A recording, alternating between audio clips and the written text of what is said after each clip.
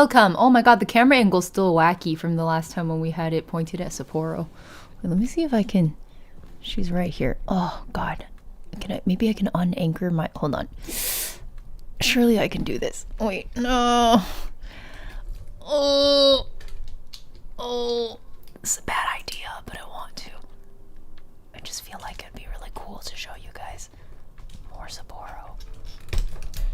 Oh, something just full on fell. She looks really startled. She's looking dead at the camera. Yeah, Sapporo. Oh no, we gotta slow. Okay, oh, she's good. She's good. It does look like I'm straight up like rat grabbing you guys by the throat. Baby. She has no idea we're talking about her because she can't see herself on the screen. Yippee. Getting this little windowsill cat bed is like one of the smartest purchase decisions I've made in like a long time. It's so good. She can just hang out here. Cat fur on the mic is a canon event. Yeah, you literally have no choice. It's just like no matter how much you clean it off, it's gonna end up back there. So you just give up at that point. It's actually not too bad right now. There's also a terrifyingly huge spider on the ceiling right now. I'm just choosing to not think about it. I'm kind of okay with spiders for the most part. What the fuck is this camera angle, man? I don't know how to fix this anymore, guys. Okay, maybe like this. Why does that still feel wrong? Oh, this is what I get for pulling my camera off its mount. Okay, last time I experienced 45 degrees Celsius, I had to leave damp towels on the floor for my cat. Oh no. Yeah, how do the fur animals do it? They're like covered. They can't even take that shit off. Anyway, Leon and Fuafua, welcome to YouTube side. Twitch side, I see Callahan, Lancer, Lucy, Aurora, Liz, Michari, Shin. Did I miss anyone? I think that's everyone right now. Welcome all. Morning, moldy breast milk. Long time no see. How are you?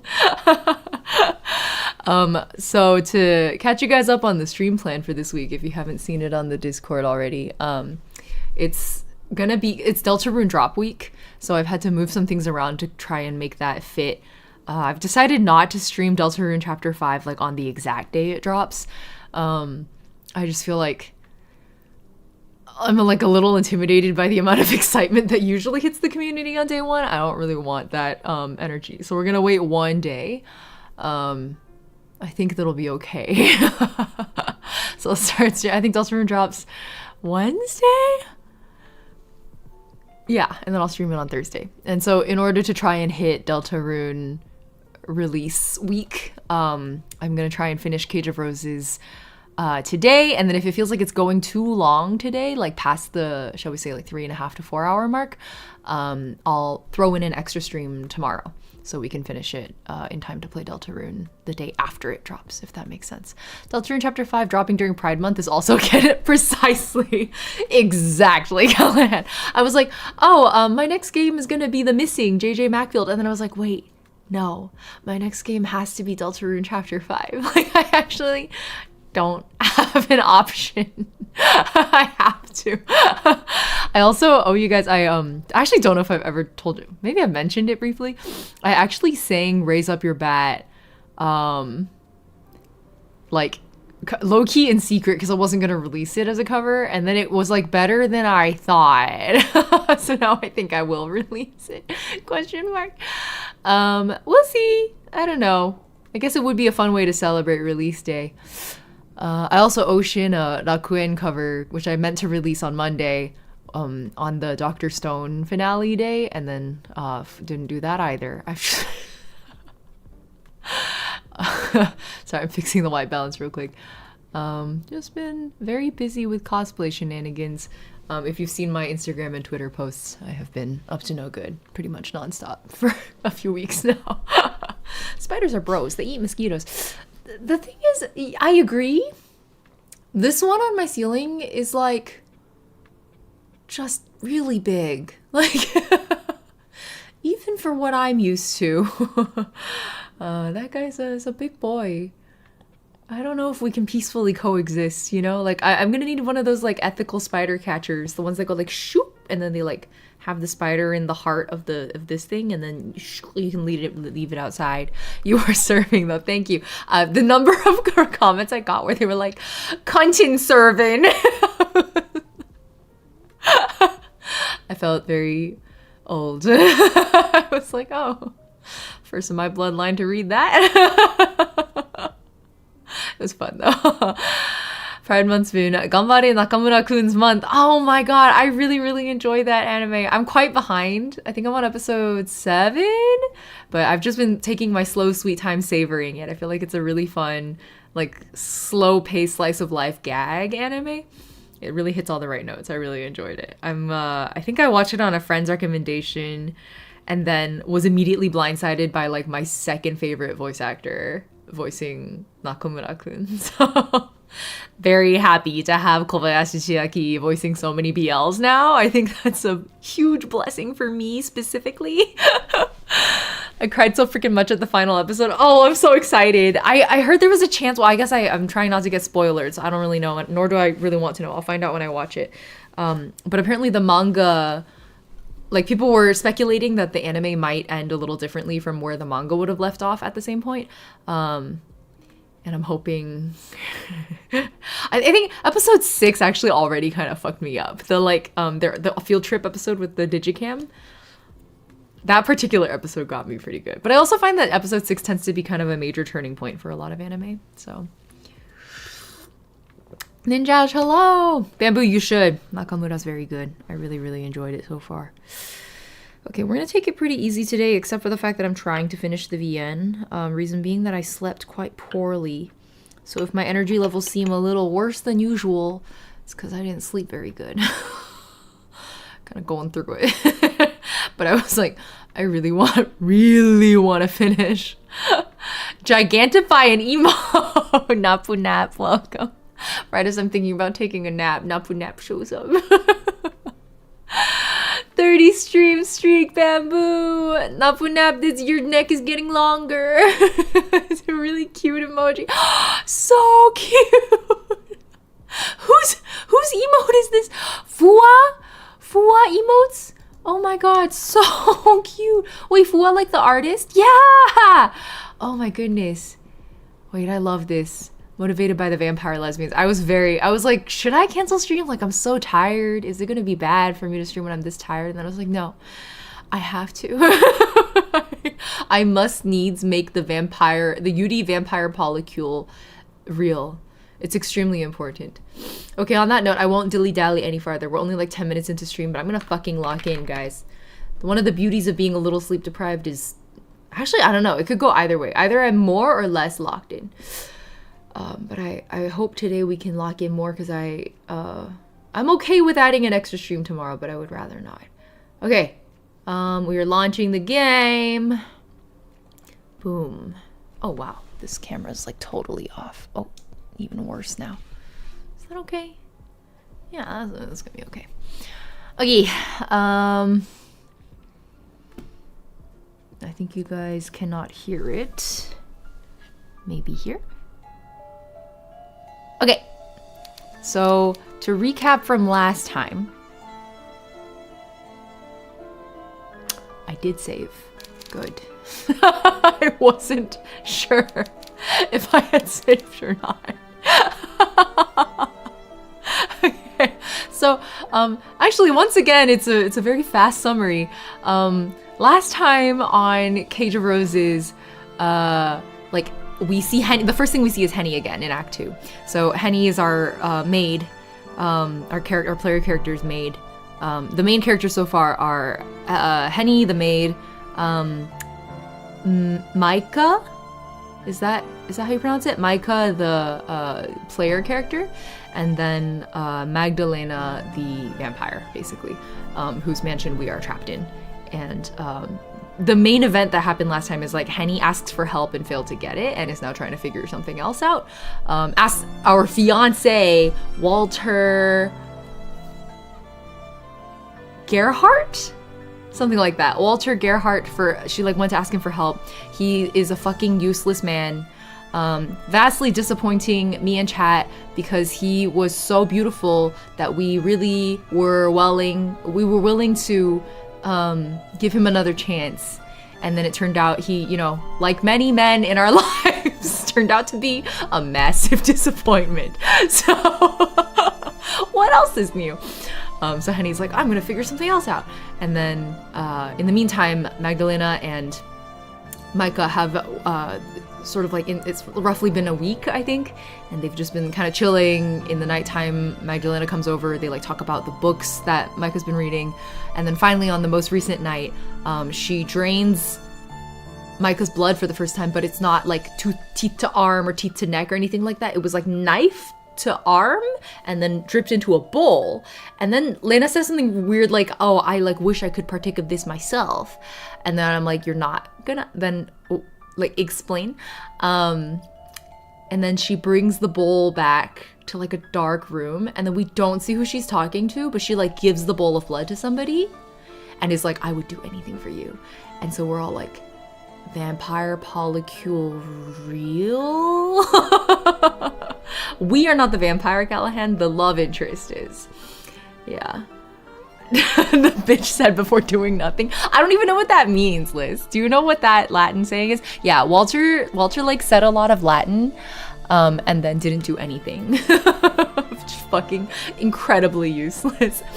I need the vampire UD TBH. This week has been going suboptimal. Please kiss or a little extra strong yearning. I agree. I feel like I need this as a pick-me-up.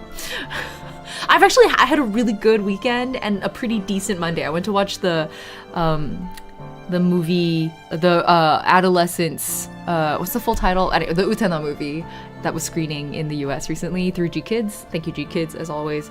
I like had a group of, there was like 4 of us. We went and we watched the movie together, and we all walked out of that theater like what the fuck was that? And then just stood around like doing film analysis for like a hot minute. I actually still can't stop thinking about the film and like car imagery and the keyhole imagery, and yeah, I'm still thinking about it. I'm not allowed to think about it right now because it will distract me. It means because I breathe, I hope. Doom Spiro Sparrow, because I breathe, I hope. And then he said that and then did nothing. Felt really out of place from what he was saying. Oh, so I guess the joke is that like Walter, oh, Tycy, thank you for hydrating me. Cheers. I guess the joke is that he's like using a bunch of Latin phrases and like probably doesn't even know what they mean. This would be really like Dunning-Kruger, right?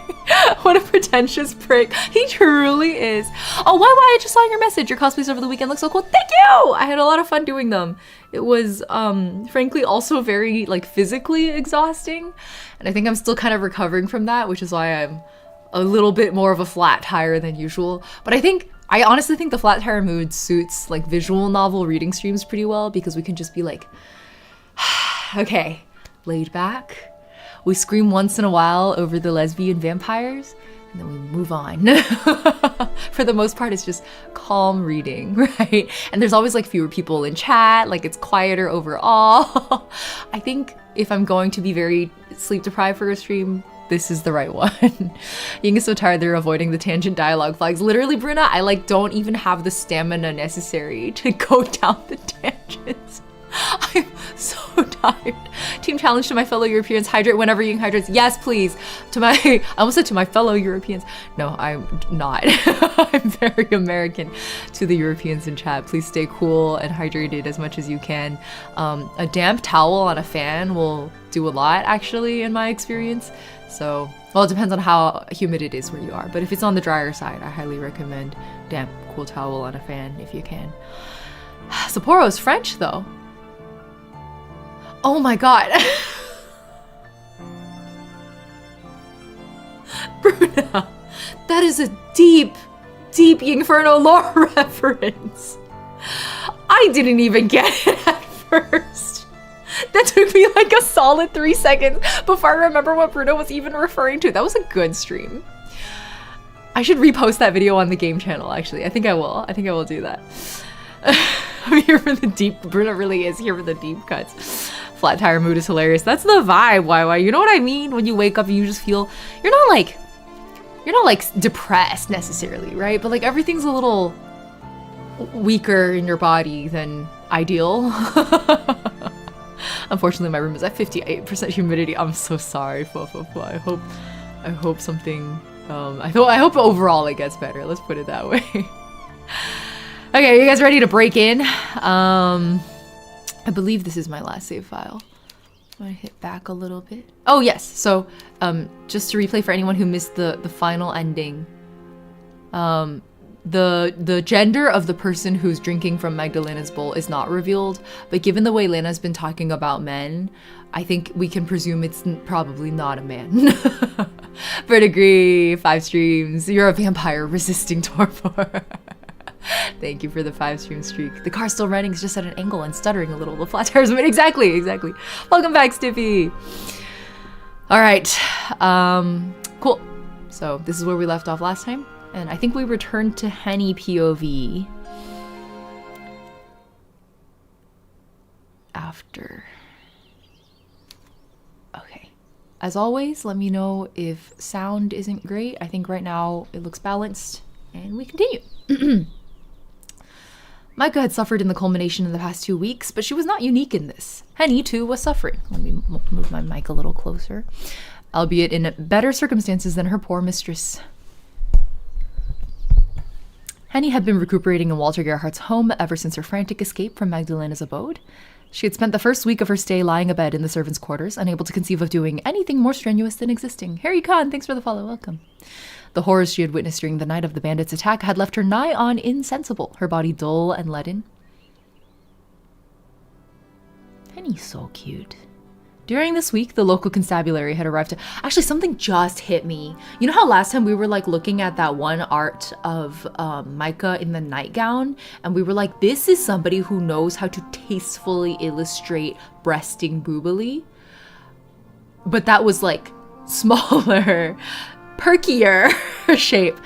I feel like they also do Henny's like robust roundness great justice. I just suddenly noticed that. I think in her new uniform you see it more, right? Like this subtle little crease line here is like tasteful. Anyway, and they're not like vacuum suctioned boobs, you know what I mean? Because I hate it when like, it's always a man. It's always a man. I hate it when men draw women's boobs like that. Like it just makes me really grossed out. Okay, Henny must carry them. Her arms must be so strong. She's a working woman, Liz. Henny's also feeling pretty flat tire-ish. We're all in the same vibe. During this week, the local constabulary had arrived to ask Henny questions about all she had witnessed in the forest. Henny had answered as honestly as she could, or at least as honestly as Walter had permitted. Oh, breasting boobily. Stibby, it's a reference to like a meme that somebody wrote about the way romance writers write. Like she breasted boobily down the stairs was like a meme making fun of like parodying romance writing. Henny had wanted to tell the police about Magdalena and her inhuman strength, but how could she? If Walter had not believed her, it seemed very unlikely the police would, particularly when Walter had a vested interest in Micah's affairs. Surely, as a bereaved groom-to-be, he should have seized upon any chance to reunite with his fiancée, no matter how implausible the circumstances surrounding said chance seemed. He did seem a little too blasé about his fiancée never showing up. Walter did not seem to care overly much about Micah's disappearance, though, or if he did not show it to Henny. His tears, if indeed he had the capacity to cry, were all shed in private, away from prying eyes. In any case, Henny told the police only of the bandits and of the murder of Lord and Lady Von Essen. She told them that she had run from the carriage, Micah in tow, and that during their escape they had become separated, which was not a complete lie. It was very late at night, you see, and foggy with it. I couldn't hardly see nothing. I was holding Lady Micah's hand, but I was so afraid I ran on ahead. When my senses had returned and I stopped to look behind me, I couldn't see Lady Micah anywhere. She's just up and vanished. Oh, she made up a new story. The pair of police officers had asked Henny if she had heard anything suggesting a struggle or else her mistress's screams, but to this Henny stubbornly shook her head. I know what you're implying, and no, I didn't hear any such thing. I don't think the bandits got their filthy mitts on my mistress. I'm sure she escaped, but I've not a clue where she might be right now. Zil, you get it. We are here to clock in for lesbian vampire harem time. Well, it's probably not a harem, but I'm gonna manifest the polycule anyway. She could still be wandering the woods for all I know, just like a nomad. Nomad? Nomad? No.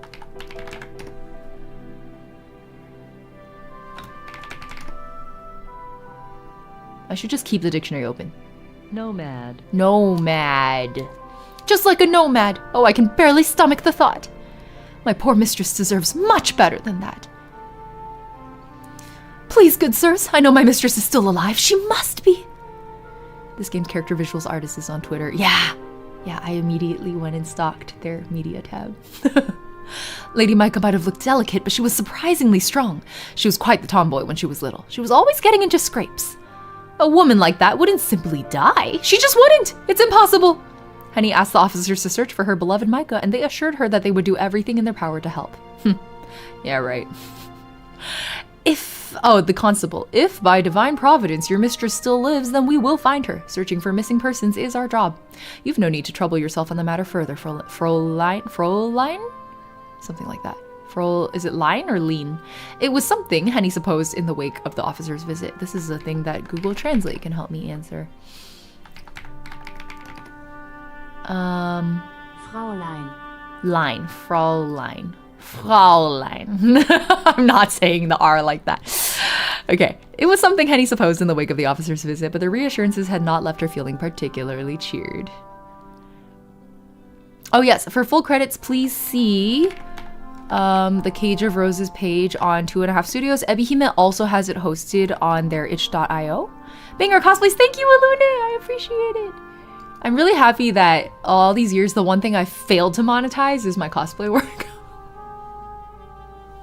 Like, it's just truly something I just do for fun. I spent 40 to 50 hours making that Haunted cosplay. Anyway, Henny had been able to tell that the constables, like Walter, thought that Micah was a lost cause. Henny did not doubt that the local constabulary would send some officers into the woods to search for a body, but their perfunctory efforts would fail. I feel like it's a running theme in like vampire type stories and also like eldritch horror type stuff that you can never trust the cops. They would find Lord and Lady Von Essen slumped in their carriage, but Micah would be absent. The police would comb the forest as thoroughly as they wished, but any search undertaken with so little information seemed doomed to failure. Henny knew, as surely as she knew her own mother's birthday, that Augsburg's officers would never find Micah. Micah's body was not lying on the forest floor, abandoned, curled up, and cut apart by bandits. Micah was, instead, at Magdalena's mercy in her eerie abode deep in the heart of the forest. Cops can't be trusted anywhere. So it's like, in-game? You don't have to clarify in-game, so cops can't be trusted anywhere, and you can end the sentence there. Don't arrest me, FBI! Nice try, FBI!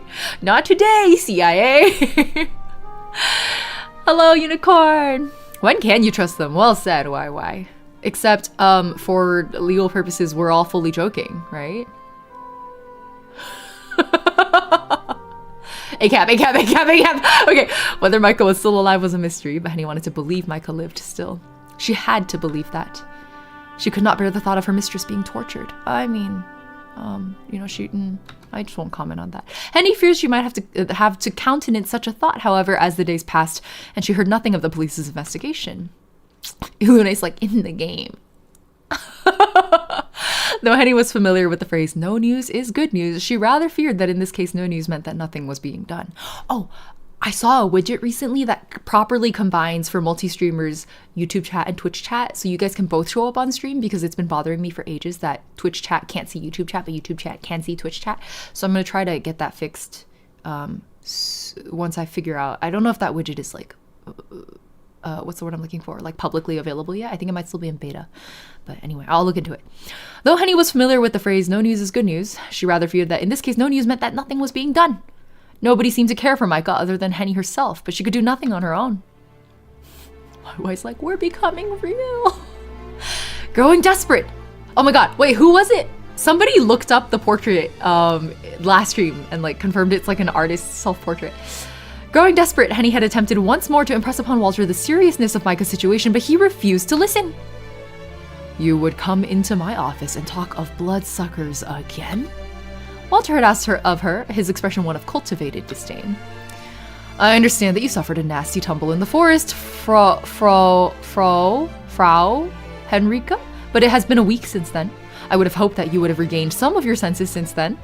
I assure you, Herr Gerhardt, I'm quite sensible. I'm trying to tell you the truth. Micah was kidnapped by a vampire. Yes, I know, you have said twice now.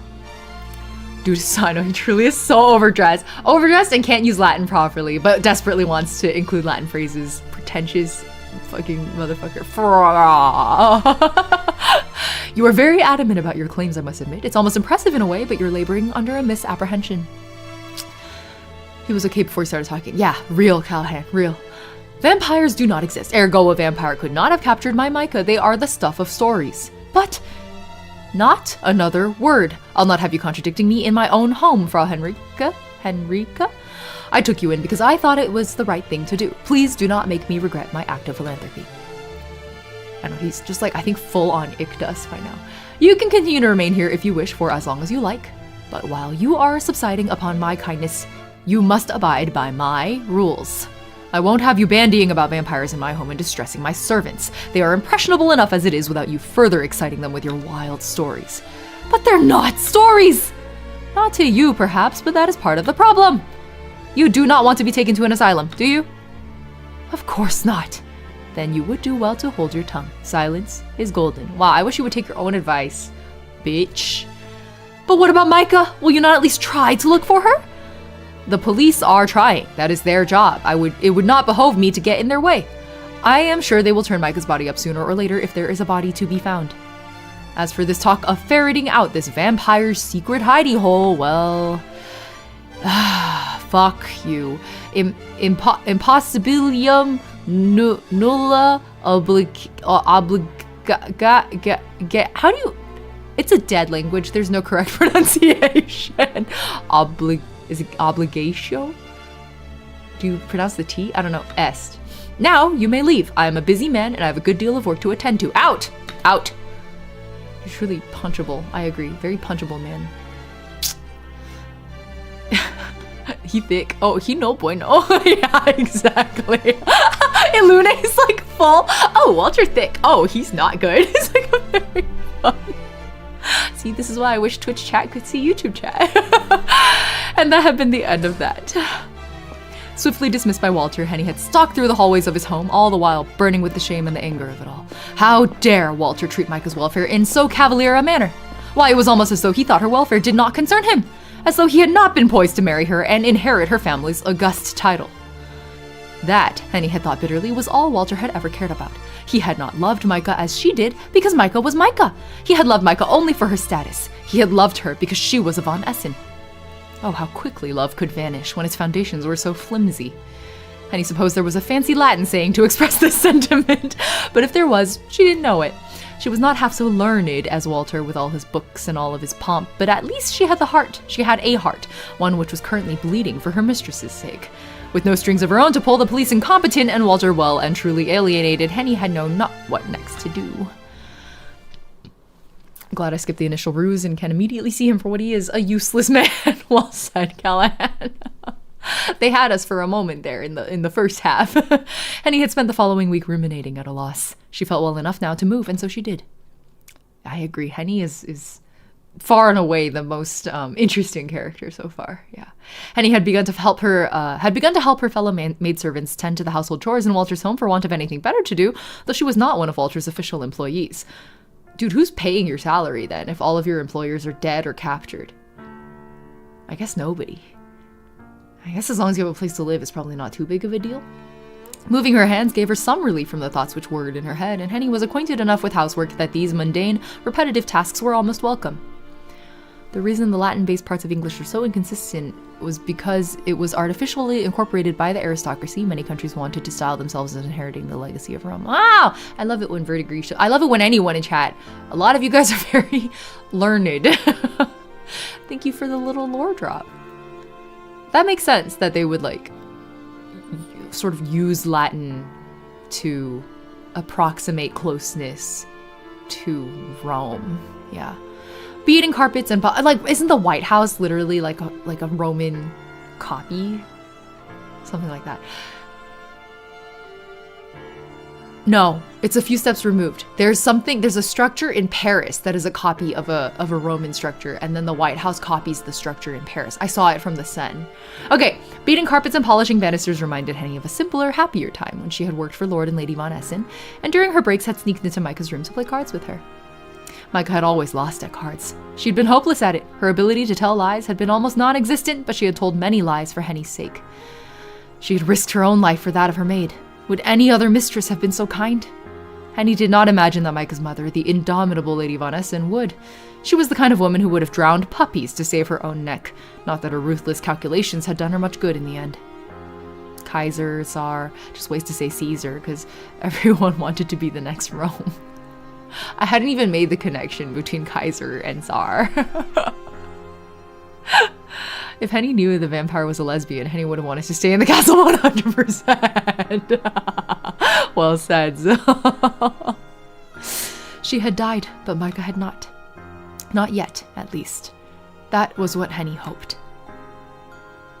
What was the Latin, like, while I breathe, I breathe, so I hope, something like that. With each day that passed, however, it grew harder to cling on to this hope of hers, which had begun to look rather fragile. It was easier for Henny to endure her anxieties while the sun was still up and she had chores to attend to. At night, however, as she lay in bed in the darkened servants' quarters, her fears began to crowd in around her. Micah was never far from Henny's mind, but it was impossible to completely extricate her young mistress from her thoughts during quiet moments such as these. Is this maid our MC?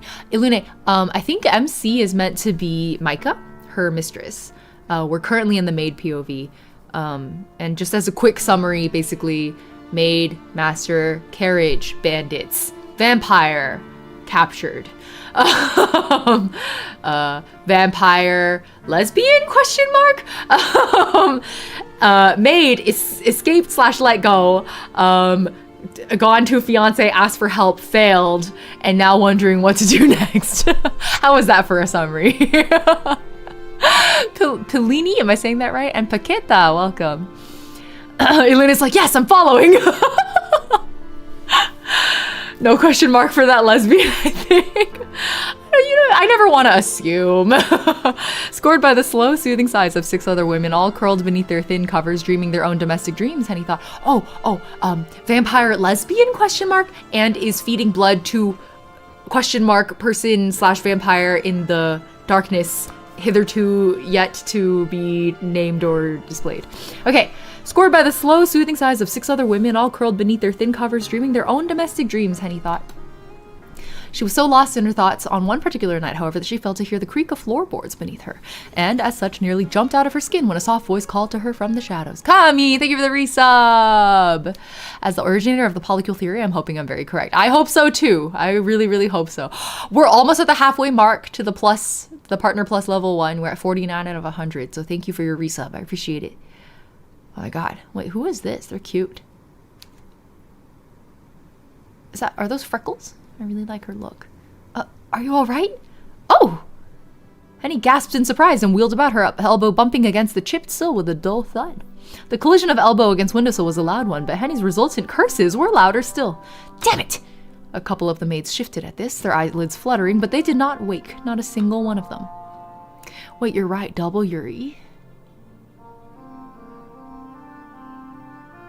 So I was kind of hoping that Henny would go back to the castle and then just join the polycule, but maybe instead of a polycule it's 2 pairings? A pairing and a throuple? They must have been exhausted by the tasks they had to perform day in, day out under Gertrude's watchful gaze. Walter Gerhardt mightn't have cared much for his missing fiancé, but he cared a good deal about the running of his home, and he had ordered Gertrude to be exacting in her duties as his housekeeper. His maidservants were all run ragged, and Henny was no exception to this. Goodness me! The owner of the timid voice who had startled Henny so exclaimed, then started forwards. I like that little keyhole situation here. A shaft of moonlight fell upon the mysterious interloper's face. What's going on? Let me have more tea. And Henny soon divined they were not so mysterious after all. The speaker was none other than Agnes. Agnes Becker was a small, slender thing, about 15 or 16 years of age, with a shock of fiery red hair rather like Micah's that did not at all match her reserved personality. Hydrate, Europeans, hydrate! Her snub nose was smattered liberally with freckles, and her eyes were brown like those of a doe. Henny had made little effort ingratiating herself with Walter's servants. It seemed a waste, given she had no intentions of remaining in his household, but she had grown rather fond of Agnes despite herself during the last 2 weeks. Hold on, I just need to... Do you see these little stitches on her sleeve? Isn't that a cool detail? Because, of course the servants can't afford proper clothes. We're going for as many Yuri as we can humanly possibly hope for. Well said, Liz. Henny had made little effort ingratiating herself. I already read this one.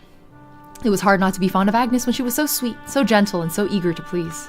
Though Henny thought grimly she did not feel all that fond of her now, with her elbows smarting as it did. I'm very sorry. Agnes mumbled this apology to her feet, her fingers twined together at her front.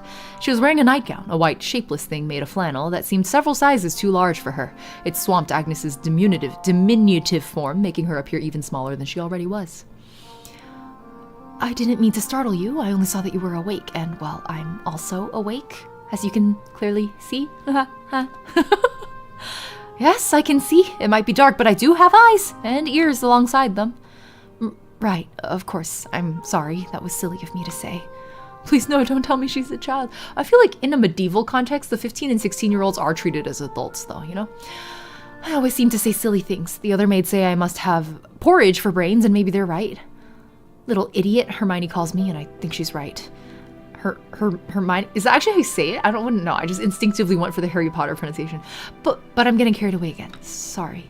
Agnes flushed, and her whole face seemed to catch fire, her cheeks and her hair a bright, striking red. I, have been finding it hard to sleep lately, myself. I've not been here all that long, and I'm missing my parents, and...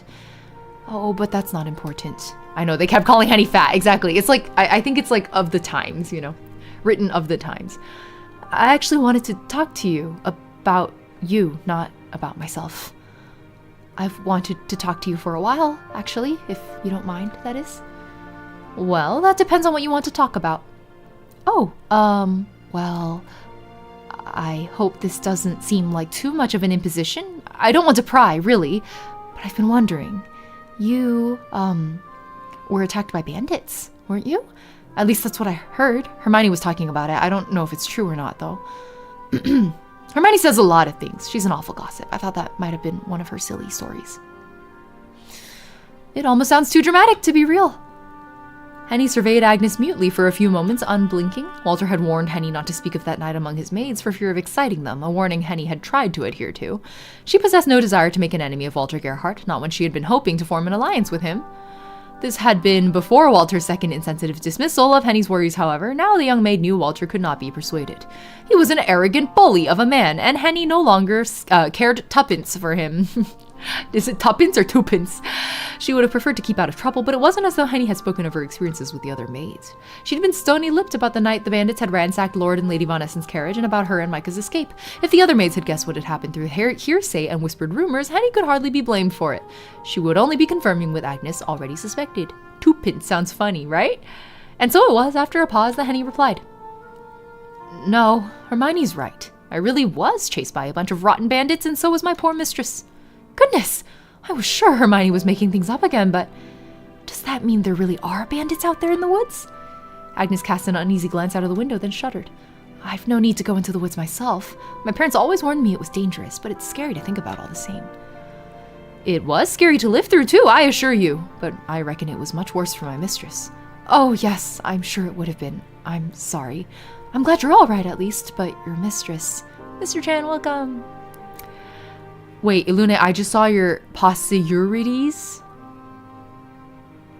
Oh, it was fwa. The possibilities are endless.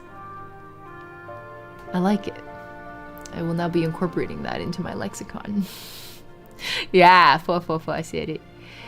That must have been difficult. It was, yes, it still is. Do you think about her a lot? Every single day. I see. I'm sorry for asking so many questions. I'm just curious is all. I've never met anybody who was attacked by bandits before. It must have been terrifying. I just hope I don't seem tactless. Hermione says I talk before I think, but Hermione's rude to everybody, even Frau Schreiber. You're just like making pronunciations up. It's all right. You couldn't be more tactless than your employer is. At least you actually seem to care. You mean Herr Gerhardt? That's right. Did you have a quarrel with him? Hermione said he'd been shouting at you in his office last week, but I don't know if I believe that either. There's optional NSFW. Yeah, I think it's a DLC. Like you can buy it. There are worse employers, and it was nice of him to let you stay here. I don't think he means ill. Frau. The A is more open. Frau. Maybe he doesn't mean any ill, but I don't know if he means any good either. Herr Gerhardt only seems to care about Herr Gerhardt, which is fine, I'll fancy, if you're a businessman and you're trying to get things done.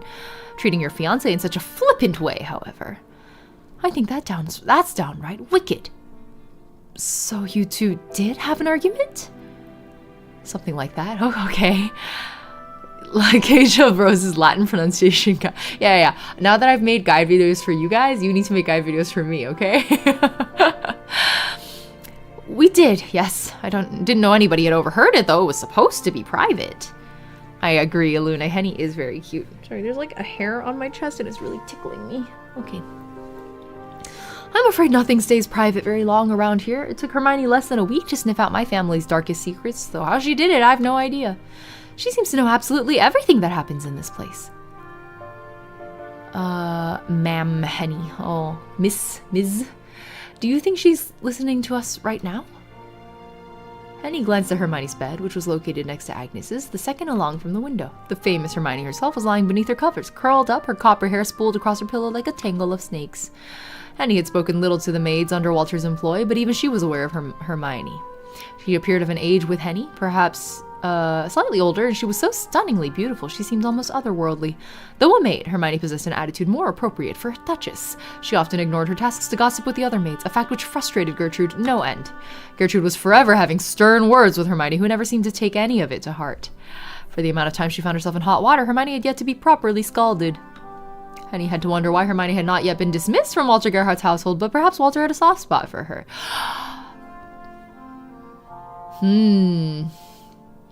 Suspicious! It wasn't hard to see why. One only needed to look at Hermione's face. She looked eerily like Micah, so much so they could have been sisters. Walter Gerhardt must have had a type. I think she's asleep? Agnes spoke while looking at the dozing Hermione, but her voice was uncertain. Frowning, Agnes turned her back on Hermione and said, Hermione said that you said that your mistress was still alive. Herr Gerhardt thinks she was killed by bandits, but you think she's been taken a prisoner instead. You said she'd been kidnapped by a... Agnes leant in close to Henny. Then very quietly she said, vampire. The word vampire was horribly out of place in the quiet servants' quarters. It sounded ludicrous, preposterous even. Henny could see with uncomfortable clarity why Walter had regarded her with such scorn when she had told him about Magdalena. Henny must have appeared crazed when she'd begun espousing upon such grisly subjects which were unfit for ladies to dwell upon. But no matter how unfeasible it did not make it any less truthful. Yes, that's exactly it. I know that vampires exist. I've seen one with my own 2 eyes. I won't let anybody deny that, not even Walter bloody Gerhardt, even if he thinks me touched in the head. I'm not crazy. I'm perfectly sane. A vampire kidnapped my mistress. She kidnapped me too, but my mistress convinced her to let me go. Even now, she's still there in her castle while that awful vampire does God only knows what with her. Micah risked her life for my sake. Helping her is the least I can do. But there's nothing I can do. I tried to talk Herr Gerhardt around, but he won't see reason. He threatened to send me to an asylum if I keep up this talk of vampires, and then I really will be in a pinch. I'm trying to be strong for Micah's sake, but I haven't the foggiest what to do next.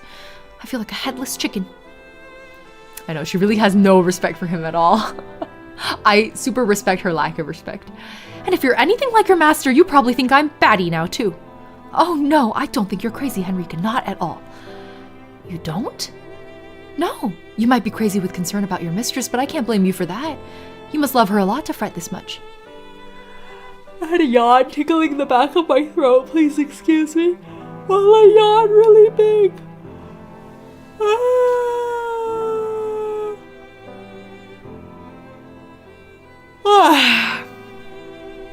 Oh, baby. There's like so many yawn tears in my eyes now. Ugh. My VA experience is ruined. That's a big yawn. Maybe I need more caffeine than I've had today. Okay. You're a very loyal servant. I was more than Micah's servant. I was her friend, too. We'd been together since we were children. She meant everything to me. She still does. I want to save her more than anything, but I keep running into dead ends. It doesn't seem like anybody in this place wants to help. It does sound very difficult, but you're not alone anymore. You know that sleep is important, Manzil. If I could sleep, I would. I've had bad sleep all my life. Literally since I was like... You know how kids take naps for like a long time in their life? I stopped taking naps when I was 1. Not built to sleep. I will die young over this. I believe you, even if Herr Gerhardt doesn't. I don't think you're a liar. And I don't think you're insane either. This is why I wanted to talk to you, actually. It's because I heard about the vampires and, well... Agnes's doe-like eyes filled with determination as she said, I had to check first to make sure Hermione wasn't telling tales. But now I know there's some truth to the rumors. I'd like to try and help you. Help me? Now this was a surprising turn of events. Henny hadn't expected that Agnes would be so willing to swallow her frankly unbelievable tales of bloodsuckers, nor that she would offer to aid her. What this aid entailed, however, was yet a mystery. Citation needed. You should need more caffeine. Agnes was small and slender, with limbs like twigs, and she was so very young. It seemed unlikely that she knew very much about the world. She might even have been more isolated than Micah had been. Agnes, unlike Walter, had no wealth nor any connections. She was just a maid, a simple girl from a poor family working for pennies to support her parents.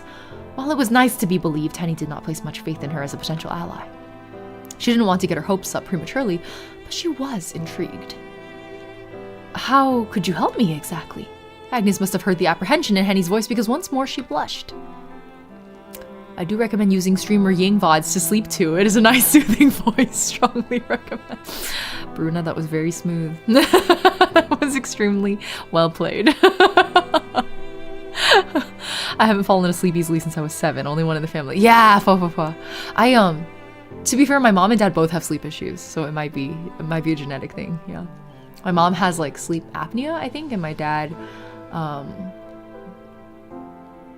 what was it? My dad's a really light sleeper, and my mom has trouble falling asleep. Yeah. Oh no, you misunderstand. I wouldn't be helping you, not directly at least. I'd never be able to best a vampire. But I know somebody who can. And who would this be? If you want somebody to look for your mistress, somebody who really cares, I mean, you should go to St. Cecilia's this coming Sunday. There's a priest who sometimes gives sermons there called Father Dvorak. I was really hoping she was going to name a woman. Father Dvorak does not sound like a woman's name. He's very open-minded, and I'm sure he would listen to your concerns without questioning you. Even napping at times in the day because it's difficult to turn my brain off at night. Oh my god, Alune, valid. So real. So real. I will say, I've been sleeping better recently. And I think a lot of it is like reduced anxiety and burnout from, I mean, to be fair, literally not having a day job anymore. Helped a lot. But also like years and years of coaching at this point.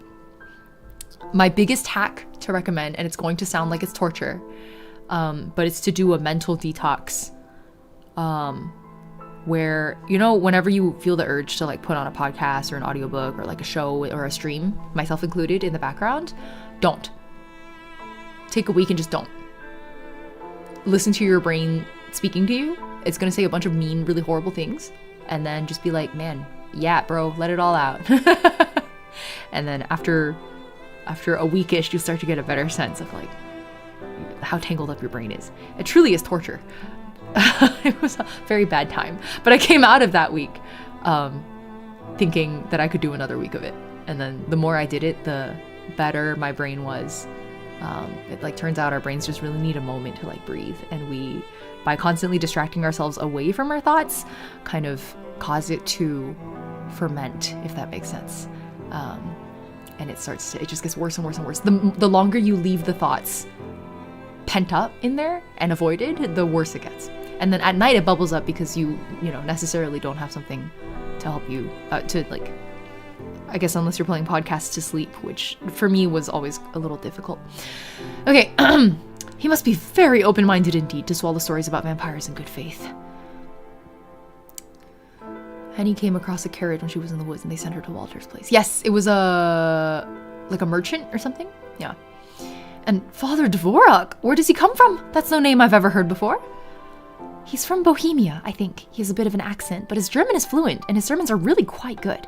My mother's very fond of him. She always used to take me to listen to him preach, and whenever he was at St. Cecilia's, which he isn't always, He would often disappear for weeks, sometimes months at a time. Czech name? Oh, so he's a traveling priest. Agnes nodded. He's recently returned from a trip, though. I think he's in Augsburg now.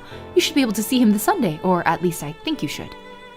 I'd be disappointed if you can't. I've been meaning to attend his sermon this Sunday, too. You sound so very fond of this bohemian priest. I need to distract my brain all the time. Overthinking hurts. Yeah, it's really weird because it's like the only way to walk out of rumination is to face it head on, if that makes sense. So for me, it was like putting pen to paper that helped the most when it came to rumination. Oh, I am. I can't sing Father Dvorak's praises enough. He's a real gentleman. He helped my mother a lot, you see, after my father... Well... Agnes blushed hotly, as seemed to be her want. Is that how you pronounce that? I won't go into that. It's personal. You'll probably find out sooner or later anyway if you stay here long enough. Hermione likes to needle me about it, as if I'm somehow to blame for my father's actions. But enough about that. Father Dvorak listened to my mother's concerns, and he consoled her. He helped her through a very difficult time. I'm sure he'll be able to do the same for you. Bohemia is an older name for Czechia. I didn't know that! Oh! Huh. He sounds like a nice man, but isn't helping with family affairs rather different from hunting down vicious vampires? Well, my family's affairs were rather sensitive in nature. I'm not talking about a mere domestic dispute here. It was a complicated matter, but Father Dvorak helped a lot, when I was sure nobody else could. He really is incredible. Is he now? Henny raised an eyebrow, but if Agnes saw it, perhaps she didn't. It was rather dark. She made no comment on it. Instead, she clenched her hands into fists and said with as much excitement as she dared, given the lateness of the hour, Yes! She gives spiritual guidance to anybody who needs it, but he also has experience dealing with unholy monsters. He even performs exorcisms. Oh my god, was your father possessed? Ghosts? Real?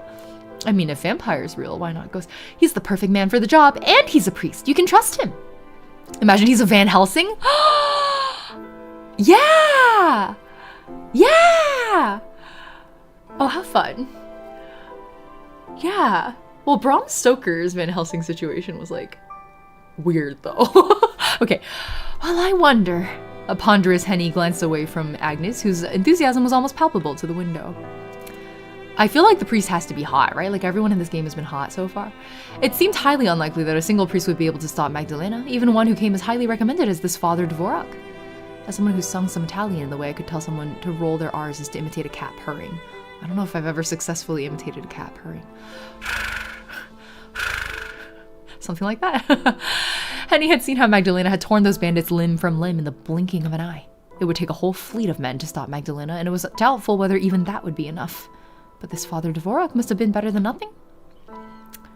Young man hot or old man? I hope old man hot. You know me, Callahan. Please give me geezer. Geezer manifestation prayer circle.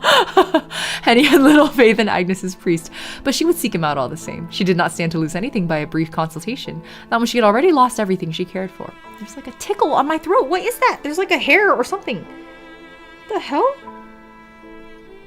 I don't know what it is. I can't find it. All right, then. Let me speak to this highly esteemed father. Perhaps he can help. Henny only hoped as she gazed at the night sky that she had not left it too late. Oh my god, Old Man Yowie subplot would go so hard. I hope so. I hope so. Micah felt weary when she awoke the following morning, exhausted after a night of uneasy sleep which had been broken up with bad dreams. You need to shorten it? I chose, when I took Spanish class in 8th grade, I chose a name that had a rolled R in the very beginning of it, and it killed me because I could barely roll my R's back then. Even now I can only do it if I put a lot of breath in it. Like, I have to really exhale. So Rosana was really hard for me to say, which was my chosen Spanish name. To this day, it comes out like Rosana, like there's an H, if that makes sense. The gash inside the inside of her wrist still stung, though it had stopped bleeding. The gash was not particularly large, but it showed up starkly on Micah's skin, a thin ribbon of bright red which intercepted the whiteness of her arm.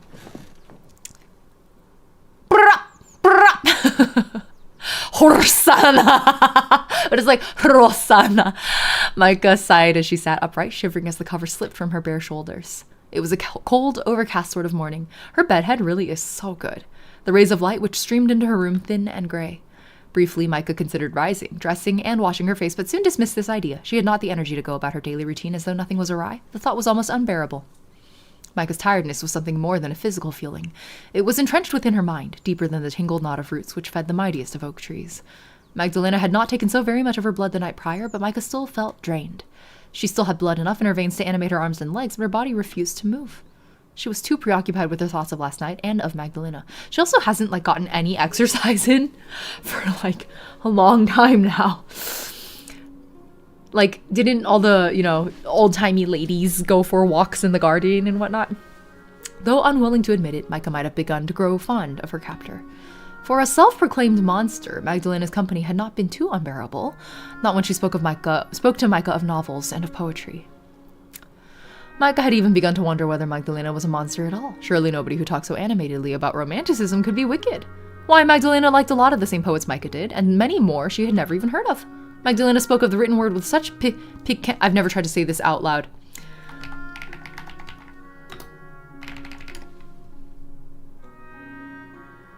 Piquancy. Piquancy. Man, fuck you.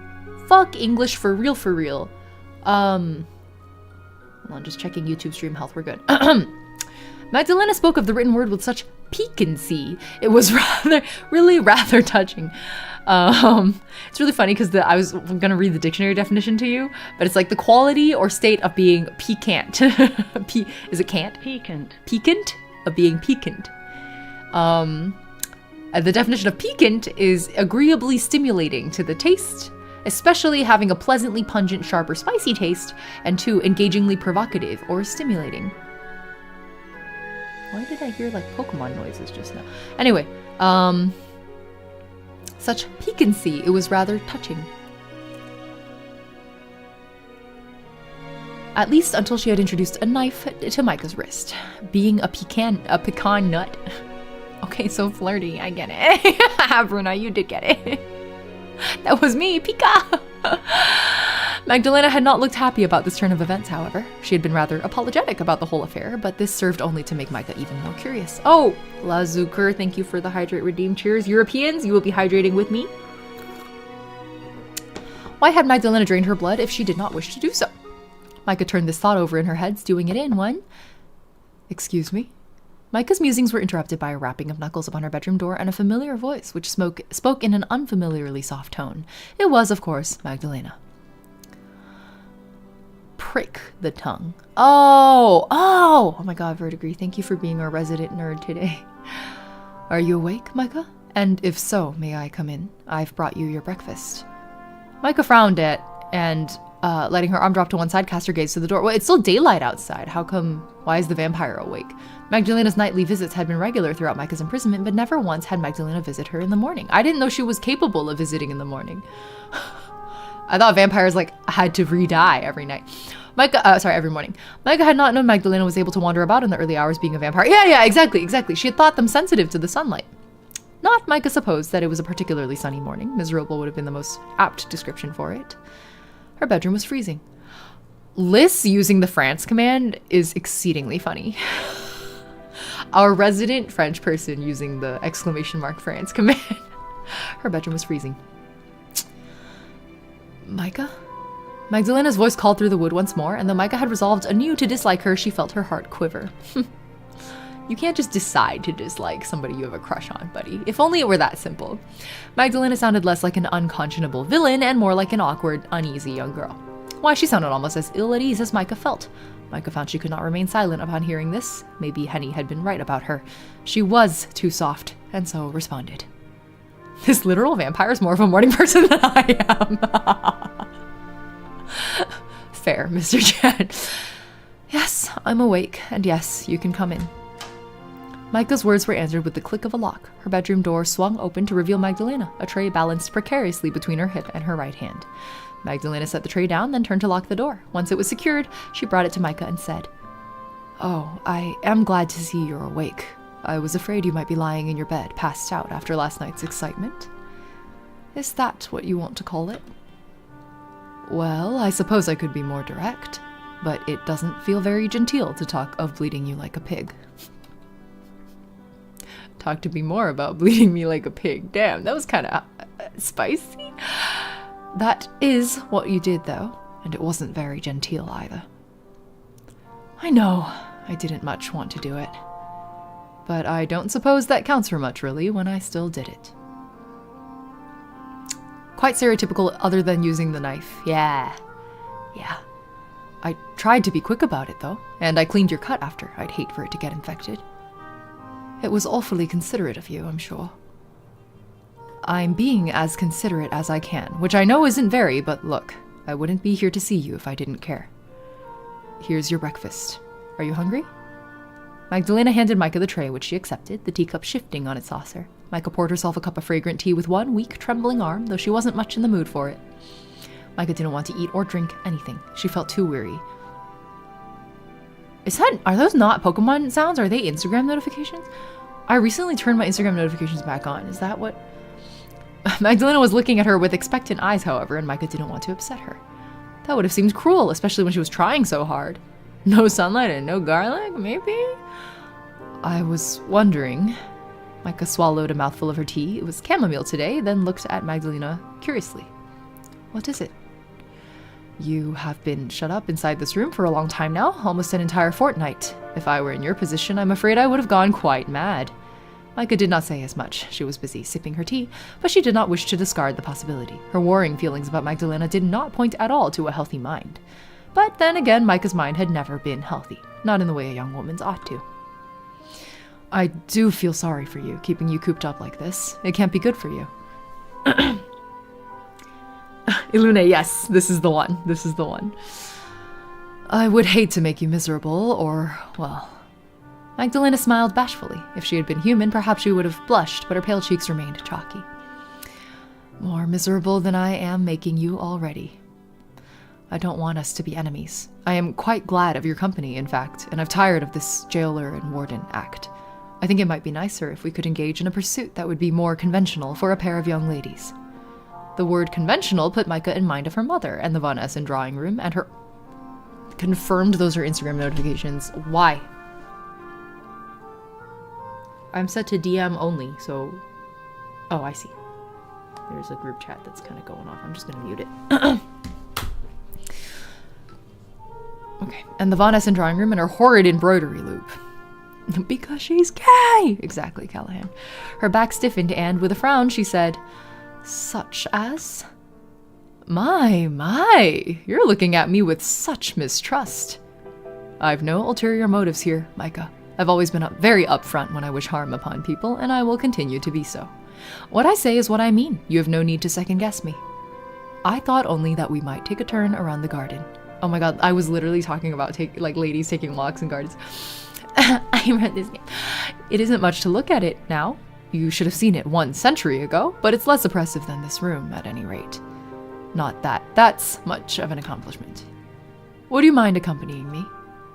Magdalena's smile was light, but Micah could see something dark lurking beyond it. Not bloodlust, but a desire for something more intangible. No ulterior motives. I only want to kiss you. Nothing more, nothing less. Exactly, less. Micah could still recall Magdalena's earlier claim that she cared about her, no matter how contrary her actions seemed to be. Did Magdalena feel guilty? Well, good. Magdalena should have felt guilty. She deserved as much after what she had done. That was what Micah wished to think, at least, but part of her could not help but pity her. Micah had been lonely, shut up inside her drab bedchamber, but what of Magdalena? Surely she'd suffered worse, and for far longer. Though Magdalena had come ostensibly to offer Micah a respite from her incarceration, perhaps Magdalena had been hoping for a bit of peace herself. That was what. Thanks, Liz. That was why, after a pause, Micah assented. All right, we can go into the garden if you like. Though it's been such a long while since I last stretched my legs, I'm afraid I might have forgotten how. Oh, don't worry about that. If you do fall, I can catch you. I'm very strong, you know. I'm, really strong. You sound like a frat bro, Elena. Magdalena grinned, her sharp incisors flashing, and as she did, Micah was struck by a very strange thought indeed. So you're like, you want to feel my muscles?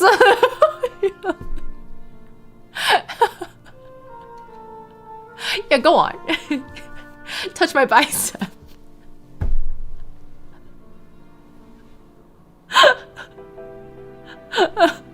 Magdalena looked surprisingly, disarmingly pretty when she smiled.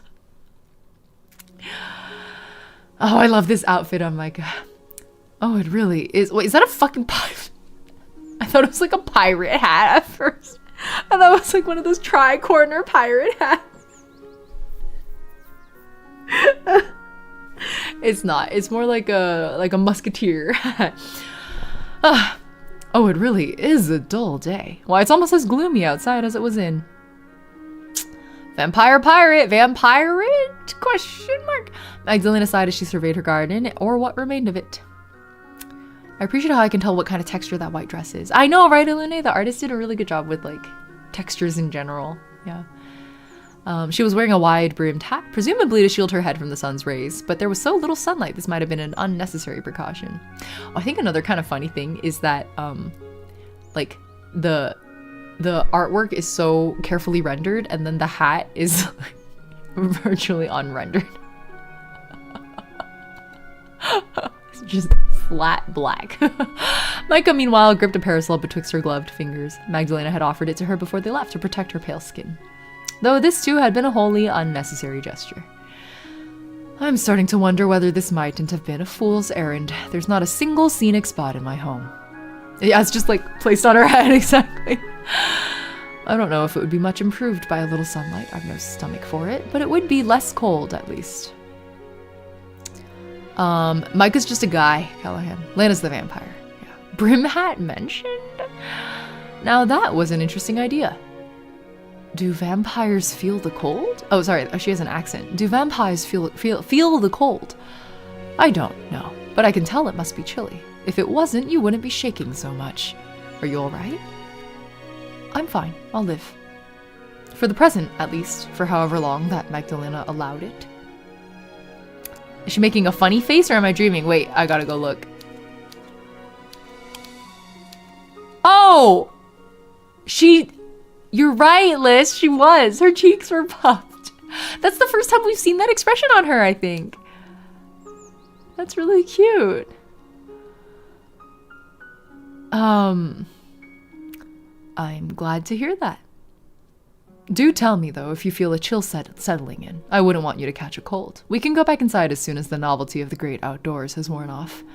Or alternatively, as soon as you feel your fingers might freeze.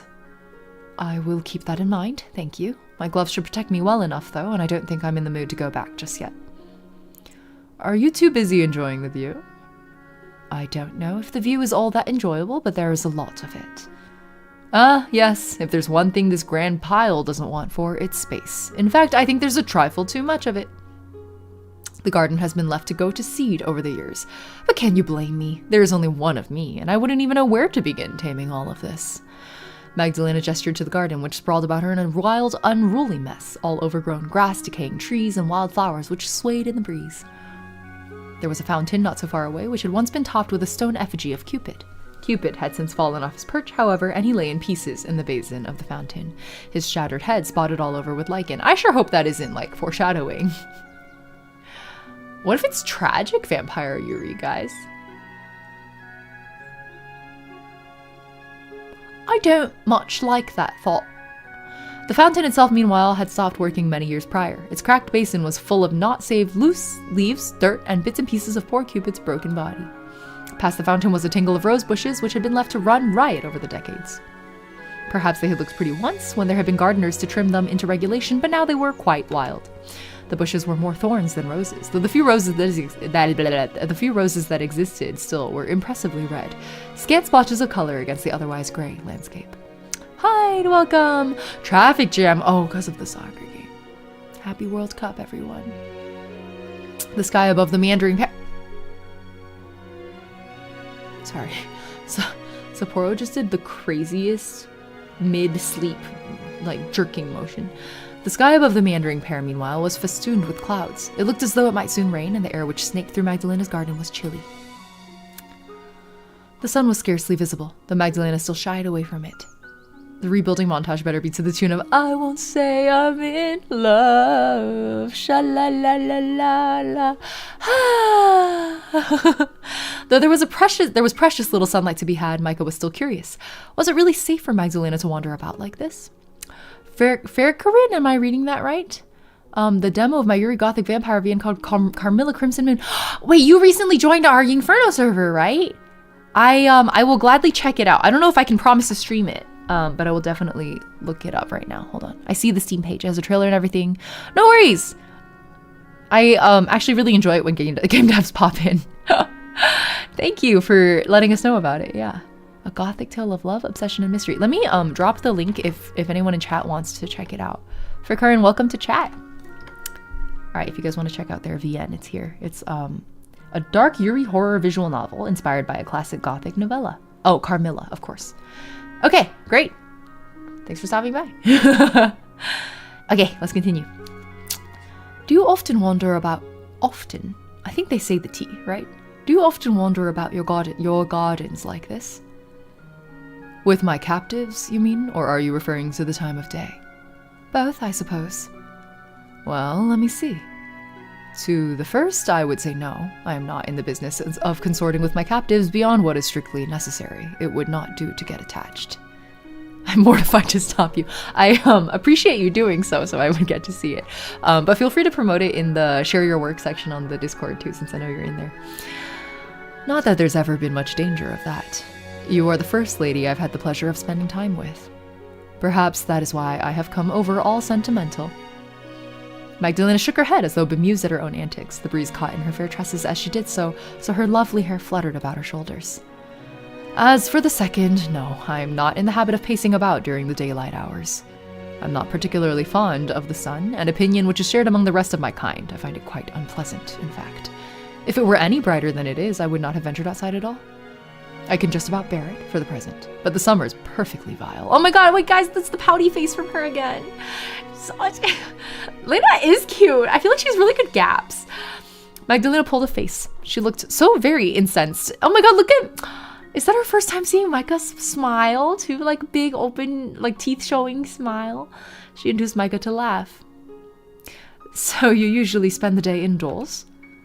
Indoors and asleep, yes. I'm being quite naughty, really, consorting with you like this. It's long past my bedtime. I did think it unusual that you came to my room this morning. Haven't you been able to sleep? I tried, but I was unsuccessful.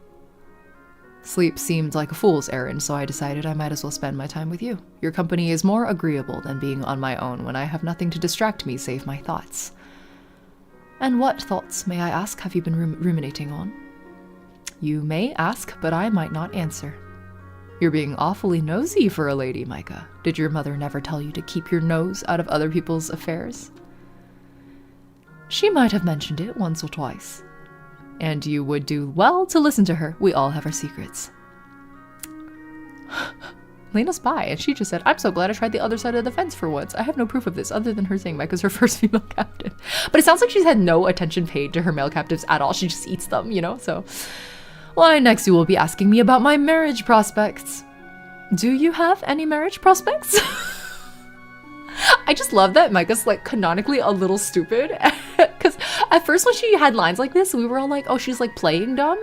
And then as more dialogue wore on, we were like, oh, Micah's not playing dumb. She's just like actually stupid. Like she's just actually like an airhead. Bruna, oh my god. Bruna said, I will show you where to stick your nose, little miss. Do you have any marriage prospects? Not anymore. Not that I'm aware of, at least. I was never much of a prize, even when I was alive, but now that ship has well and truly left the harbor. Magdalena's smile remained light, much like her pattering banter, but Micah thought it appeared somewhat strained. Now as she was examining Magdalena in the morning light, not that the morning was particularly bright, she could see how weary she looked. Magdalena's skin had been pale when Micah first met her, but now it seemed not entirely dissimilar to fallen snow. Magdalena was white enough to seem sickly, but her under eyes were dark and smudgy by contrast. Wow, a rare typo, guys. As though they had been bruised. Was that from her own guilty conscience, or else a lack of sleep? Maybe, Micah thought, the two were intrinsically linked. It was too much of a coincidence, surely, that Magdalena had lost sleep following last night's events. They keep talking about last night's events, or the excitement of last night, as if, like, a lot of things happened. It's very misleading. The ship is definitely sailing, 100%. Let us talk no more on the subject of my love life. It's depressing to countenance, and deader, I fear, than the bandits I slew. What do you think of these roses? Magdalena paused by the untamed tumble of rose bushes which spewed behind the fountain of Cupid. The leaves worm-eaten, but the roses themselves vast and untouched, like the red-lipped mouths of so many monsters. They are quite something, don't you think? They add a bit of color to the place, at least. I think they must be the pride and joy of my little garden. They are certainly very vivid, yes. They are, aren't they? Perhaps I ought to pick a couple of them to commemorate our excursion. They would look lovely in a vase on your desk, or maybe in your hair. At the very least, they might do something to alleviate how very desolate my home is. Thumbnail drop! Magdalena leant forward as she spoke, one arm extended. Micah watched as she made to pluck one of the large, heavy-headed roses out from among its brethren, but as she did so, Micah noticed something peculiar. Definitely a euphemism? Yeah, 100%. 100%. Yes. The, unpenetrative nature of it, shall we say. Sorry. You're welcome. The ties which fastened Magdalena's... Oh my god. I saw a tweet the other day that was like, straight women want to have lesbian sex with their husbands, and straight men want to have gay sex with their wives.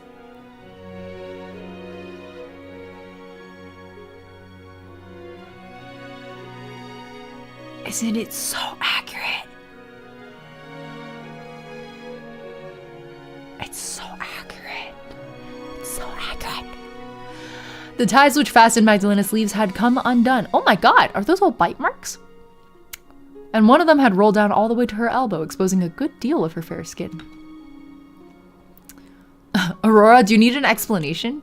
Let's start with the easy one, right? Like, straight men want to have gay sex with their wives, by which we mean, like, all the men who, reportedly, I wouldn't know, reportedly ask their wives for, like, anal. Yep. / getting pegged. And then, straight women with their husbands, want, like, unpenetrative or versions of that. Yeah. Anyway, I wouldn't fucking know. I'm extremely ace. And if not necessarily sex repulsed, just a little bit sex neutral to repulsed. Her flesh was uniformly white, a smooth sort of paleness it was impossible to replicate with powders. No, I get it. I just didn't think about it. Oh, okay. This is such an alien world to me. I know, right, Bruna? Who even thinks about straight people? Digits compared to a member. What incredible phrasing, Callahan. That's wild. Yes, aces unite in this chat.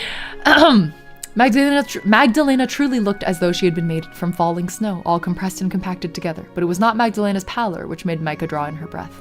What truly caught Micah's attention was a band of angry red welts which encircled Magdalena's arm. But vampires can't drain blood from each other, right? Because they don't have blood anymore? These marks were so pronounced, particularly against the paleness of Magdalena's skin, they looked like burns, or else... Micah's brow furrowed with newfound concern. Not for herself, but for Magdalena. She could not countenance how Magdalena had received wounds like these. She had thought Magdalena indomitable, impossible to best in a competition of strength. Surely no human could have left such marks. These marks could have been left by an animal, Micah supposed, but Magdalena had dispatched her 4 fully grown men without blinking. Would an animal, even a wolf or a bear, be able to best her? In any event, the wounds did not look as though they had been inflicted by any great hulking creature with a maw full of sharp teeth. They didn't look large enough.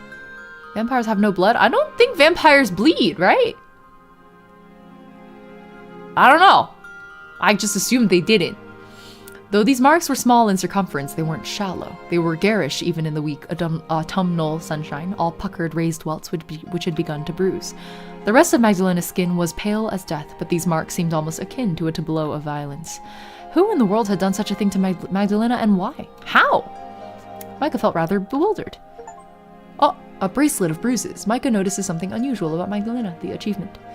Forgive me if I am being rude, but I could not help but notice, Micah swallowed, tasting the cold breeze in her breath. Are they like mosquitoes? That's true. Are they full of blood after they eat? Maybe. And then you slap them? She remembered Magdalena's earlier caution, even though she'd spoken it in jest. You're being awfully nosy for a lady, Micah. Did your mother never tell you to keep your nose out of other people's affairs? But still, she wanted to know. It seemed important, all of a sudden, that she get to the bottom of this. There was something significant about the injuries Magdalena had sustained. Micah knew it. What are those marks on your arm? On your arm? What? Oh. Magdalena drew back from the roses as though burned by them. Then she glanced down at her arm. When Magdalena saw that her sleeve had rolled back, her expression twisted. She didn't blush. Again, Micah did not think her capable of it, but roughly tugged her sleeve back down. Her expression was one of supercilious guilt, that of a naughty child caught out by her governess. Don't know what's intrinsic to the myth. Yeah, that's true. There's no unified origin. Lots of times the way you become a vampire is they drink your blood, then you drink theirs. Oh, I didn't know that. You drink their blood back?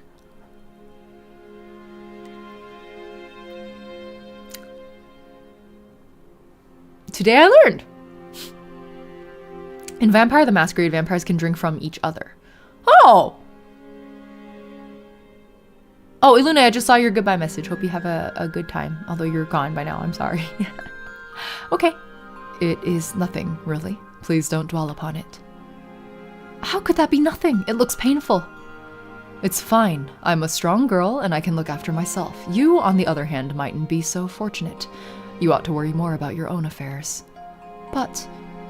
Now, there will be no buts. This conversation is beginning to tire me. It's not very interesting. Let us be on our way. There is more of my garden to see, after all. Micah, seeing it would be impossible to talk Magdalena around, capitulated. Sighing, she looked at Magdalena and said, Fine, let's do that, then. That we shall. I've much more to show you. Do try to keep a pace with me, my dear Micah, or I shall leave you behind. Then you might never find your way back to my home. Would you care to take my arm to be on the safe side? Oh my god, you're such a flirt. Who taught you to do that? Nobody taught you to do that. You've been stuck in this castle for like 100 years. Reading too many romance novels, maybe? That is very gallant of you, I'm sure, but I think I'll be fine. So, you mean to spurn my affections? Oh, my lady, how you wound me. The puffed cheeks are back.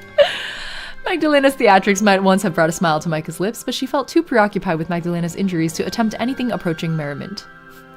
No chance, no way, I won't say it, no. You swoon, you sigh, why deny it, oh. It's too cliche, I won't say I'm in love. Magdalena's theatrics, I already read this one. Imagine some fucker comes up to you in the night and bites you and you're like, oh, fuck you, and bite them back, and then bam, you're a vampire. I'd be pissed. That's a very fun hypothetical. Micah had seen those marks for only a few seconds, but they now felt imprinted upon her brain. That was not a sight she would forget in a hurry. Such wounds couldn't be dismissed as a mere trifle, no matter how Magdalena had tried to change the subject. Her hastiness to hide the marks had been concerning, as was her caginess. Magdalena was definitely hiding something from Micah, but to what end? Micah could not even begin to guess. Because the logic is, if every single person who got bit became a vampire, we'd have an exponential vampire problem. Then its Earth is just vampires, so you introduce another qualification to make more vamps. Yeah, I remember in the, I guess the homebrew version that the D20 Intrepid Heroes are playing right now. It was like they could, like they had their flock, and then they could drain some amount of blood out of them, and as long as it didn't reach like a threshold point, it wouldn't turn them or something like that, I think. And then they had a whole like you can drink from werewolves situation. I don't know, I don't really know the mechanics. Hello Lucha, thank you for the hydrate redeem. Okay, Europeans, let us hydrate together. Magdalena and Micah continued to promenade about Magdalena's expansive gardens, neither speaking more than seemed strictly necessary. Magdalena would pause at irregular intervals so as to point out various interesting features to her companion, but otherwise she remained silent, holding one hand to her head to prevent the wind from blowing her hat away. Eventually, however, Magdalena seemed to tire of their aimless wandering. The sky had continued to grow darker as the minutes passed, and it soon began to rain, a faint patina of moisture which fell from the gray clouds above. Wishing to take Liz, I'm glad it's working for you. Wishing to take shelter before a storm could begin in earnest, Magdalena paused by a bench, partially overgrown by tall grass, and took a seat.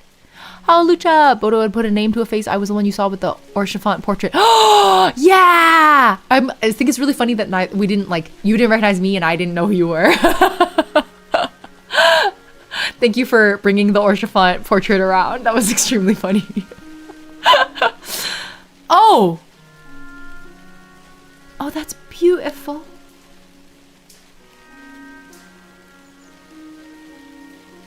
Oh my god, you know the fake bird sounds in the back right now? It woke Sapporo up.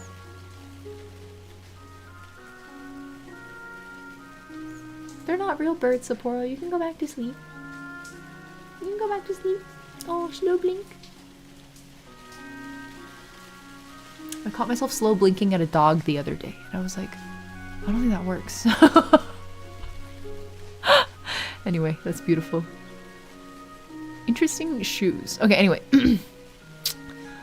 Micah sat at Magdalena's insistence, her parasol unfurled to protect the both of them from the continued rain, and looked at her companion with some concern.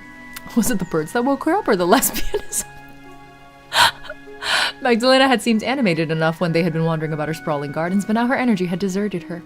Her head drooped, her hat falling from it, while her silvery hair spilled about her shoulders like moonbeams.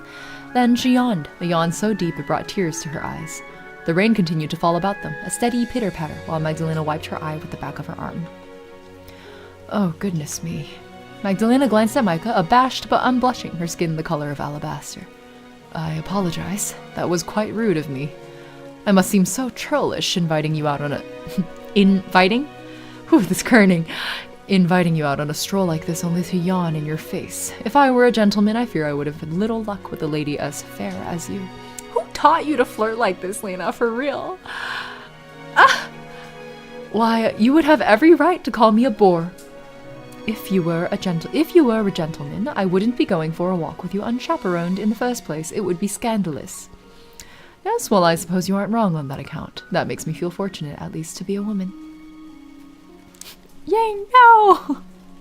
Magdalena giggled, but soon it cleaved before yet another yawn. I'm sorry. I wouldn't blame you, Micah, if you wished to slap me for being so impertinent.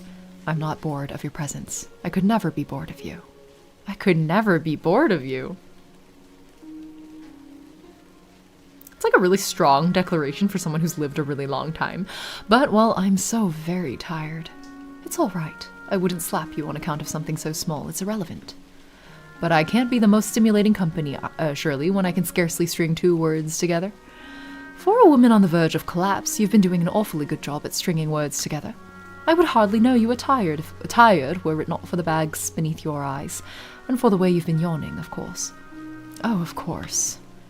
Magdalena let her hand fall to her lap, and there it rested. Sighing, she shifted closer to Micah then. I apologize, but would you find it horribly presumptuous if I rested my head upon your shoulder for a few minutes? It is very quiet and peaceful out here, you see, among Mother Nature's embrace, and I've been dying to get away from my home for the last week. Liz, are you proud of me? I just remembered to save. I know, she's so smooth. They do look so fragile to each other. It's I feel like the art really, like, chose such a good artist for this BN. It's so stifling in there, I cannot bring myself to relax. Good job, I'm so proud.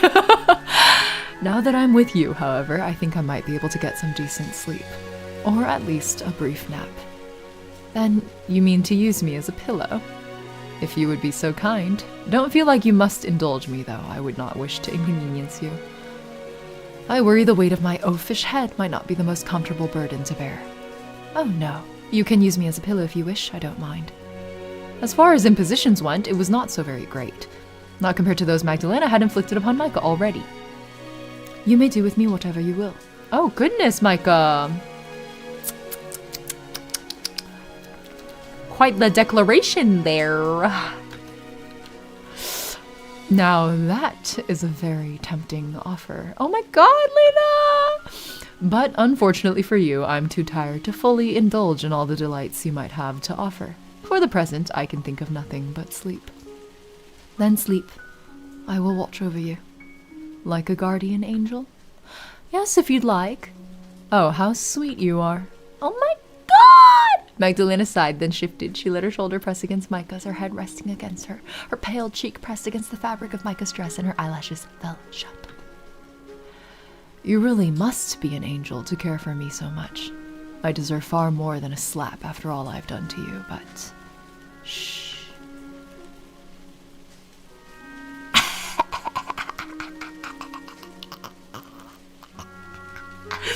Micah ran her fingers through Magdalena's hair, her knuckles grazing against her companion's scalp.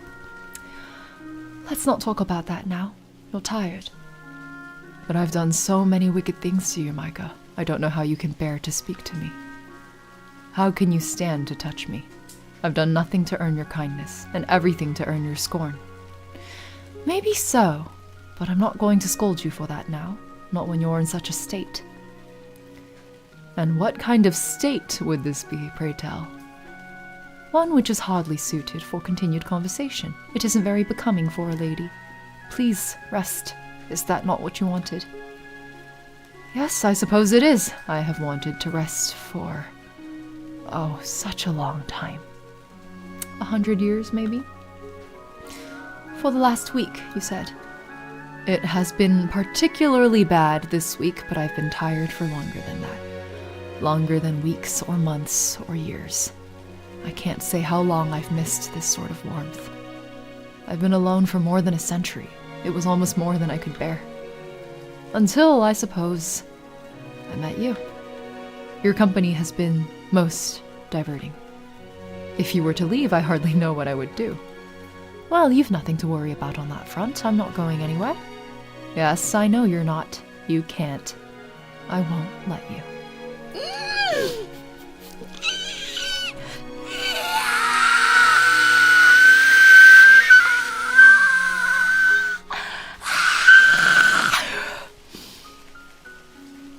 Bro just gave me massive side eye. Lena. Oh my god, you used your nickname for the first time. Micah spoke softly, a nickname slipping from her lips despite herself. Yet it seemed unlikely Magdalena had heard it. Her eyelids were shut, her chest rising and falling, and save for the regular exhalations of her breath, she made no sound. She said, it's the Himejoshi scream.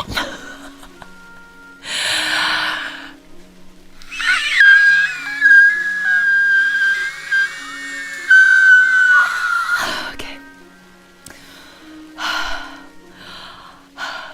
I must live. I must live to see where this goes. She'd fallen fast asleep.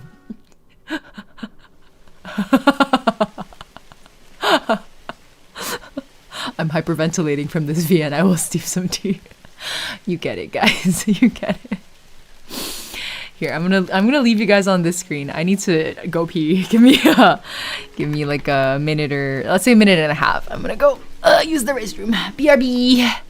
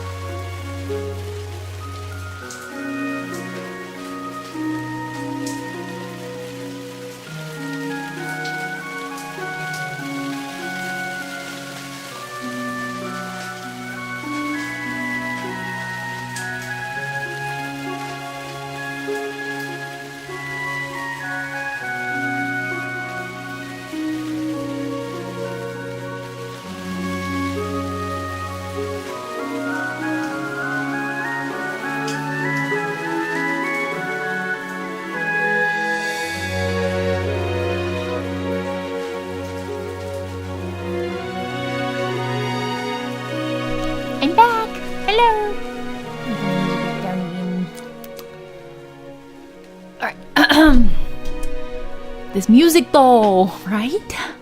Right? Okay, let's keep going.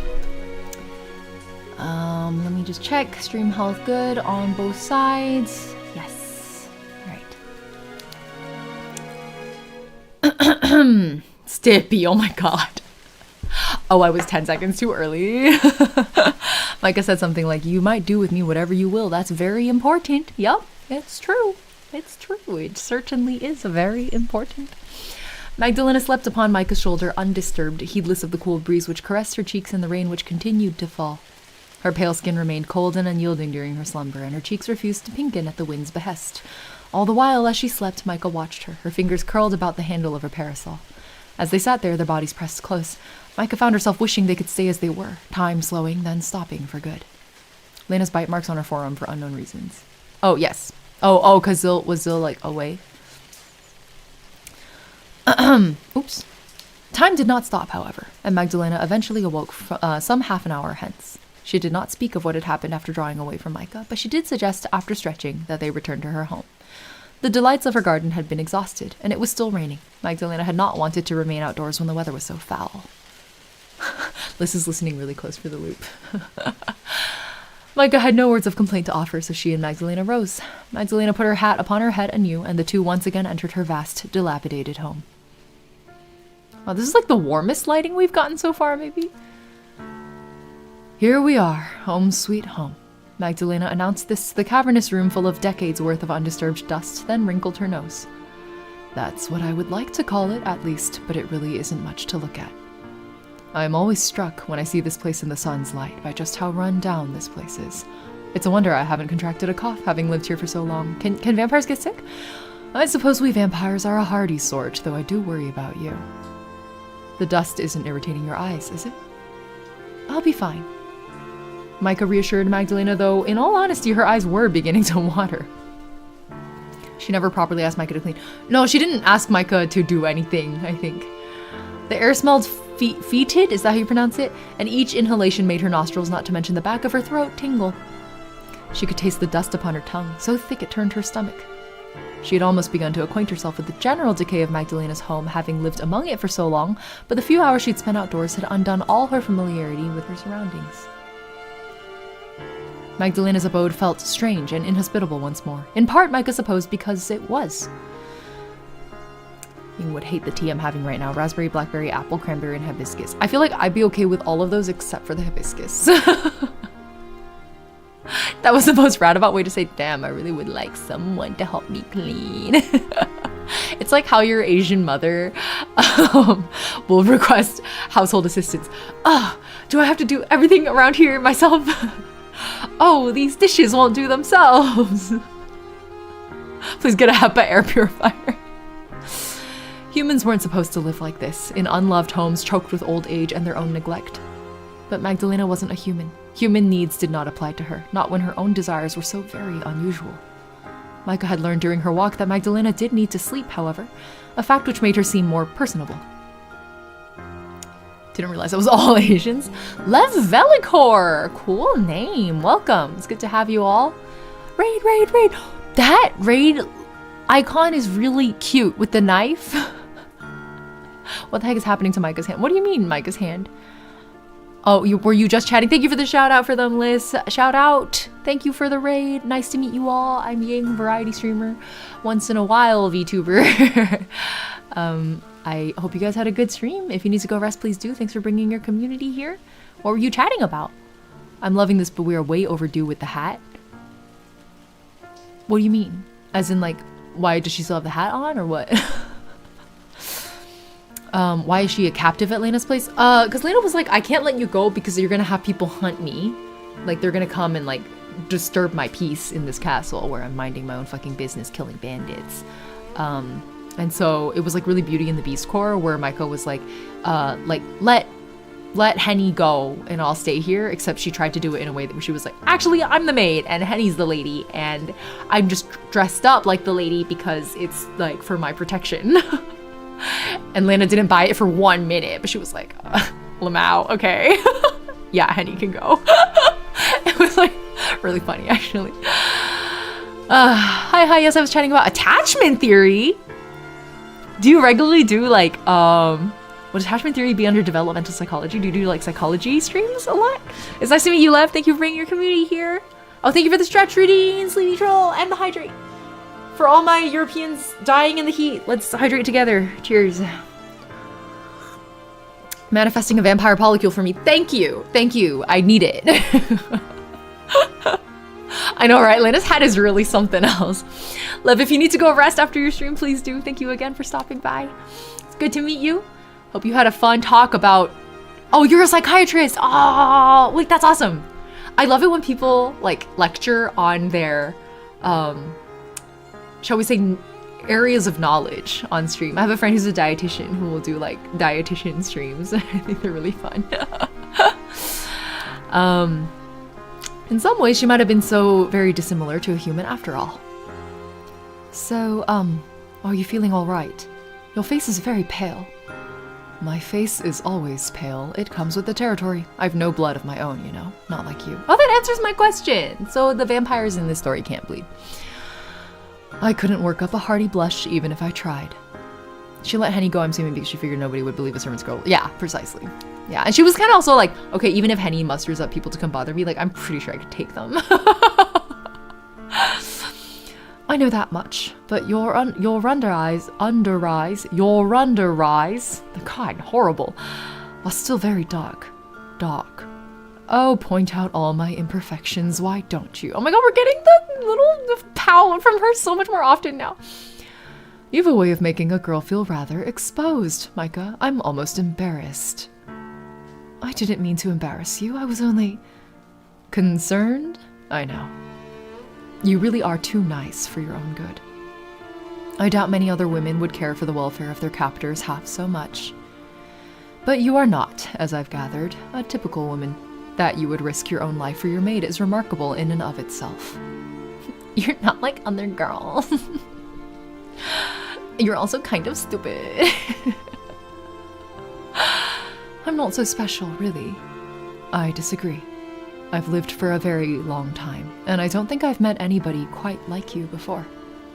Not that I've been in the habit of receiving guests during the last century, I suppose. I doubt my compliments are worth all that much, given my limited frame of reference. You may disregard them if you like, but I mean what I said. I don't tell lies. Ooh, this is a new expression on her. Why then, Micah longed to ask, did you not tell me about those marks on your arm? Why did you say it was nothing, when it was clearly something? What are you hiding? Micah stared at Magdalena, but found no immediate answers to her queries. I lived for thousands of years, and I've never quite seen anyone like you. Yeah, it's very vampire core, right? Like, even Edward Cullen had a line like that. It seemed that Magdalena's wounds would remain a mystery. Would Magdalena ever trust her enough to be fully honest, or would Micah succumb to blood loss before that happened? I feel like Lena's whole thing is like, oh, I'm not gonna lie, but I might omit. Like, lying by omission doesn't count in her books. That was an unpleasant thought. It was in a dour mood that Micah crossed the entrance hall, her footsteps echoing, and ascended the stairs. All of a sudden, she too felt awfully exhausted. I mean, I feel like after you lose a bunch of blood, you're supposed to like drink a bunch of water and then sleep a lot, right? Micah took the stairs slowly, Magdalena close by. She gave the banisters a wide berth, for they were so covered with dust, and instead kept her arms straight, hanging at her sides like a soldier's. When old-ass characters like very unexperienced, but 100 is not that old. Yeah, and she's literally been holed up in this castle the whole time, just like eating bandits once in a while. The grand staircase had so many steps, an unnecessary number, or so it seemed to Micah. It was no small difficulty navigating them. Micah continued on, determined, placing one foot after another, but she felt unsteady. Magdalena, sensing Micah's exhaustion, surveyed her with some concern. 100 is the new 40. And you asked whether I was all right. You seem positively dead on your feet. Are you sure you would not care for my assistance now, my lady? Don't my lady me, you little piece of... I'll be fine, Micah said vaguely as Magdalena proffered her arm, but this time Magdalena refused to take no for an answer. Oh, don't give me that. I won't have you slipping and tumbling to the ground, not down a staircase like this. Why, you could break your neck. I sometimes talk to people just a few years younger than me, and sometimes I feel like they're too young to talk to. Yeah, but it's also like the difference between like 24 and 29 is that's a huge gap, you know what I mean? Versus like 29 versus like, I don't know, 35 is like a much smaller gap. It would be a quick way to go if nothing else. Let's not be so macabre about it, Micah. It doesn't suit you. Would you rather I smile? That was what Micah's mother had always demanded of her. Kion Viti, thanks for the follow. That might be asking too much, I fear. I would rather see you all in one piece, yes. For a vampire, you're awfully considerate. I've got to take good care of my guests, haven't I? Or your prey. These two states are not mutually exclusive. Magdalena spoke lightly, but Micah thought she could see a flicker of hurt passing across Magdalena's face. Oh, you hurt the vampire's feelings. Her remark must have nettled her. There. Magdalena looped her arm around Micah's, cinching their bodies together like two entwined flower stems. I would rather see you all with no peace at all. Oh my god, brunette.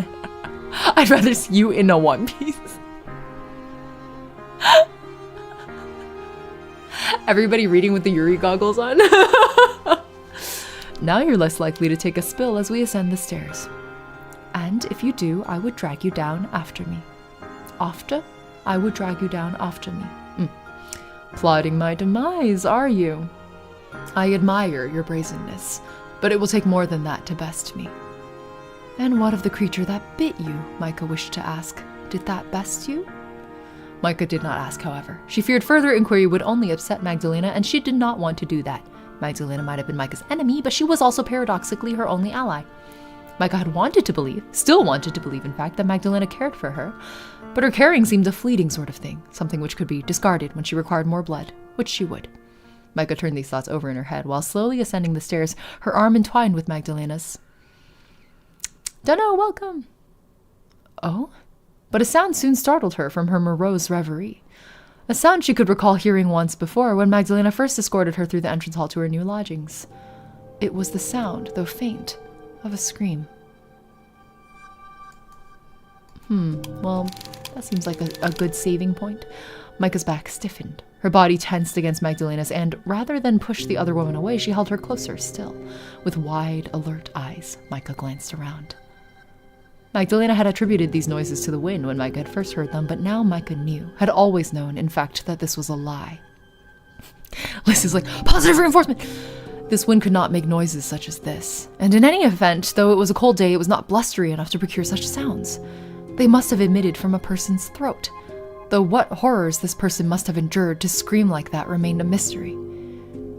Magdalena? Micah looked at Magdalena anxiously, her eyes wide with curious fear. What is that sound?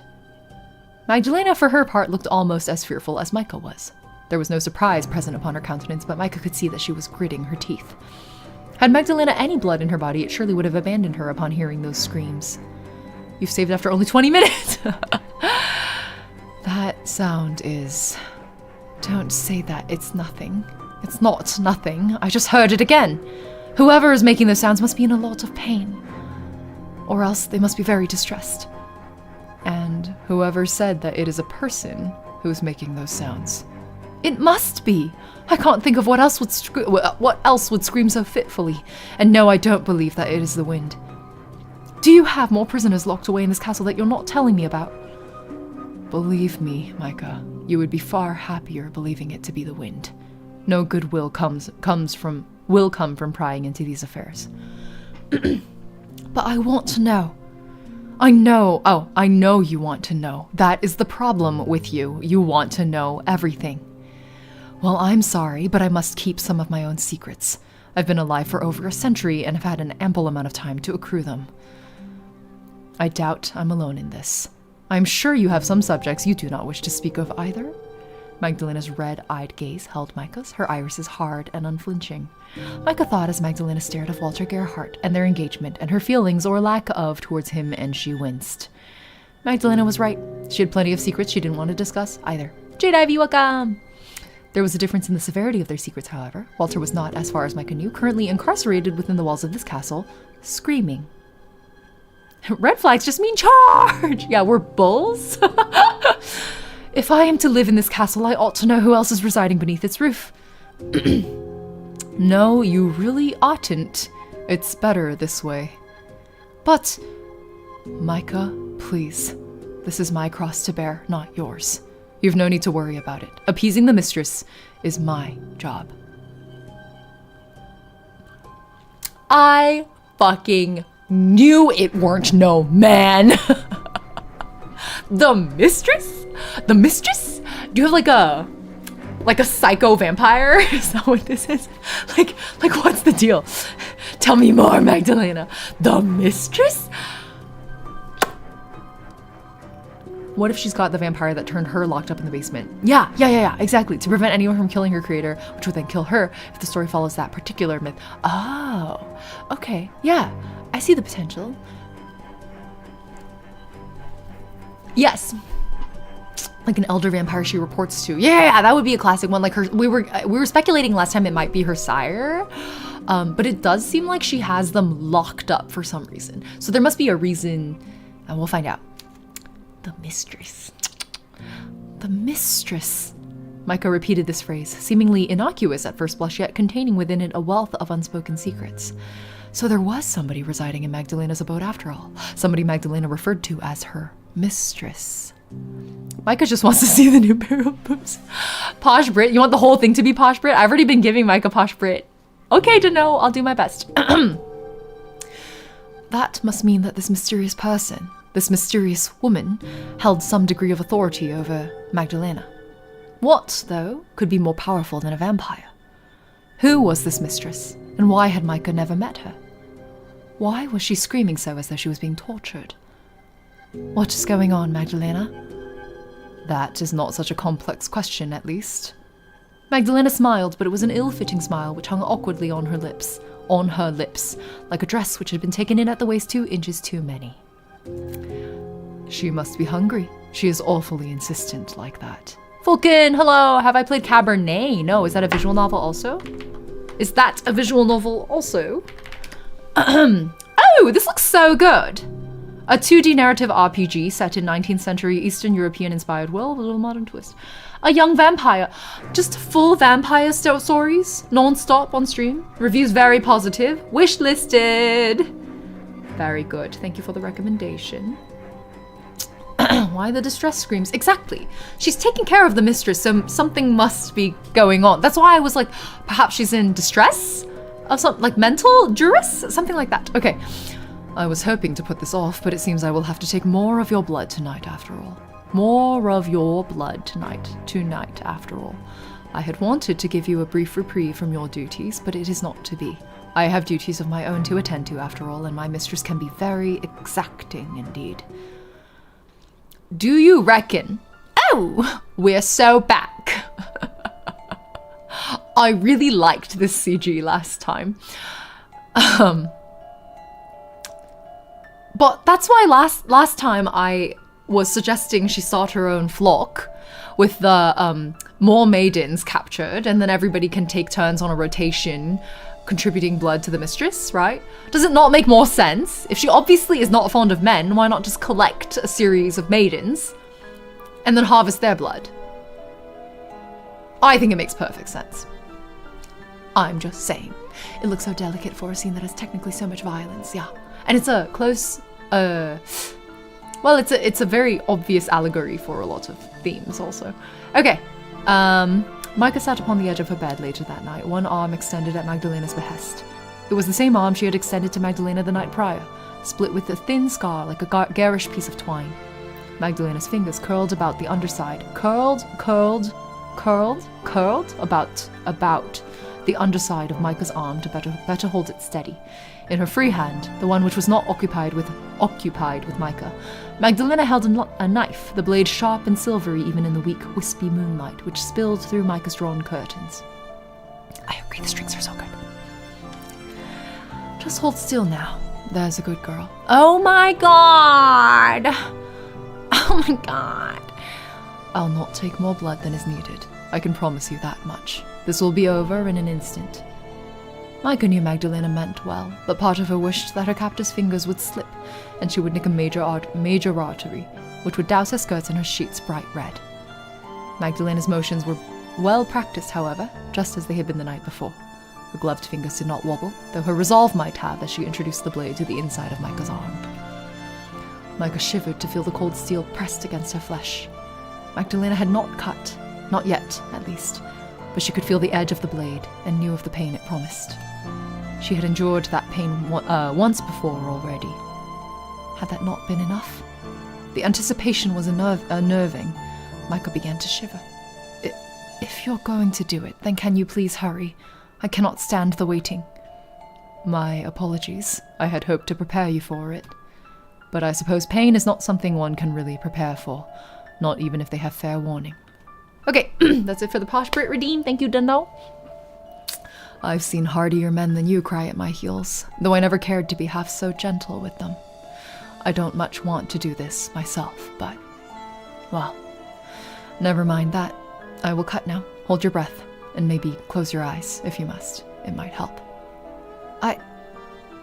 Micah began, yet was unable to finish. Magdalena, true to her word, had moved her hand, the blade once inert, now slicing into Micah's flesh. Magdalena scored the blade over the inside of Micah's arm, an inch beneath her previous incision. Pain flared up inside Micah in an instant, hot like all the flames of hell. Fortunately for Micah, however, the incision was made quickly and cleanly. The blade retracted before Micah had a chance to truly register what had occurred. Oh, thank you for the hydrate and stretch redeem, Ninjash. To the Europeans, please hydrate with me. Is it like all of Europe on fire with heat right now? Or is it just like parts of it? Like only Western Europe or what? Okay, here, you guys can watch the pour. Yeah. Okay. Oh no, there's cat hair in it. There's cat hair in my tea. No! No. Eat. Okay, I got it. Where's my... Oh, there it is. Okay. Cheers. My coworkers in London were dying of the heat. Oh, no. Yeah, it sounds horrible. Also, Poro just yawned. Me too. Thanks for the stretcher, team, Nick Josh. Oh.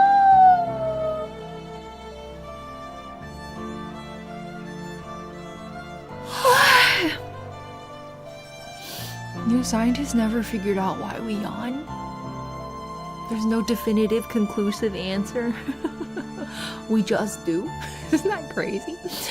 A bowl was soon placed beneath Micah's cut, into which Micah bled, rivulets of crimson trickling down her pale skin and into the basin beneath. Bye, Mr. Chen. Have a good one. Thanks for stopping by. Micah did not look at her cut. She could not bear to, but she could feel her life's blood oozing from her. It was incredible just how much the human body could bleed. The last cut Magdalena had inflicted had been thinner than a paper cut, yet it had bled profusely. Micah wondered whether this blood was meant for Magdalena, or whether she meant to give it to her mistress, the one who had cried earlier, who had been hungry. That must have been where Micah's blood had gone last night. Micah had thought it odd Magdalena had not partaken of her blood in a more direct manner. What was the point in possessing such sharp incisors if one did not use them? By this point, Micah felt as though she had bled for an indeterminate time. Her thoughts were beginning to slow, to become muddled. Increases blood flow to the brain to wake you up. I mean, there's a lot of theories for why we yawn. Like, a lot of effects, known effects for yawning. Your Dami Mommy also has Dami Mommy. Yeah, Automod got you, but it's okay. I also got you. This scene for some reason reminds me of the cover art for Justine Mike's cover of Unholy. Huh. I have not heard of it. Her arm stung and she felt sick. She did not want to look at the sleek crimson which daubed her skin, nor Magdalena's pale, pinched face. She was afraid that Magdalena would look just as upset, if not more so than she did herself, and Micah couldn't bear that. She did not want to pity Magdalena now, not when she felt so enervated. I think that should be enough. Micah heard a soft thud as the offertory bowl was set aside. Then she felt something soft and wet dab at the inside of her arm against her cut, which still continued to bleed. Magdalena must have been wiping her cut clean with a kerchief. Finally, Micah chanced to crack her eyes open. Her eyelashes fluttered as she surveyed Magdalena, the world once blurry now sliding into focus like a dial turned on a telescope. I'm sorry to do this to you, Micah. Not that my apologies mean very much, I suppose. It's not like anything I could say now would erase all I have done. With Micah's blood having been collected, Magdalena soon took her leave. She tucked the bowl against her side, her slender fingers curled about it, then exited Micah's chamber, closing the door behind her with a thud. Ilune, welcome back. Oh, Quovox, hello. Filipino VN on Steam called Until... Yes! It's been on my list for ages. I wanted to play Until Then for so long. I think I bought it already. I think I got it on sale. Let me just double check right now. I'm pretty sure... Yeah, I own Until Then already. It's now that I'm fully on my VN grind, do not worry. I'll get to it. I might do it as a Let's Play instead of a stream if it's longer. But we'll see. So many house chores to do now, but I just can't take my eyes off the static Yuri illustrations. Bruna, come on, lock in. Lock in. I've heard great things about Until Then, yeah. There was the familiar click of a lock, which seemed to echo inside Micah's skull, then silence. Micah was, once more, quite alone. Oh, back to this CG again, with the breasting boobily, but tastefully. I really like this illustration. Left weary after the day's events, and the inside of her arm still stinging, Micah lay down upon her bed and looked to the ceiling. A yawn forced its way from her parted lips, and her eyelids began to droop. Before she allowed sleep to claim her, however, she felt her thoughts turning to Magdalena. The tasteful boo-boo. Moonlight Sonata, you're right. I think it's the da-da-da-da. Yeah, the way the arpeggios break down. She thought of the dark bruises beneath her eyes, from a lack of sleep, or so she had said, and the sickly pale pallor of her skin, white as leprosy. I will cry if you play it and I can't watch along. Okay. Are you insisting that I stream it? She thought of the violent red marks which ringed her wrist, which she had hurried to hide. She thought of the screaming she'd heard while tarrying in the entrance hall, and of the way Magdalena had flinched to hear it, and her assurances, feeble though they were, that those screams were not for Micah to trouble herself over. The subsurface scattering. Oh, of the lighting? The rendering in general is very beautifully done. Appeasing the mistress is supposed to be my job.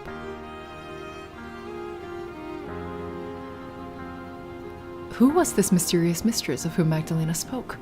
Micah knew not, but she must have been somebody with leverage over Magdalena, powerful enough that even a vampire would grovel before them. Micah turned over in her bed, the wooden bed frame creaking in protest, and trembled. At least now she could say for certain that she and Magdalena were not alone in this castle. There was another person sequestered away in one of the many rooms Micah had never before been in, Magdalena's mysterious mistress. Dawn. Until Dawn and Until Then. Oh! I don't know if I've heard of Until Dawn. It was somewhat satisfying to have her earlier suspicions proven right, but Micah did not feel any more at ease now than she had upon waking that morning. If anything, it was the exact opposite. Hello, Himeko, indeed, Ilune. I said the same thing, actually. How awful must Magdalena's mistress be if even Magdalena was afraid of her?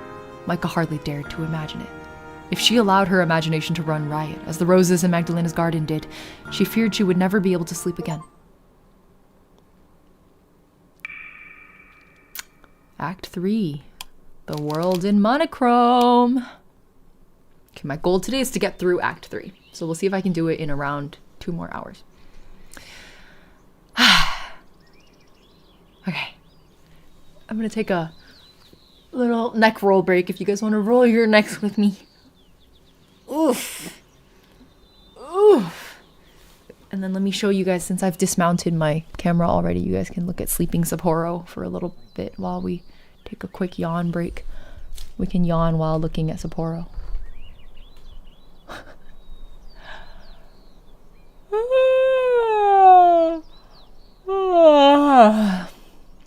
I remain screaming. The only one stronger than a vampire is a vampire's maker as they close the door to the padded room.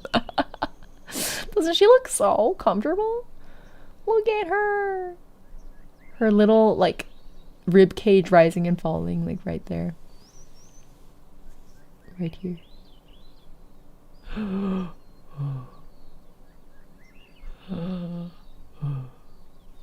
Oh, she caught me. She caught me. Go back to sleep. Does not concern you. Sleep-horo indeed. Doesn't she look so comfy? Ilune, what did you treat yourself to? Okay, enough grabbing you guys by the throat for now. Let us return. Okay, one more yawn for me. Sorry, I really should have caffeinated more today. That's on me. Maybe I should make some green tea, actually. Well, yeah, give me 60 seconds. I'm gonna go grab some green tea. I do think the caffeine's a good idea. Okay, really quick.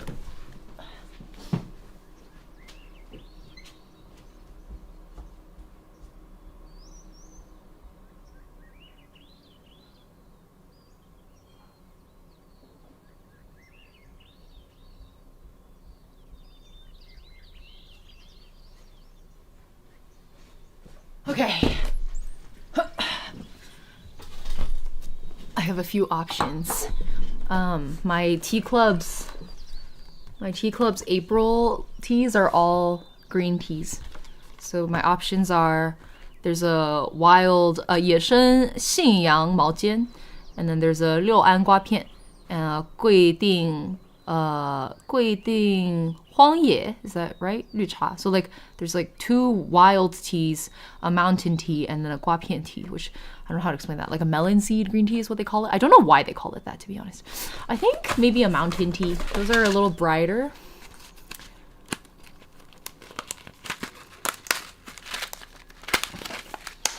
General Tso veggies and noodles. That sounds like such good comfort food. Ilune. Okay. I'm gonna steep this what we call grandpa style, which is where you just use like a big mug and then you pour water over it. Instead of the Gongfu style, which you guys usually see me steeping. Okay. Sippy's like, that was 15 seconds. So yeah, I didn't know how long I was gonna be out for, you know? Just to be safe.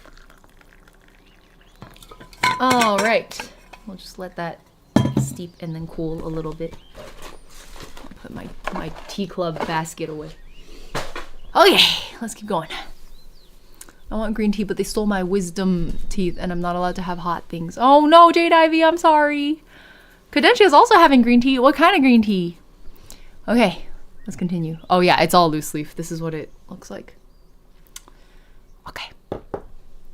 Sunday eventually arrived after what seemed entirely too long, and with it came Henny's visit to St. Cecilia's to see Father Dvorak. Agnes accompanied Henny on this excursion, strolling beside her with a definite spring to her step. St. Cecilia's wasn't so far away from Walter Gerhardt's home, and the 2 women made it to the church's impressive stone edifice in good time. Once inside the building, both Agnes and Henny took a seat upon the pews to wait patiently for the sermon to begin. Oh!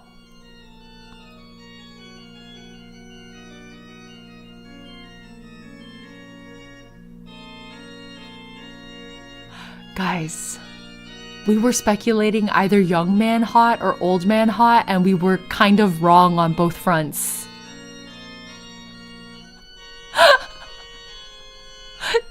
It was twink hot.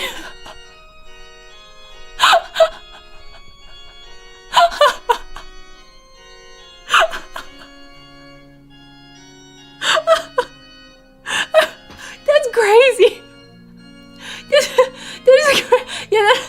That's a gay man. He's giving vampire himself. You're so right. Most obvious vampire ever. Oh, my stomach hurts. Holy shit, that's crazy. That's so unexpected. I'm genuinely a little stun-locked right now. What does he look like? Oh my god. Wow. I guess we'll have to look for fangs. Betting he already knows Magdalena. Yeah, they're bros, actually. Hello, sir. I mean, father. We found Nosferatu. Okay. Let's see what is. Yeah, I think he might just be emo. I agree fully. Or just goth. This is just a goth twink. When the congregation was seated, a man took to the pulpit. He cut a tall, striking figure, dressed primarily in black, his arms and legs slender and his hair dark and glossy. I'm gonna have to make up like a cunty voice for him. Even from a distance, Henny could tell he was a young man, his cheekbones high, his face devoid of wrinkles. Henny wasn't sure how old she would place him exactly, but she didn't think him to be much more than 25. Oh my god, maybe he really is some kind of undead. Curious, she glanced at Agnes and murmured, "Is that Father Dvorak?" "Yes, that's right." "Oh, I'm so glad he's here. I was worried he mightn't be, then our trip would be for nothing." "This is quite the relief. But it's too early to ask him any questions. You'll have to wait until the sermon is over." He has such a way with words, though, and his sermons are never a bit dull. I'm sure you'll enjoy it. Yeah, Dvorak. The heck is that name? Allegedly Bohemian / Czech. Valley Girl redeemed Saturn. Okay, I can try. It will apply for all dialogue right now, though. Oh my god, he's even doing the let's take ibuprofen together pose. He's a goth twink idol. I'm sorry, this is altogether too much. It's overwhelming. That's a fucking... This is taking me out. Oh, Kami said absolutely not on the redeem. I mean, I can do something idol... fucking Valley Girl approximate, maybe? Only for when he's talking. Yeah, okay. I can try. Something approximating Valley Girl. Mistrustfully, Henny glanced back at Father Dvorak. She was in too anxious of a state of mind to think overly much about anything save rescuing Micah. Enjoying herself seemed a foreign concept to the young maid ever since she had fled from Magdalena's home. There would be time enough for fun later. Henny was doubtful that the priest would be able to aid her as Agnes claimed. She thought that he would be older. Truly capable men, the sorts self-made business owners like Walter Gerhardt quoted while smoking cigars in their studies, often seemed to be in their 50s or 60s, with domed foreheads and arched eyebrows. Henny knew little about capable men, but she knew this, having seen the plaster busts of Seneca and Aristotle upon Walter's desk. He has a bust of Aristotle on his desk. I hate Walter. Father Dvorak seemed little more than a boy when compared to these ancient philosophers, but this was not enough to make Henny discard his potential help outright. Marilyn Manson, oh no! Cautiously intrigued by what the father might have to say, Henny settled upon the pew to listen. Dvorak was a famous musician, and St. Cecilia is the patron saint of music. Oh! I guess that's a very clear reference then. I'm glad Vertiger is here to provide context. She sat in silence as Father Dvorak spoke, and as he did so, Henny felt his voice wash over her. Oh my god, it's gonna have to be like a cunty voice, but also a charismatic one. I'm gonna struggle, guys. Okay, I'll keep trying. It may take me a while to figure it out. It was, after all, as Agnes had said, Father Dvorak's voice was a sonorous one. Sonorous! Which seemed to fill the church despite not being overly loud, sweet as milk and honey, and just as enticing. Father Dvorak spoke. His eyes swept across the assembled faces of his congregation. They were very dark eyes, Henny noticed. A rich brown, which were soulful and serious. Sapporo, your food's here! Bye! The father's gaze seemed to settle midway through his sermon upon Henny. It seemed as though he was looking straight through her, divining all her anxieties, which made Henny fluster. Suddenly shy, she averted her gaze to look at her interwoven fingers lying on her lap. Agnes had been right about his oratory gifts, but what of his ability to help Micah? That was more important than his ability to espouse at length about God and his many miracles. Henny shifted in her seat as the sermon drew to its close, seized by an uncomfortable anxiety. The writer's ability to make such a hateable man is at doctorate level. I agree, my wife. She tried not to raise her hopes overly much the night prior for fear of being disappointed, but she could no longer contain herself. Luna's like, a lot of these characters could fix me. You're so valid. Her anticipation ran deep, just like the ocean. If he could not aid her, who could? Wait, her anticipation ran deep just like the ocean? Hold on, guys. It's the perfect time. It's 1, 2, 3. 3, is that you on an alt account? Or is this someone else altogether? Hold on, I have a 道德经 quote for you guys. I want to make sure I get it right. 上善似水. That's the first line. I need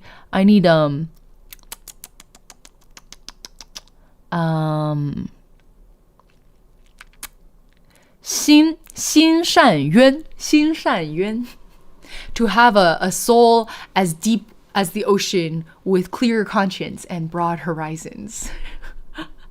3 Chinese words translates to that. Okay, anyway. Henny knew of nobody else to turn to. This Father Dvorak, young though he was the only hope she had left. I thought Dvorak was the keyboard layout. I mean, not wrong. Not wrong. The sermon came to a close after what seemed too short and too long a time, and with it came a general flurry of activity as the congregation began to stand en masse. Most walked to the church's exit without further preamble, while others paused by the pews of their neighbors to share gossip about the latest goings-on in their homes. Yet a few more stragglers stayed behind to offer their thanks to Father Dvorak, who responded with a modest smile. Henny was among these stragglers, though self-consciously she hung back. Speaking of lesbians, deep and oceans, a lesbian once described my voice as deep as the ocean. It's really funny because one of our stream rules is stay on topic, and despite everything, Stippy's comment is technically on topic. There's also that lesbian sailor song. What lesbian sailor song? Doubts had begun to creep up on her, much like shadows. She wanted to speak to Father Dvorak, but now she had the opportunity she felt afraid to. Father Querdy and Father Azurdi coming up. She was anxious that all her hopes would be dashed once and for all, and she would be left with no further recourse to aid Micah. I think it's wild that that's a rule when you derail us way more. Isn't it the other way around? I'm only derailing because you guys bring things up. How dare you accuse me of the exact thing you guys do to me, why? Rude. But Henny was a practical woman, and she knew she would accomplish nothing by dithering endlessly. I don't know who is 3, probably some of your community. Yeah, it's 123, welcome. Yeah, we have a mod here whose name is It's 234. So when it's 1, 2, 3, shut up. And similarly with the mix of numbers and spelled out words, it's like actually hauntingly similar. Like you guys have just a perfectly frame shifted username. It's amazing. Thank you for checking out the stream. I appreciate it. Welcome. And welcome to chat. I know, isn't it crazy? I think that's really cool. I think we have to show 3, guys. 3's working right now. Let me take a screenshot for him. Okay, I got it. I'll show it to him after stream. Or if Liz wants to beat me to it, feel free. Okay. Shall we continue reading the lesbian game? But Henny was a practical woman, and she knew she would accomplish nothing by dithering endlessly. The last of the finely dressed women complimenting the priest dispersed, and the church was almost emptied. Henny stood there still at her pew, her fingers twisted together at her front. Her eyes met Father Dvorak's, who looked at her in turn, his head tilted expectantly. It was now or never. Henny would not have been able to forgive herself had she squandered this chance Agnes had given her. It'll be all right, Henrika. Agnes prompted her with a small smile. I won't hang around for you. I wouldn't want to eavesdrop, but I'll be supporting you from afar. Please tell me how everything goes later. I'm eager to hear what Father Dvorak has to say. I hope he can be of help. Me too, Agnes. And thank you for suggesting his services to me. I really do appreciate it. Anytime. I'd do anything to help a friend. Beaming brightly, Agnes departed, leaving Henny and Father Dvorak alone. Henny inhaled, steeling her nerves, then took a step forth. The sound of her footsteps against St. Cecilia's stone floor sounded improbably loud, and her breath caught in her throat. Here we go. I have to try cunty but classy and sonorous. Charismatic. Father Dvorak? Henry addressed the man once she was a few paces away from him, both hands clasped at her front. Oh, no. Okay, we'll just keep trying things until I land on something that feels right. Yes? Father Dvorak responded in turn, his brown eyes softening as he saw Henny approach. Oh no, I'm so intimidated, guys. Maybe just like a lot, what were we thinking? Valley Girl adjacent, something with like vocal fry? Is there anything that you would like to ask of me? I'm always open for dispensing with advice, particularly if it's a serious issue which this seems to be. Yikes. Your expression is awfully grim. Oh, is it? I didn't know. I'm sorry for intruding. I've never been to this parish before and we've never met. You're not under any obligation to help me, but... Now that isn't true. Gently, the father reprimanded Henny, his cheeks dimpling with his boyish smile. Same tone up the valley. Bro, if I did Valley Girl, you know what this would sound? Bro, it would sound like, as a priest, it's my duty to help everybody.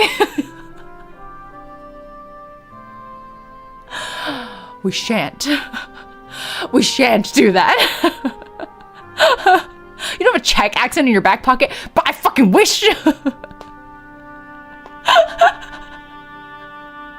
Luna's like, I love the derails. TBH that as a priest, it's my duty. Regardless of where they might come from. I hate it, and I'm not going to do this. Is there a surfer boy accent? hang loose. I don't even know what a serpent voice sounds like. Anachronistic church man ear piercings. Oh, no. The nom nom read itself in my head the way Brennan does the what's her face, the reporter character in City Council of Darkness. Nom nom nom nom nom nom. I'm gonna eat those cherries. Nom nom nom. I feel like a voice of someone who listens to Linkin Park or MCR fits in my headcanon a bit more. Yeah, I'm not getting Valley Girl. I'm getting like goth, you know? I'll just keep going. It also has to be a voice I have to like be able to read at length. As a priest, it's my duty to help everybody, regardless of where they might come from. Your birthplace is of no relevance at all to me. I will listen to you regardless, though I would like to know your name first. That would make it easier for us to converse, I think. They said sonorous voice, and I just like don't really have one of those. Oh, yes. My name is Henrika. I don't come from Augsburg, but from a smaller town a little ways away. Goth Valley Girl? What does that even mean? You're not from my church? Rad! Is that the surfer boy? I used to work for the Von Essen family, and it's on their account that I've come here today, Father. So you are Frau Henrika, then. I see. And it seems that you are... And it seems that you're in a spot of bother. I hate this. Oh, yes, well... I'm not the one in a bother, really. I'm fine, as you should be able to see. Where in Europe are we? Seems to be like a, Germanic, because they were like Von Essen. It's my mistress who's in real peril. I tried to talk about it to her fiancé earlier. That would be Herr Gerhardt and Herr, but he didn't seem to grasp how serious it was. Hello, governor. Bavaria, yeah. Slightly accented. Yeah, but like what accent, you know? And of the few accents I can do, what do we even put on him? He's not lifted so much as a finger. I can't even give Kenny her like deserved accent. He's not lifted so much as a finger to help Micah, though she was to be his wife. Scarf thing falling in front of him kind of makes it look like he's got a teeny tiny waist. Oh, you're right. It looks really like snatched. Oh my god, right, because of like this shape. That's why I came to see you. I had no other choice. What's all this then? I don't think anybody else in Augsburg would believe me. Dear me. This does sound like quite the complicated situation you found yourself in, but no matter. I shall listen regardless, and I shall do my best to advise you. I cannot promise I will have an answer for all your problems, but I will try. I guess I'll try that like sort of melodious flow instead. It was vaguely how they were describing his voice and his whole like musical theming. We'll try that. First, however, would you care to sit down? You are shaking. It's like kind of close to my Magdalena voice, which I don't like. Oh, yes, thank you. Henny took a seat upon one of the pews as instructed, while Father Dvorak did the same. Facing her, the priest then said, You may continue. But before that, you might do better to address me as Johann rather than Father. It's less formal, and I find it more conducive to putting people at ease. Is Johann your name? Father Dvorak, Johann rather, nodded. Maybe like breath here. It's easier for more people to get their tongue around than Dvorak. I know some people have trouble with it. You should stick to... Absolutely not, Bruna. Absolutely not. Right. Thank you, Father. I mean, Johann. What I want to talk about might sound ridiculous, but believe me, it's no tall tale. I wouldn't have come here on the day of the Lord if it was. I don't hold with wasting people's time, no matter what Herr Gerhardt might think. Everything I'm about to tell you is the truth, honest to God. I'll swear to it even in the house of the Lord. Can't tell if we're aiming for Catholic or Lutheran. I feel like I am getting Catholic, to be honest. But I see the Lutheran vibes, too. I saw it all with my own two eyes. Pastor preaching with energy and spirit. I have a dream. That's like, yeah, black pastor is like a whole other thing, though, you know? My mistress, my Micah, she's been abducted by a vampire. Silence fell following Henny's improbable, unbelievable exclamation. The silence seemed to weigh thick inside St. Cecilia's, even thicker than the stone columns which supported its vaulted ceiling. Henny stared at her interwoven fingers, which rested upon her lap, unable to meet Johann's gaze. She was afraid if she lifted her head, she would see upon his youthful face the same derision with which Walter had regarded her in his study. I like his shocked expression. It's good. If she saw scorn in Johann's gaze, she feared all her hopes would wither and die. I took my meds, and now I just see him as a lesbian. It's a he-him lesbian. You're so right, Liz. That's literally just a he-him lesbian. Like a goth he-him lesbian. Respect he-him lesbians. Exactly. Yeah. Yeah, pretty much. Pretty much. We've solved it, guys. It was to Henny's immense relief, therefore, that when Johann did break the silence, it was not to admonish her. He sounded bemused more than anything when he said, "A vampire, you say?" "Yes, that's right." There's a I like this serious expression on him with the brows furrowed too. He owns a Harley for sure. What does goth, he, him, lesbian sound like? Now, Callahan, they are not a monolith. I don't know. I don't fucking know. There's a vampire that lives in the forest, Father. I mean, Johann. And she kidnapped my poor Micah. Oh, I added the my. Excuse me. My Yuri goggles are also on. I know it sounds batty, barmy even, but I'm not making it up, I swear. Herr Gerhard threatened to send me to an asylum for telling tall tales, but I never would. My mother brought me up better than that.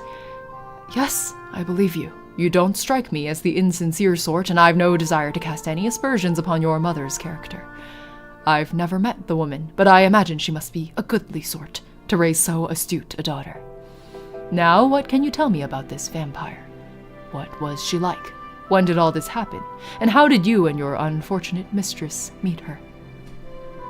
Let me tell this vampire-looking ass dude about running into vampires. Oh, Father!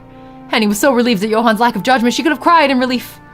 Tears did begin to sting her eyes. She was so very touched, but she wiped them hastily away. I need a top-up. Just a real quick top-up. Right, then.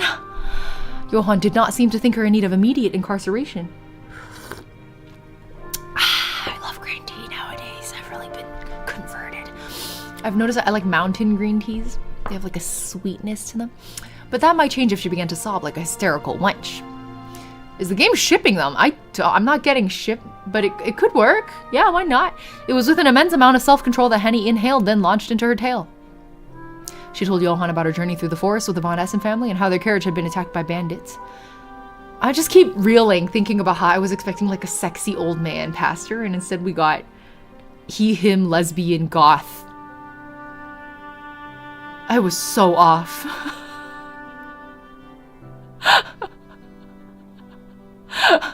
I'm so glad. Oh, good night, Dono. Thanks for hanging out. Good luck with the European summer sleep. I agree, Callahan. I feel like I have been slowing down his oration as well. Yeah. Like a ponderous tone. Is that even a word? I don't know. Stay hydrated, Europeans. No one is allowed to be ugly here. Exactly, why? She told Johann how she had run through the forest, Micah in tow as the fog swirled about them, chilling her ankles and sticking her skirts to her legs. She told him that Micah had fallen and knocked herself unconscious, and she had feared that they would be done for. Unable to run away without her mistress, Henny had tarried while the bandits approached, fearing the worst. She had expected to be disposed of quickly with a knife through the ribs, but the killing blow had not come. A strange, willowy woman, Magdalena, Henny now knew her as, had stepped forth from the fog, which swirled about her, as she had soon dispatched these brigands. Her strength had far outstripped that of an ordinary woman, as had her speed. She had decapitated 3 men, then faced down the 4th, all without pausing. The sheer shock of this had overwhelmed Henny, and she had herself shortly passed out. Why do I keep yawning? Like, I can hear my eardrums rumbling from me trying to suppress yawns. It's crazy. Upon waking, she had found herself in a cell alongside Micah, and that was when she was reintroduced to their savior and also their captor, their tormentor. Johann listened to all this quietly, and once Henny had finished with her address, sat back, his expression inscrutable. That does sound like quite the alarming turn of events. I do not blame you for being so very shaken.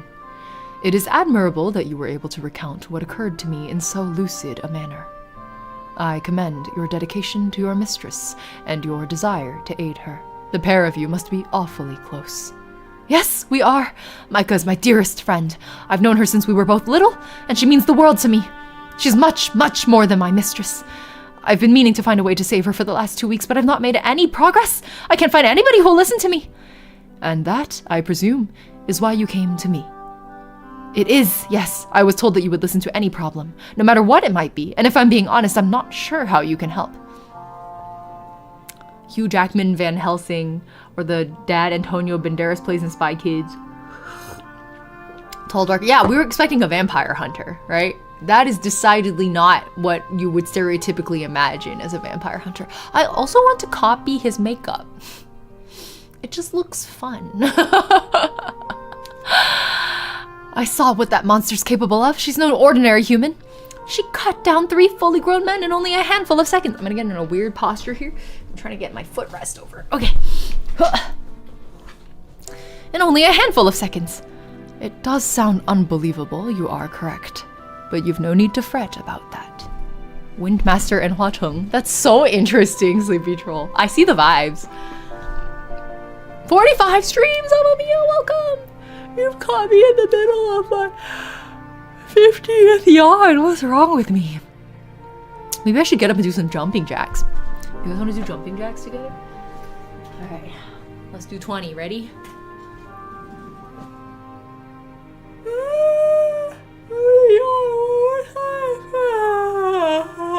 Okay. 1, 2, 3, 4, 5, 6, 7, 8, 9, 10, 11, 12, 13, 14, 15, 16, 17, 18, 19, 20. Okay. Oh, I don't know if that helped at all. I hope someone joins right now. Okay. 6, 7. I've no qualms in believing that strange, powerful beings might exist, hidden in the shadows that few have borne witness to. Oh, I like that voice on him, actually. That kind of like higher, mid to high husky part of my... Okay. Then you don't think I'm lying? If I did, I would surely be a happier man. But no, I do not. I can believe your words readily. I would never discount the word of a woman in need. This is like, I'm going to ban you. I think I might just be very sleep deprived. Yeah, exactly. As for your other concern, however... Johan's smile failed him. Frowning now, he recrossed his legs, then sighed. That is a more thorny one. Though I do believe you, I doubt I would be able to confront a creature such as this on my own. I am only a man myself, and not a great one, either. What does that mean? There's little I can feasibly do on my own. So it's rather fortunate that I don't operate on my own. Silver Awa, hello. Weirdly enough, this guy may not be a vampire. Apparently, he's a priest. I would never discard the word of a woman in need. Is a he-him lesbian statement? Well, exactly, Bruno, exactly. Mormon Stephanie Meyer made essentially the Vatican be the seat of vampire. I mean, it makes tracks for a Mormon, doesn't it? I know, I like that expression on his face, too. I have a colleague who I think may be of some use to you, Frau Henrike. She should be able to help, should your plight pique her interest, but she isn't present at the moment. If you wish for an audience with her, you will need to return to this church later tonight when the sun has set. Do you think you can do that? Oh, yes, of course I can. If you can help my Micah, you or your colleague, then I'll be more than willing to see you again. I might have to wait until midnight to slip out, but I'll be here as soon as I can. You have my word. Johan spoke as though Henny had a choice in the matter, but Henny knew she did not. She? Here we go again. What do you mean? Johan's offer of help. Oh, because of the colleague is a woman? Yeah. Bet they're hot. Bet they're all hot. But the mistress who's been chained up being fed blood by Magdalena is also hot. Probably in a really tortured way. Johan's offer of help, tenuous though it was all Henny had to grasp. I hope it's a hot nun.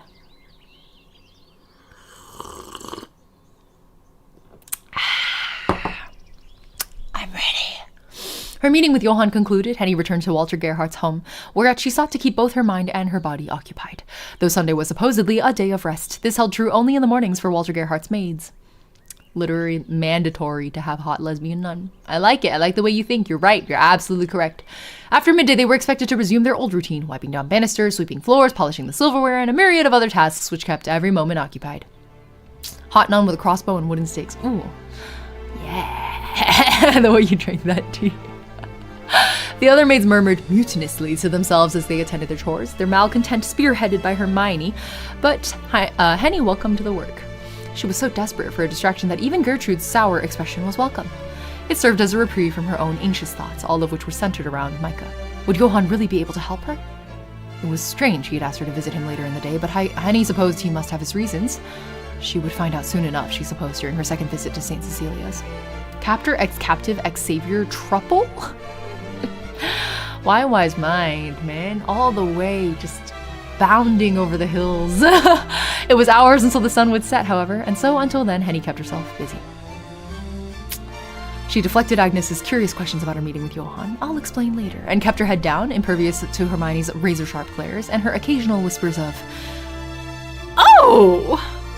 She does look like Micah." Okay. Yeah. Cool. All right. Should I give her like an annoying, pretentious voice? Why is she still here anyway? She isn't one of us. She doesn't belong here, and she's not trying to belong here either.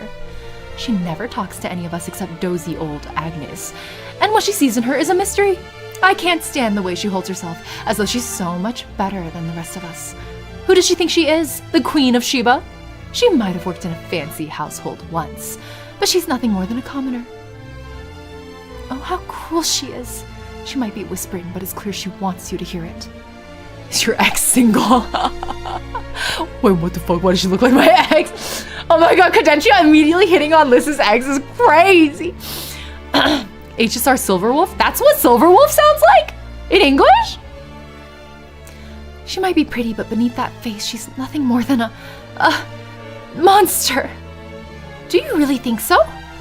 Yes, she's so wicked it makes my blood boil. I don't know how you can stand it, Henrika. Oh, I've my ways, Henny replied vaguely while wiping down the many windows inlaid into the hallways. She might be an ill-tempered creature, but so are a lot of people, especially pretty ones. I'm prepared to bet that Hermione was complimented one too many times when she was a youngster, and it inflated her sense of self-worth beyond all reasonable measure. I don't think she's evil, though. She's certainly no monster. Hermione was no Magdalena, white of limb and red of eye, with incisors sharp enough to bite through bone. Henny did not care for Hermione, but she would not deny that she was a human. Even the bandits who had murdered Lord and Lady Von Essen had been humans, albeit immoral ones. Magdalena, meanwhile, was something else altogether. Well, maybe you're right. I do think she's a bully, though. Always sassy and vocal fry. Really? That's so unexpected, because Silverwolf in Chinese is like, and Japanese is so deadpan. Try though I might, I just can't bring myself to like her. What's a Kafka-esque voice? Oh, with the vocal fry? Where you talk kind of like this. Oh, you know. Something like that. I think that's fair. I don't like the prissy miss very much myself, but I've suffered worse things than her silly insults. They don't really bother me. This was true too, and he had long since learned that though Hermione talked a lot, none of the things she said were worth listening to. It was all silly gossip, really. Hermione treated everybody poorly, even the sycophantic scullery maids who buzzed about her believing they were friends. Hermione, in all her petty cruelty, seemed not the sort of person who was capable of having friends. She had only acolytes and acquaintances. Oh my god, don't we all know people like this? Holy shit, the way like an extremely specific person just flashed into my mind. I'm being extremely shady right now, I do apologize, because this is a public figure. Anyway, once more, Henny wondered why Walter Gerhardt put up with her. But that, she supposed, was largely irrelevant. Hermione spent that Sunday flouncing about and flipping her hair over her shoulders, as opposed to doing any real work, which eventually earned her Gertrude's ire. Nosy old hag, Hermione cursed after receiving a stern talking to from the housekeeper over her conduct. What's her problem? I swear she has something against me, and I've never even done anything to her. Ying out here thinking about former US President Barack Obama. She's Such a bitch. Henny, for her part, rather enjoyed seeing Hermione get scolded, and not just because she felt Hermione deserved it, which she did. The fracas between... Is that how you pronounce it? I've also never tried to say this out loud.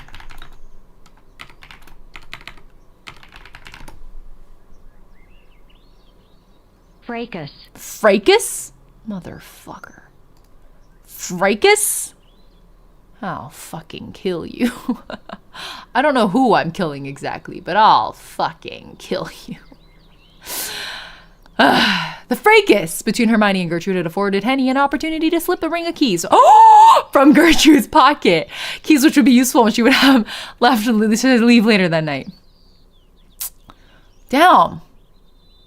Yeah, I didn't think it was fracas. So is it not Hermione? Is it like Hermine? She only hoped Gertrude would not spine her. Hold on. Yeah, let's just look it up so I don't have to. Hermine. Oh my god, it's actually Hermine. Okay, Hermine. I was honestly joking. I didn't think it would be Hermine. She only hoped Gertrude would not spy they were missing, not until she had successfully met with Johann. Yeah, Frey, I didn't fucking know. I thought it was Fracas this whole time. That would scupper her plans. Hermine. She sure is mean. Henny attended to her chores with bated breath, waiting for Gertrude to bear upon them. Nostrils flared, spitting inquiries about their thief in their midst. To her immense relief, however, nothing happened. Girls a land mean. Get it, Cadentia? Anyway, the day wore on without further event, and eventually the sun began to sink beneath the horizon. The working day thus finished, the maids were dismissed by Gertrude, and they soon retreated to the servants' quarters. Something, nominative determinism. Well said, Unicorn. A few of the maids played a game of cards among themselves, while another busied herself with some knitting. Agnes, meanwhile, stole to Henny's side and softly said, "So, now will you tell me what happened? What did Father Dvorak say?" "He didn't say much at all, really, other than that he was sorry for my plight. We didn't decide on any particular plan of action, but he did ask me to come back to the church tonight so as we can talk more properly." "Properly?" Agnes's brow furrowed. "Why couldn't you talk earlier?" "He said he had an acquaintance he wanted me to meet, who'd only be around later. Apparently she's the one who'll be able to help me." It does do a soft pronunciation and the S is silent. Cadentia, are you mayhaps European? Do you think it's like... Okay, here's the British pronunciation. Ready? Fracas. Fracas.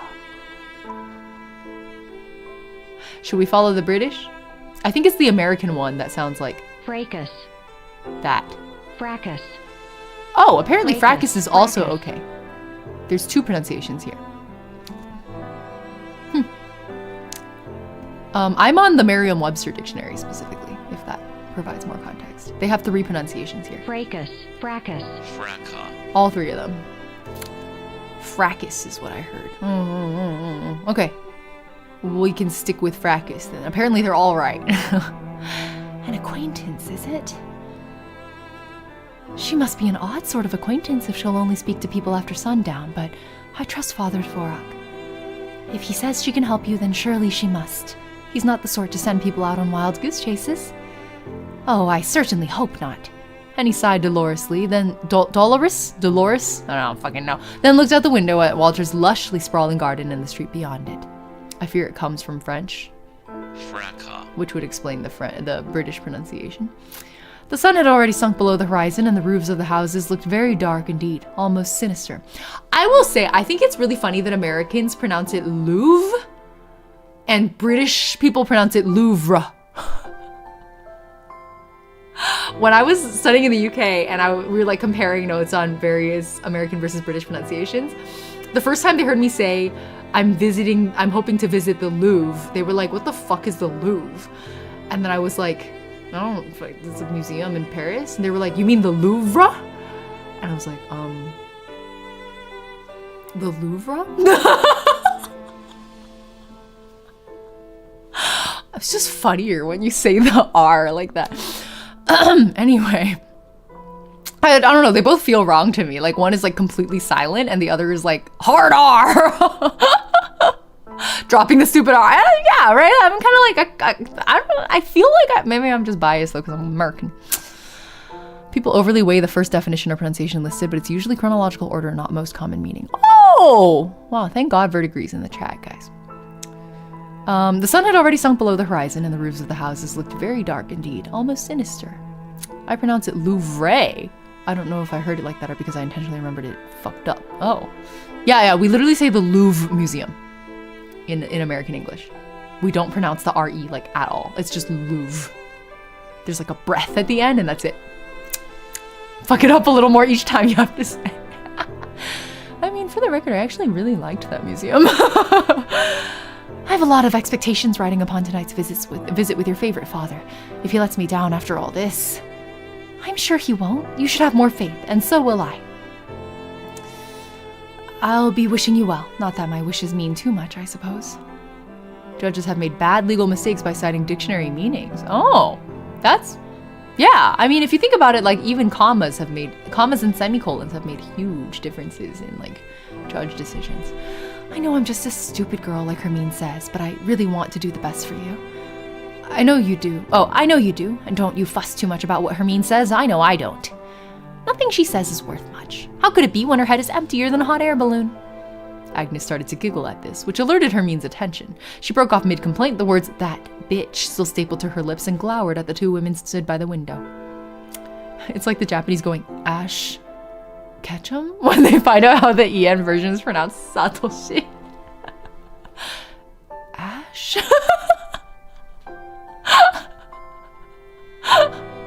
Well, a lot of the Pokemon translations are like actual localizations and not just transliterations, right? And what, might I ask, is so very funny? Would you mind sharing with the rest of us? Jelly donut? Yay, Mom made jelly donuts. My favorite. It's nothing really, Hermine. I'm sorry. Silver, thank you for the resub. Happy 2 months. We're at 49 out of 100 plus points, so that doesn't seem right. Shouldn't it be 50 now? Okay, whatever. I don't know. I don't know if I can know. I am back. Notice me, senpai. Welcome back, Silver.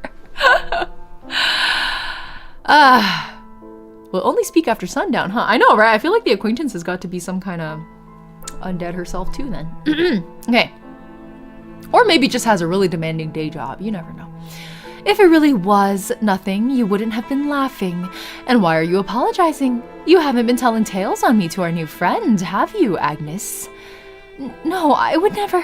I hope for your sake that you wouldn't. It would be very silly to make an enemy out of me. I might not seem like much, but being a scullery maid, I have being but a scullery maid, but I have friends in high places. If I wanted to, I could easily make your life a living hell. Please don't try my patience.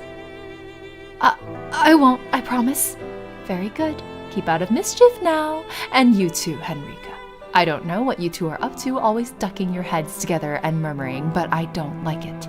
If you keep this up, I'll tell Herr Gerhardt about you, and you'll be out on your ear quicker than blinking. I don't think Herr Gerhardt needs an excuse to throw me out of his home. He's been chomping at the bit already. Well, I agree with you on that. You shouldn't even be here. Why Herr Gerhardt lets you stay with us is a mystery. If you were pretty, I could at least understand it, but that couldn't be further from the truth. You're so plain, I can't imagine any man ever wanting you. Your brush with death is your only claim to fame, and the shock of that will soon wear off. When it does, you can bet you won't be here much longer. That suits me just fine. I don't intend to stay here much longer. Henny turned her back on Hermine, and Hermine turned her back on Henny, and the unease which had brewed between them settled for the time being, at least. Sighing, Henny leant her elbows upon the windowsill and looked out at the sky. Why does she act like my ex too? Liz? I'm sorry. That sounds like a bad time. When did the cute geeky girl become mean? Oh, that's a whole other girl, Zill. That's a whole other girl. She'd no desire to be drawn further into Hermine's pettiness. What did Hermine matter when Micah was still shut away in Magdalena's abode, suffering? So, Agnes spoke softly so as not to be overheard once again by the malcontented Hermine. Are you going to meet Father Dvorak later? Of course. I've got to hear him out at least. And I'm uninterested in this assistant of his. Oh, I'm interested in this assistant of his. Me too. I'd no idea he even had an assistant. You might have some trouble slipping out undetected, though. The doors are all locked at sundown, and even only the most senior staff members have keys. I thought that might be the case, but not to worry. Henny smiled as she patted her pocket, feeling the grooves of Gertrude's keychains through the fabric of her skirt. I should be fine. I hope so, Henrika. Oh, do take care of yourself. Don't get caught when you're sneaking out, and don't get lost on your way to church, and don't speak to any strange men. Henny chuckled. I know. Don't fret. I'll head straight to the church once the bell's tolled for midnight, and I'll head straight back once I finish with Father Dvorak. I'll be just fine, so don't wait up for me. There's yet more work to be done tomorrow, and Hermine will lay into you if you stay awake late. Oh, she always lays into me. Not that she has much room to talk. She's such a hypocrite. Yes, I had noticed. Try not to pay her too much heed. It's hard not to when she talks so much, but that shouldn't be hard tonight, at least. Rather than worry about her, I'll be too busy thinking of you. I can pray for you too if you'd like, if you think it would help. Agnes. Henny smiled, touched anew by the young girl's concern. Henny Loki took a level in Rogue. Yeah! Sleight of hand check, majorly passed. Nobody in Walter Gerhardt's residence seemed to care overly much about Henny or about her missing mistress, except for Agnes. Multi-fandom, hello! Welcome. Henny was glad she had found at least one ally in Walter's inhospitable household. It was one ally more than she had expected, and it made her feel less alone. Thank you. You're very sweet. The hour wore on, and the maids began to tire. Yawns spread between them as they brushed their hair and played cards, yawns which were contagious as any illness. Oh, this needs water. It's overbrewing a little. Hermine rose from her bed, then stripped herself of her maid's attire and into her nightgown, which prompted a further flurry of undressing. Henny, too, changed into her nightgown and slipped away beneath her covers. She did not want any of her fellow maids, particularly the eagle-eyed Hermine, guessing at her plans. Imagine having a nightgown this, pinned up against you. She lay abed, curled upon her side, and waited for what seemed like an interminable time until the room was full of snoring. Once Henny was sure everybody was fast asleep, she rose, then changed once more into her maid's dress, it being the only outfit she had. She changed quickly, under the cover of darkness, fearful of making a sound. Her heart thumped all the while, and Gertrude's keys sat heavy in her pocket, a physical manifestation of her crimes. She would be in a lot of trouble if her thievery was discovered. She would be put in the stocks at the very least, and perhaps imprisoned, either in a... I never figured out how to pronounce that. Isn't that where the word jail comes from? Jail. It's literally jail. Yep, it's literally jail. Yep, either in a jail or in an asylum, as Walter had threatened. But Henny knew she couldn't let such threats unsettle her. It was too late to fuss about returning the key to its rightful owner. I know her maid dress looks more comfy, I agree. Trauma dump about your ex, who's gonna stop you? She had it, and with it she had a way of escaping Walter Gerhardt's home. She could not afford to miss her appointment with Johann in the church. You just pronounce it the same as jail, yeah, but I like to pronounce it as written, like gal? What does pronouncing it as written even mean for a word that's spelled that weird, you know? Gal. Why the heck am I learning so many new English words with the lesbians in Vienne? It's because we're playing an Ebihimme Vienne, and Ebihimme really likes $10 words. She could not afford to miss her appointment with Johann in the church. Henny was still doubtful whether he could really help her, but he was the only lead she had. It was either him or nothing. Nearly dressed, Henny paused at Agnes's bed. To Henny's surprise, Agnes was still awake. Her eyelids fluttered, and in the dark she murmured, "Good luck out there, Enrica." "Thank you very much, but remember my earlier warning. You really don't need to wait up for me. You young girls need your beauty sleep. And you don't need to keep calling me Henrika either. I've always found it too formal. Henny is fine. All right then, Henny, stay safe." Gale, in the honor of Game and Pride Month. Ah! You're right, it's Gale now. No jail, just Gale. I will, I always do. Surviving is one of my talents.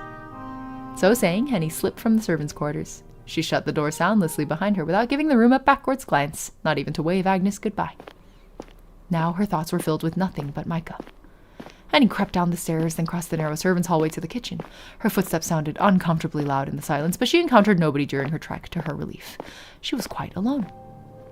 Henny eventually made it to the back door, where deliveries were made. Henny thought it better to quit the house here, where it was less likely she would be uncovered by any passersby out during a late-night stroll. Henny drew the pilfered key ring from her pocket with trembling fingers, then inserted a key into the hole. She tried to turn it, but was soon met with a resistance. The door refused to budge. She must have selected the wrong key from the chain. Henny clicked her tongue, then tried another key. This, too, refused to turn in the lock, as did the next, and the next, and the next. Each key Henny tried resulted in further failure, which made her imagination race. What if the keychain she'd swiped from Gertrude's pocket was the wrong one? There were many keys on the chain, all heavy, clunky pieces made from iron, but there was no guarantee any of them led outside. I feel like at this point it would have been wiser for her to just be like, okay, thanks for housing me for so long, like, I'm good. See you guys next time. Bye! And just like leave and not have to like, you know, cold hard panic now began to settle inside the pit of Henny's stomach. Yeah, the nat one got rolled. Her palms sweaty, Henny tried another key, the 8th if she'd been keeping count, which she hadn't. She turned the key in the lock, expecting nothing but, oh, this key, unlike the rest, did turn, and smoothly too, like butter. The lock clicked and the door swung open, cool air rushing forth to meet Henny like an old friend. Thanking both her lucky stars and her deft fingers, Henny stepped out onto the street. She closed the back door behind her, locking it, then set out into the night. Oh, she made it. Actually, wasn't sure she would. Augsburg's streets were still unfamiliar to Henny, but she remembered the way to St. Cecilia's. She had ingrained it into her consciousness during her trek there earlier that morning with Agnes, lest she should be required to return. Henny had not imagined that Johann would ask her to come back so soon. The newer words would be anachronistic and really throw your immersion. That's fair. Or so late, she supposed as she glanced up at the moon. The moon was not yet full, but soon it would be. It hung above the roofs in all the fine houses, lighting their chimney stacks with the wrought iron railings which fenced in their fine gardens. Henny hurried on, her footsteps echoing about the streets. We're either walking into a vampire situation or a vampire hunter situation. Yep. Could be both. Maybe vampires hunt other vampires. I don't know. She prayed as she walked that she did not run into anybody. Not that she knew many people in Augsburg. The city was strange to her. The people even more so. The wind brushed against Henny's exposed cheeks and her fingers, so she shivered. Oops. I didn't mean to... Here we go. It was early autumn, but it was uncommonly cold for it. It seemed the winter, when it arrived, would be frigid. Liz was like, ah, save! Henny had thought little of the upcoming months, however, being so steeped in thoughts of the past. How could she plan for the future when she knew not how Micah was? Henny's heart beat in tandem with each footstep against the cobbles, and with each monotonous strike of her heels, she thought of Micah.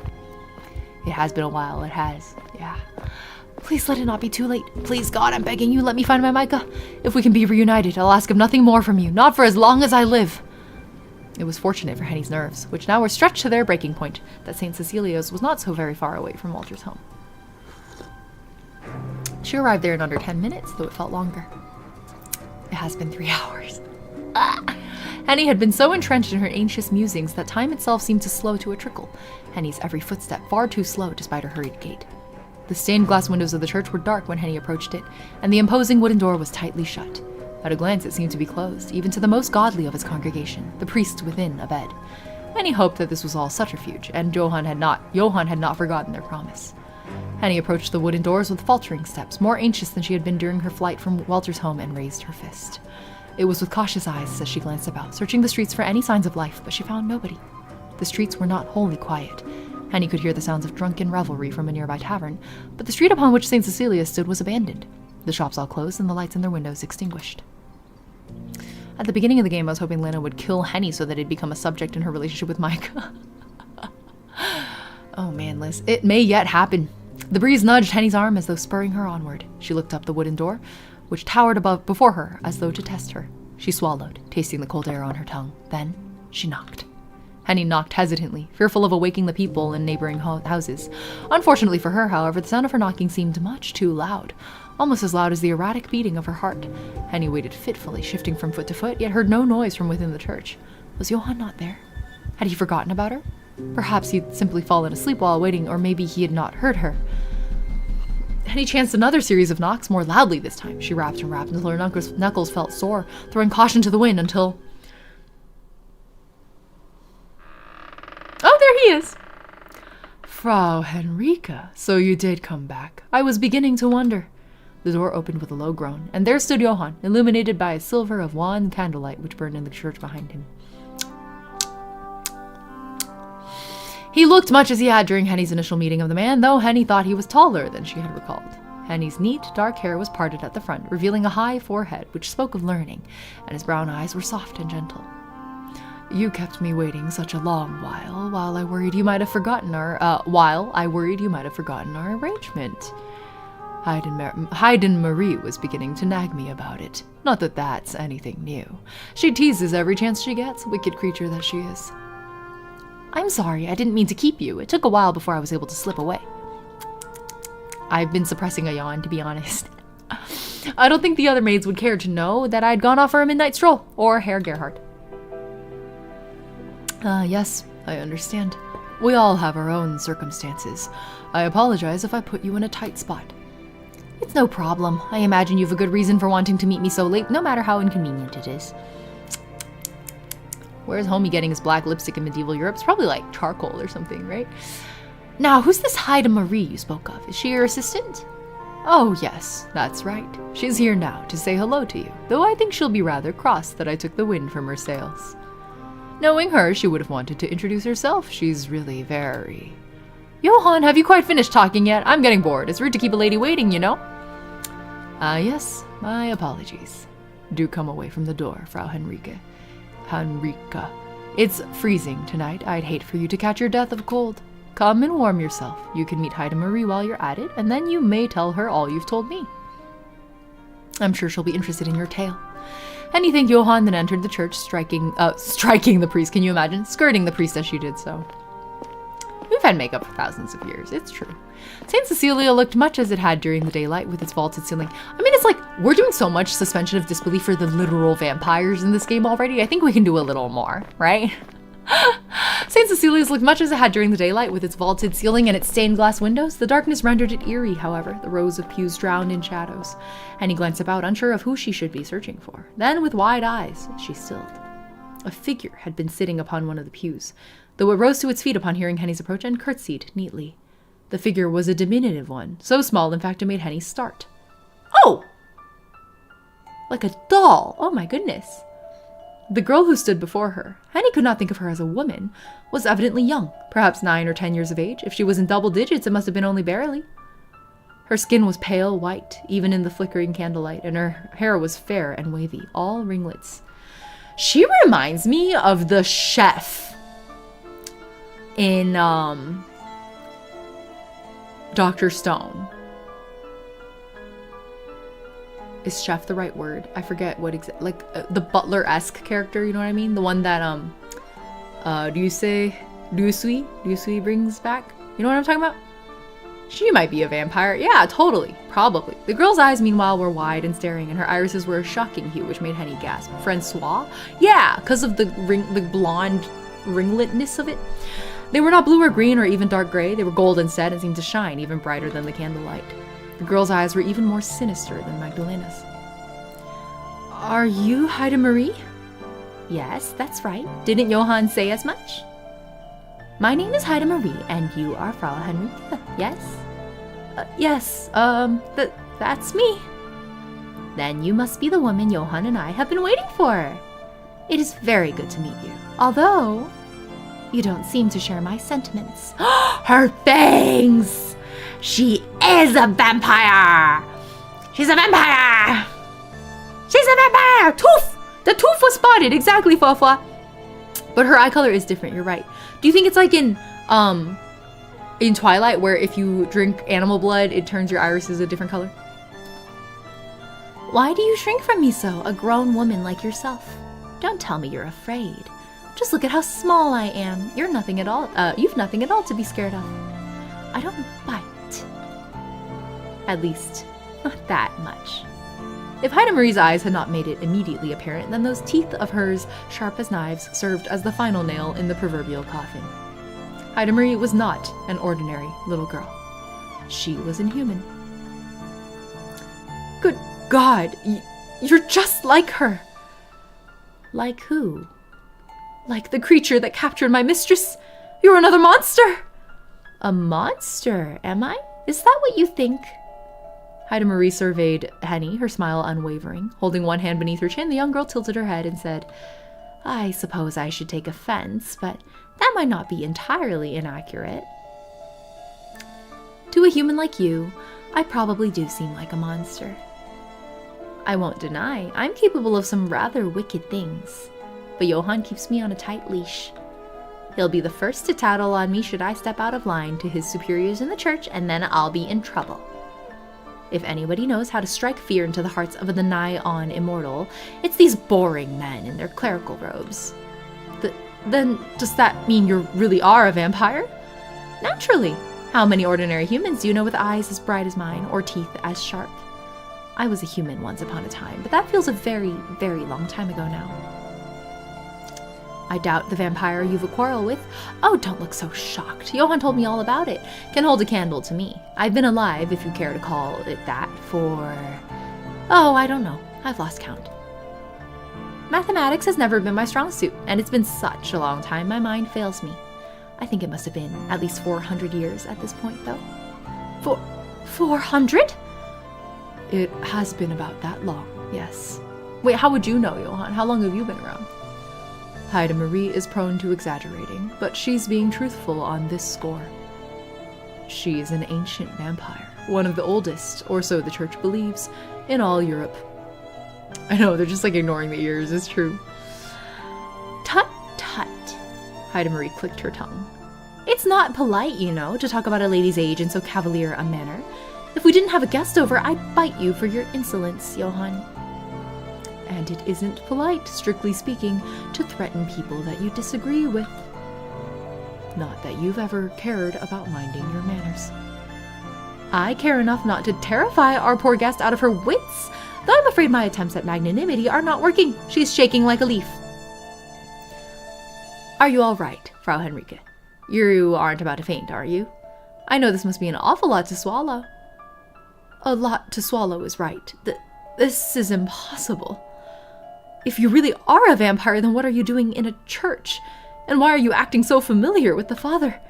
Oh, dearie me, why could that be, I wonder? Why don't you let me elucidate, Fräulein? Fräulein. I may be a vampire, and an ancient vampire at that, but I'm no mindless monster who can think of nothing but her next meal. I've had my fill of screaming humans and flowing blood, so you can rest easy. I've tasted blood better than yours in the past, I'm certain of that. I've drunk so much of it, in fact, I've just about gotten sick of it. Which is for the best, I suppose. If I'd kept up my rampaging ways, the church would have seen to me like that. Haida Marie made a gesture. Like that. Oh, like that. I've been working for the church for over a century, my servitude in exchange for my continued life, and I've curtailed my bloodlust accordingly.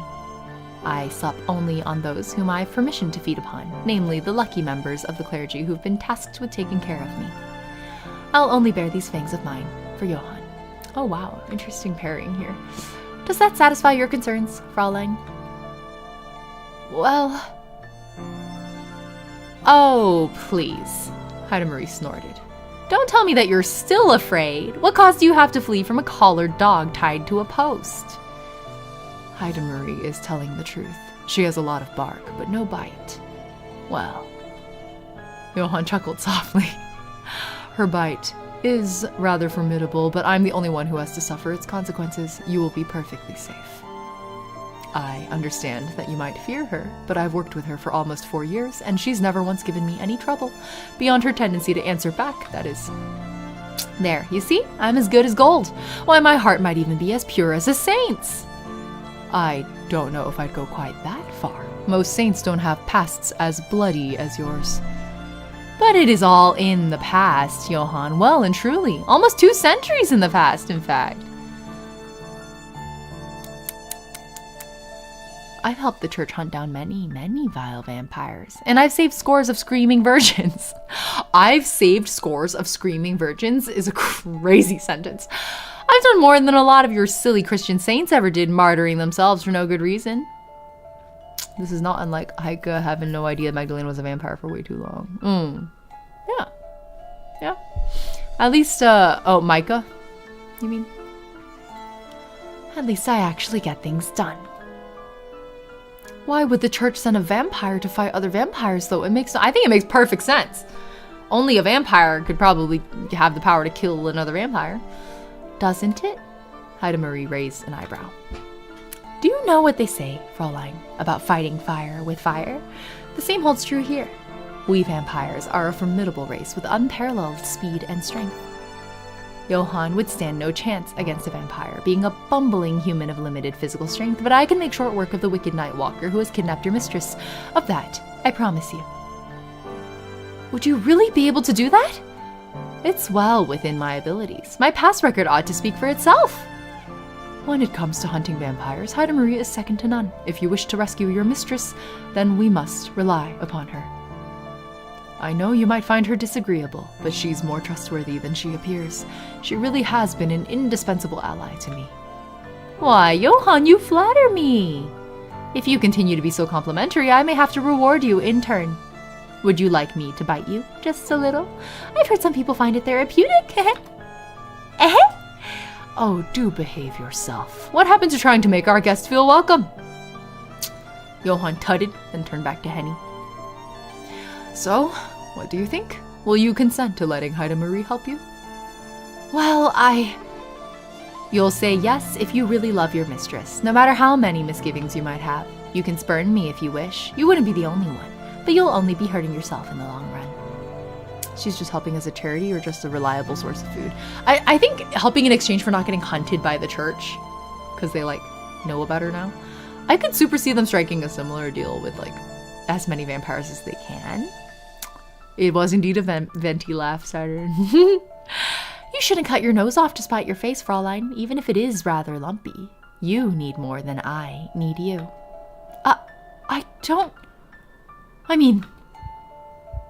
Henny stood still for several moments, dithering, her heart hammering like a war drum within her chest. Oh no, here it comes again. Oh no. Okay, she hadn't imagined that Johann's acquaintance might be another vampire, one who seemed even more fearsome than Magdalena. It was all a lot to take in. She was still reeling, hurt by Johann's lack of transparency, stung by Haida Marie's impish words, and, yes, afraid to be in such close proximity of yet another godless creature. Up until 2 weeks prior, Henny had not known vampires existed. Now she had learned to fear them. Looking at Haida Marie made Henny's blood run cold, but so too did the memory of what Magdalena had done to those bandits. It was impossible that a human could contend with such strength, but Haida Marie was not a human. As a fellow vampire, perhaps she could overwhelm Magdalena. It was worth a try, at least. Anything was for Micah's sake. All right. I'm prepared to trust you, Haida Marie, despite my misgivings. I will leave my mistress's safety in your hands. And what capable hands I have. So fair and slender, like two lovely lilies. Oh my god! Yuri. Thank you for your vote of confidence, Fraulein. You're most kind. Haida Marie took her ornate skirts in both hands, then dropped a curtsy. Ornate skirts? We have not seen those. I would be more than happy to assist you with your little problem. It's been a while since I went on a hunt, and I've been fitfully bored. There's like a hair or something in my eye. I think I got it. Before that, however, I would propose a plan. What sort of plan? Okay, hold on, I didn't get it. What's in my eye?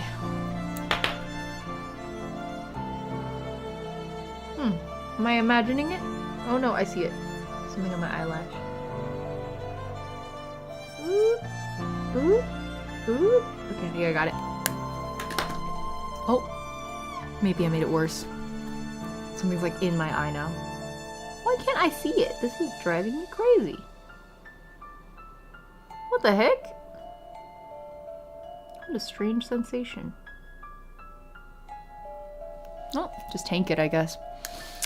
Yuri mentioned a popular IRL esoteric conspiracy theory is that the Vatican and by extension the church had similar agreements with assassins of an inhuman nature. I gather this might be where the story idea comes from. Oh, that's pretty cool, actually.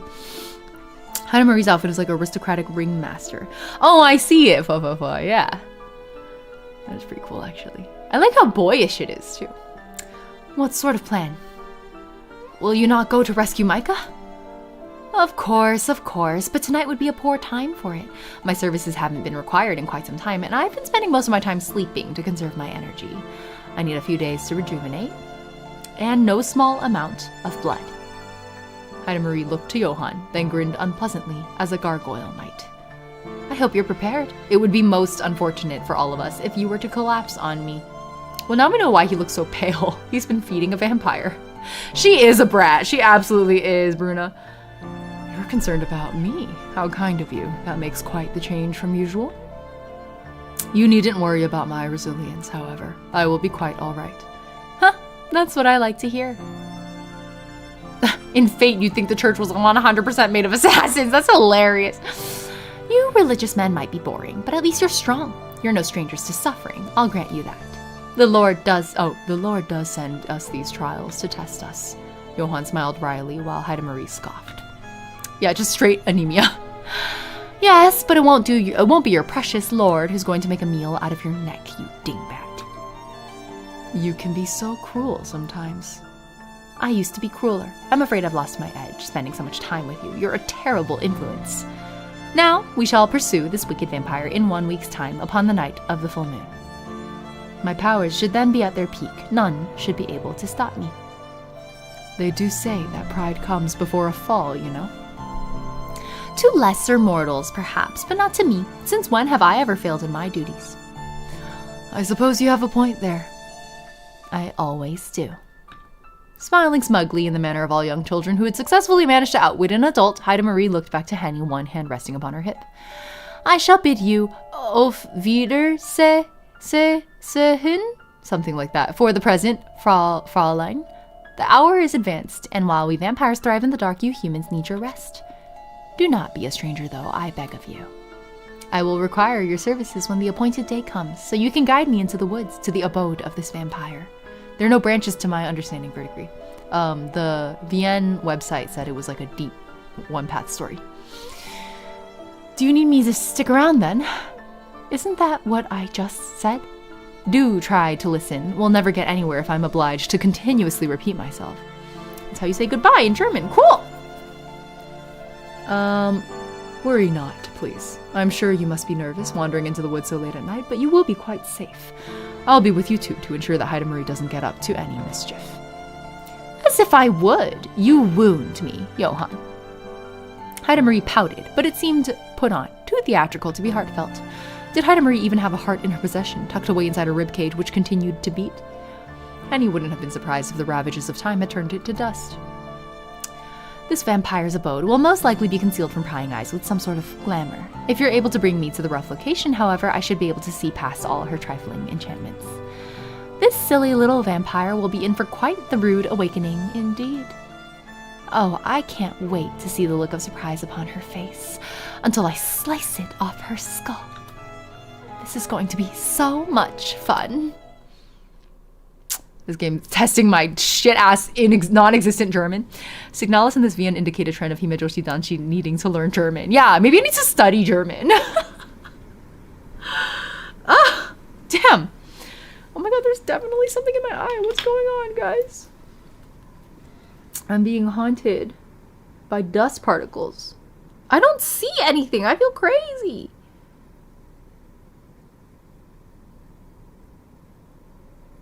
The fuck? There's nothing. But I can feel it.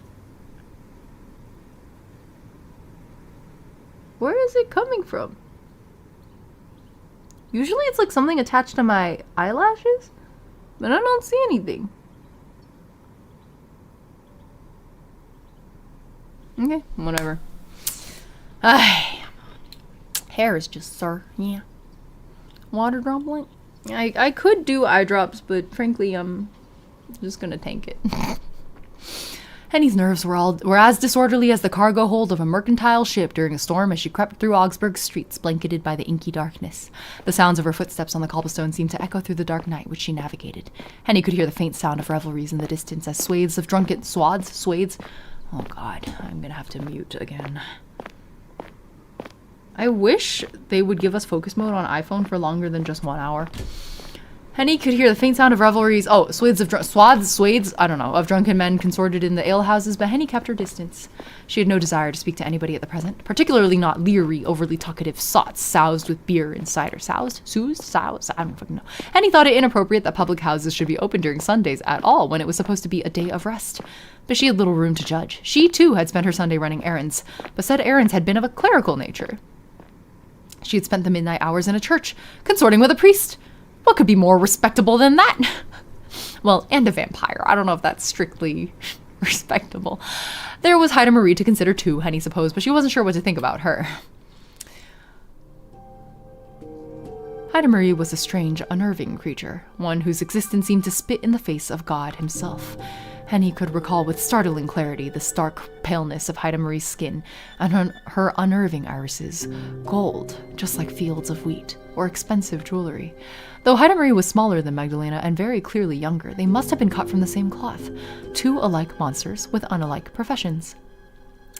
Oh, hello, Fairy Slash. Oh my god, you went at 2.5x speed when I already read pretty fast? That's impressive. You never saw The Sound of Music? I have. There's a whole song about that word.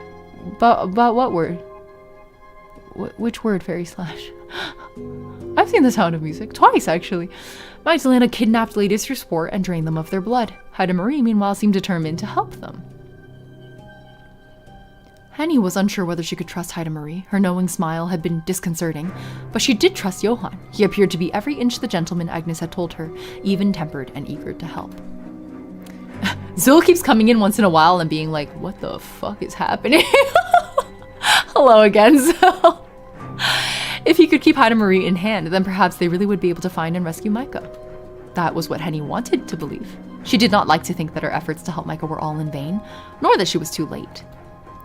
Henny knew she could not discount the possibility. It had been over a fortnight since Micah had been taken prisoner, but neither did she want to dwell upon it. No, go out, only Ying. Says Liz, who's definitely staying up way too late to watch this stream. She had allies now, though she'd found them in an unlikely place, and things soon would be set into motion. With Haida Marie and Johann's help, she could venture forth into the woods and she would find Magdalena's home once more. You watch all videos at 2.5x speed. That's so impressive. Auf Wiedersehen? Oh, as in the like, so long, farewell. We must bid you adieu. Oh, auf Wiedersehen. Oh, that's the lyric? I've never looked it up. That's what they're saying? So long, farewell, auf Wiedersehen, goodbye. Is that what it was? Something like that? Okay, yes, yeah, okay, well, that's the lyric. Oh, okay, anyway. Oh my god, Unicorn pulling an all-nighter? You guys, come on. The VODs exist for a reason. Okay, it's okay. You're all, I hope, grown people who can make your own decisions. I just hope they're not stupid fucking decisions. There they would confront the wicked vampire who would imprison Micah and they would save her. That's how you pronounce it. Oh, okay. Like a fairy tale, everything would end happily ever after, though the fairy tales Henny's mother had told her as a child had rarely ended like that. It makes sense because it's in Austria. Yeah, that's true. That's true. I have to go out soon anyway, no point. Oh no, Unicorn! I might need to use that other chatter's advice. Watch this before going to sleep. So I think it was Bruna's advice to me. Bruna was like, did you know, to help aid your sleep, you can listen to a streamer named Ying. The fairy tales imported from France, such as Cinderella, had ended cheerily enough, with goodness reigning triumphal and royal weddings, but the homespun tales which originated in German soil were of a less cheerful bent. Those tales had been full of dead or dying children, basins full of body parts and heads lopped off. I feel like they were mostly like cautionary fables, right? Henny shivered as the cold wind nipped her fingers. But the movie totally made up Edelweiss being culturally meaningful. Really? I really like that song. Damn, didn't know that. No, she would not think of that. Micah wasn't dead. She couldn't be dead. If she lost faith in Micah now, she would be no better than Walter. Their voice really is soothing. Thank you, Bruna. I appreciate that. He had given up on his fiancée earlier than most rakes might have, but Henny would not.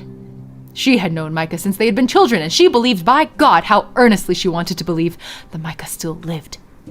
Micah might have appeared frail, but she was not the sort to simply give in. She had more panache than her pale complexion would have credited. That was why Micah and her mother had always been at loggerheads. Lady Von Essen had not known what to do with her child who'd been so infuriatingly willful. Lady Von Essen had thought that Micah's stubbornness was a defect, but Henny had always thought otherwise. Henny loved Micah for her fieriness. My brain almost said Fieri, like Guy Fieri. Fieriness?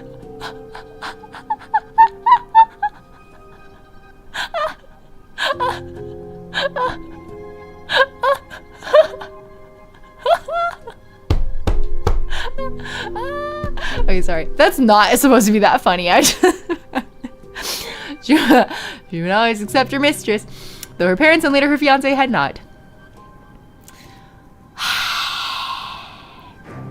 That was why she meant to try so hard, for Micah's sake. She would do anything to ensure her mistress's safety, even lacerate her soles upon a sea of broken glass. Wow, just like the Little Mermaid. Oh my god, we just got a Twitch follow from 4D2TOTXXBQ9EZ6I8. Welcome. I'm defending you. It was not glass, fortunately, which Henny had to navigate, but cobblestones, and they were far less precarious. Henny stole away to Walter Gerhardt's house, which looked larger and more imposing than ever in the shadows. She then crept about to the back door, where the servants entered and exited. Unseen by all save the watchful moon, Henny slid her ill-gotten key into the lock and twisted it.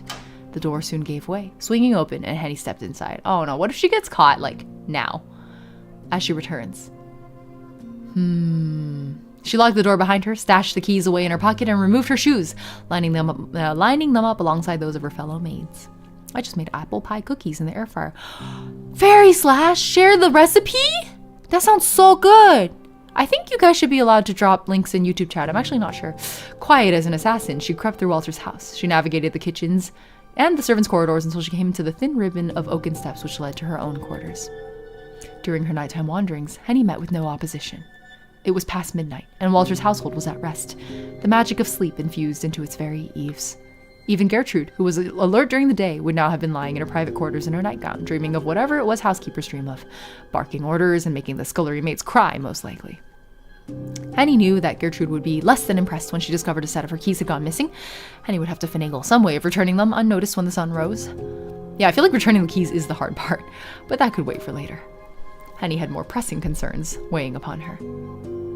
She crept across the hallway, praying for the wooden floorboards not to creak or to give her away. Pillsbury cookie dough.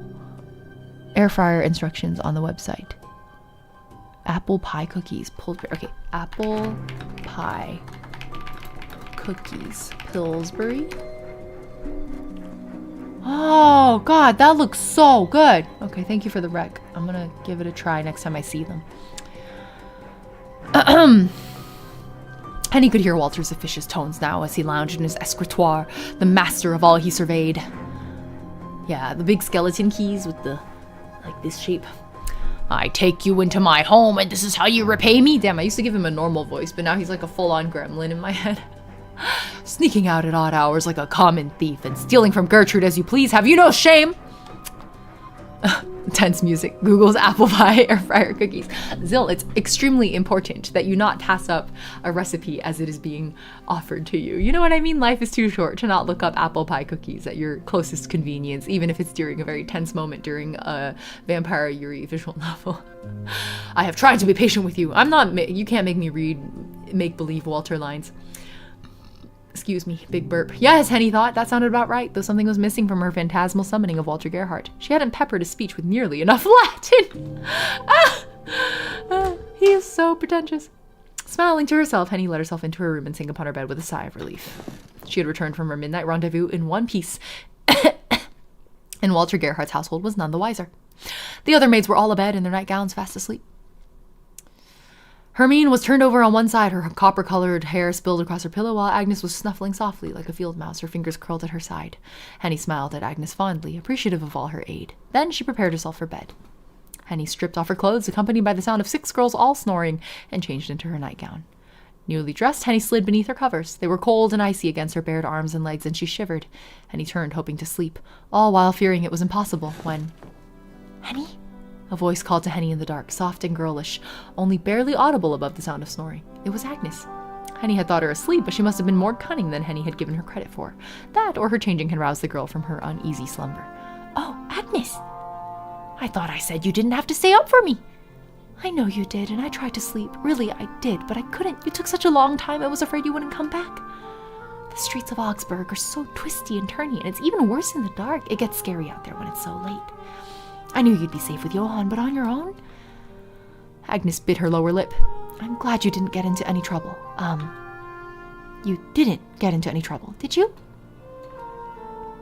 No, I didn't. As you can see, I'm quite all right. I kept my head down, feet moving, and I didn't stop to talk to any strange men other than Father Dvorak at the church. Admittedly a strange man. That is true. Do you suppose he counts? I think he counts. I think he definitely counts as a strange man. Have you seen his... I don't even know how to explain it. Goth, twink, something, or whatever. Whatever. He is quite unusual for a priest, yes, but I'm very fond of him. Miso cookies, those are good. Have you not had miso cookies before? You should try. Miso caramel is a really good combination, actually, for that savory sweet combo. But there's miso. What are miso cookies? I guess it's a brand. Me too. I think you might be onto something there. So, what did he say? Did he agree to help you find your mistress? And he nodded. He said it would be impossible, but first he asked me to wait a few days. He said we'd have better luck rescuing Micah, that is to say, my lady, when the moon is full. I can't see why exactly, but he seemed to know what he was talking about. Father Dvorak always does. He knew just what to say when my mother was at her worst, too. She was in such a bad way, I thought she'd never get better, but Father Dvorak proved me wrong. He really can do the impossible. Just you see. I'm sure he'll be able to rescue Lady Micah. Miso cookies from Spot here in, Spot?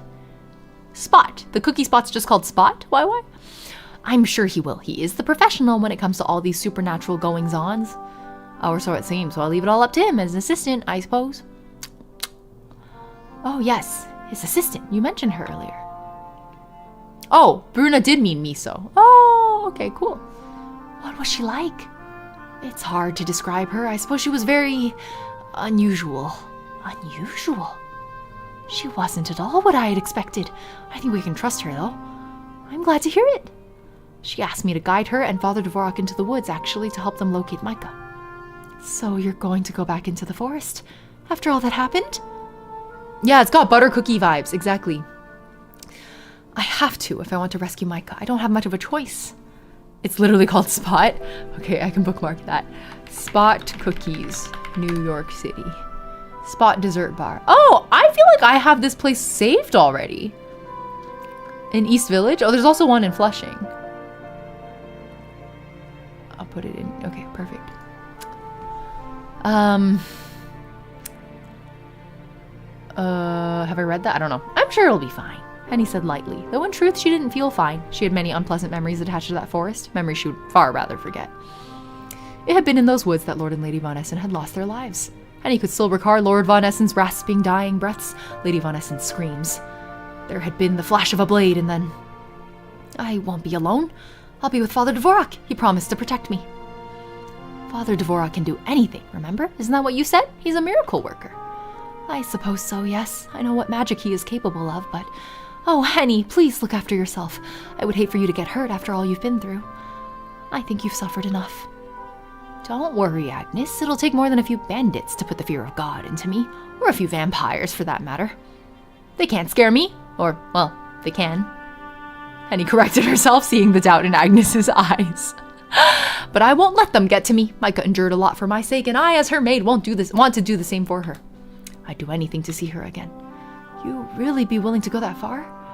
Of course I would. Micah's the most important person in the world to me. Her happiness is my happiness. I know, Henny's the best, right? She's so comforting.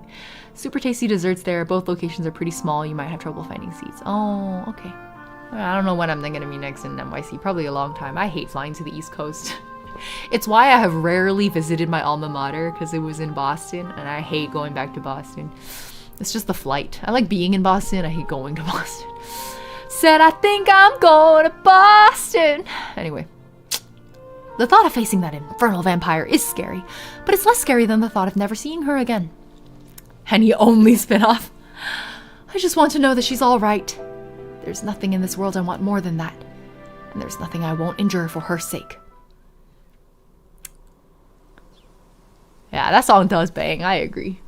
Another week passed, a week which for Henny was spent in anticipation of the full moon, when she would travel once more into the woods with Johann and Haida Marie. For Micah, however, this week seemed very uneventful indeed. Magdalena had continued to drain Micah of her blood in the nights with her silvery knife and the ceramic bowl used to catch her blood. They talked a little during these sessions, though their dialogue was almost always clipped, Micah wincing from the pain while Magdalena winced at inflicting it. Magdalena had stopped sitting with Micah when she ate her dinner, and their turn in the garden seemed a thing of the distant past. Micah feared their relationship would continue thus, stoic and uninvolved, save for the regular bloodletting, until one overcast Wednesday morning when Magdalena again brought Micah her breakfast in person. Magdalena had been depositing Micah's breakfast upon her bedside while she slept during the last few days, and she had when Micah first took up her unwilling residence in Magdalena's home. She thought Magdalena's early morning greetings had been a one-off, not to be repeated. Evidently, she'd been wrong. Okay, I'm gonna save. Yippee! Half asleep, Micah was roused by a rapping of knuckles upon her door, which then swung open to reveal Magdalena. Pale of face and of hair, her under eyes dark and smudged as though with pencil lead. Magdalena bore in her hands a tray, upon which was a pot of tea and a plate of 2 buttered scones. "Here you are, my lady." Magdalena rested the tray upon Micah's lap, who still sat in bed with an exaggerated flourish, then a neat curtsy. Yay, a save! She saved again, can you believe it? I haven't heard Augustana in forever. That just gave me a massive nostalgia flash. Augustana? What does that mean? Oh, that's the only Augustana song. Oh! You guys meant the band. I thought it was like mentioned in the game or something. Really threw me for a loop there. Forgot I sang the song. I hope today's breakfast finds you well. Oh, thank you. To what do I owe the pleasure? Do I need a reason to check in on my favorite prisoner? I thought only that it had been a while since I had paid you an unexpected visit, and it would do well to keep you on your toes. I would so hate for us to fall into a routine. They're awfully dull. You may accuse me of being cruel as much as you want, but I can't bear the thought of being called boring. Her little pout! Oh, you are anything but that. Micah reassured Magdalena with a small smile. By now, the surprise of Magdalena's visit had begun to wear thin, and Micah had begun to feel a strange stirring in her breast. It was not fear nor anxiety, as it had been in the beginning, but something softer and sweeter. It was hard to put her finger upon what it was exactly, but... I won't say I'm in love. Sha-la-la-la-la-la. Ah! You should pour yourself some tea, and quickly, before it gets cold. That would be an awful waste. I think you will like today's blend. It's apple tea with a touch of honey. I can only hope it isn't too sweet. Oh no, it's fine. I like sweet food. I know you do. You have the palate of a small child. Magdalena smiled, her cheeks dimpling despite her obvious exhaustion, and gestured to the teapot. Hercules' best Disney movie. It was a very good one. But I'm a Mulan liker myself. Go on, drink, do. You need to preserve your strength. Thank you. That is very thoughtful of you. Micah reached for the teapot and began to pour. A steam of amber-colored liquid spilt from the spout of the pot and into her cup, all the while exuding forth fragrant steam. The tea both looked and smelled delicious, as sweet and fresh as an orchard. Micah let her fingers curl about the handle of her cup. Slowly, she brought it to her lips. She blew upon the surface of the apple tea to further cool it, then sipped. As she drank, she became aware of Magdalena's eyes affixed upon her own. Magdalena's gaze was steady and disconcertingly serious, despite her previous stream of prattle, as though meaning to commit Micah's every contour to memory. Was she anxious that, at any given moment, Micah might disappear like the steam which unfurled from her teacup? The experience was not wholly pleasant, and it made Micah's skin prickle. Sweet though the tea was, Micah found she could not focus upon it, not when Magdalena's gaze was so doleful. Did Magdalena know something she did not? Perhaps there was a reason beyond her visit that cool, overcast Wednesday morning beyond mere whimsy. Was today to be the final time Magdalena would serve Micah breakfast? The final time they would sit together and talk as though they were equals? Perhaps that night Magdalena meant to end it all. The regular bloodletting sessions had left Micah feeling drained, and the inside of her arm stung horribly when she tried to sleep. Anxious thoughts festered inside Micah's mind like mushrooms did in the dark until they threatened to overwhelm her. The tea, all of a sudden, tasted too sweet upon her tongue, and she choked upon it. Oh, Micah! Magdalena started forth to rub Micah's back with her right hand, her fingers uncomfortably cold even through the fabric of Micah's nightgown. Are you all right? Here, let me help you. Magdalena patted Micah's back until their coughs had subsided, her expression one of concern, like that of a friend, or perhaps even a lover.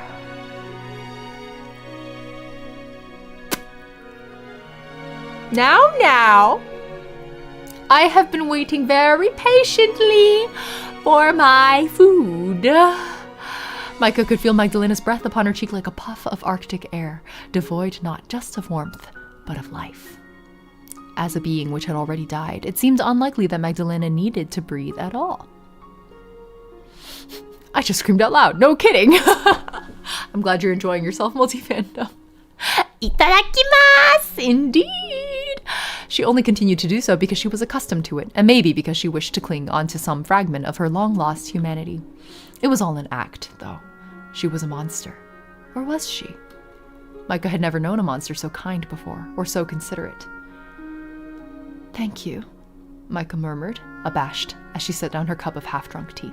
She felt overwhelmed by her feelings for Magdalena, and found she could not look her hostess in the eye. There's no need to thank me, dear. I brought you that tea as a token of kindness. I would hate for you to choke upon it.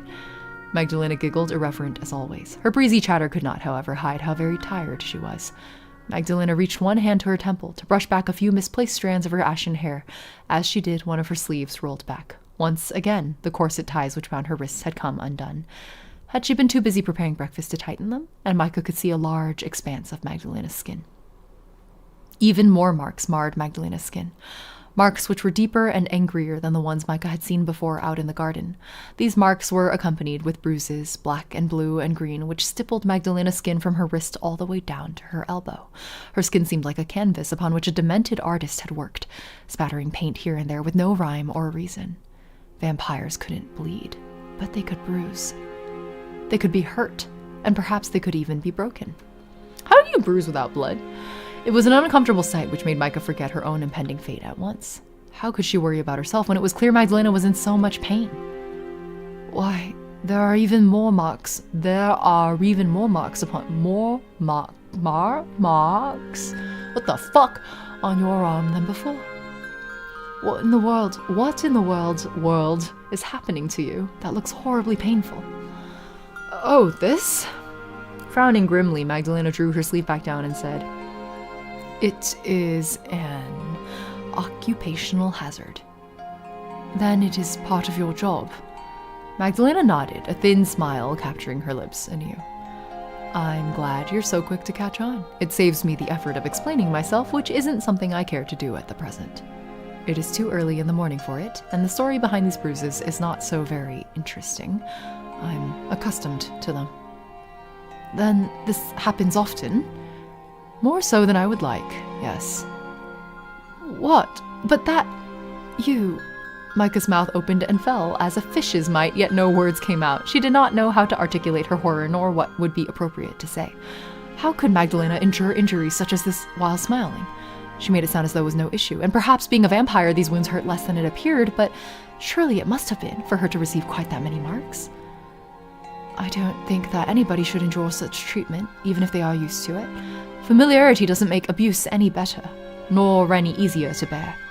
In fact, I think it makes it even worse. It's not always easy to bear, indeed. Yeah, aren't bruises made because of blood? Exactly. That's why I'm like, how do vampires bruise? But why are you worrying about me, silly thing? Smiling, Magdalena poked Micah's nose with the tip of her index finger.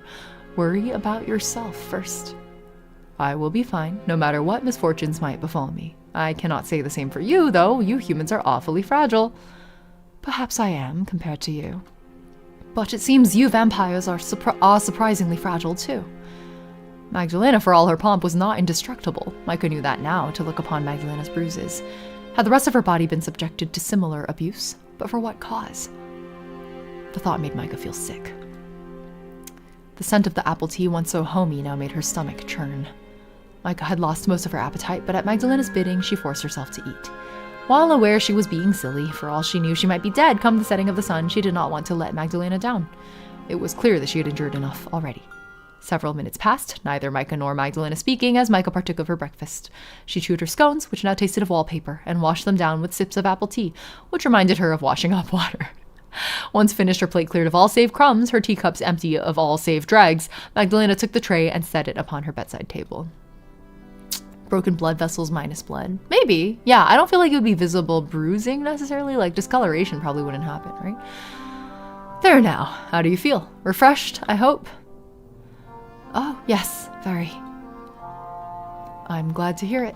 Now, do you wish me to help you with your toilet? How do you... I don't know. Whatever. You can hardly sit abed all day in your night clothes.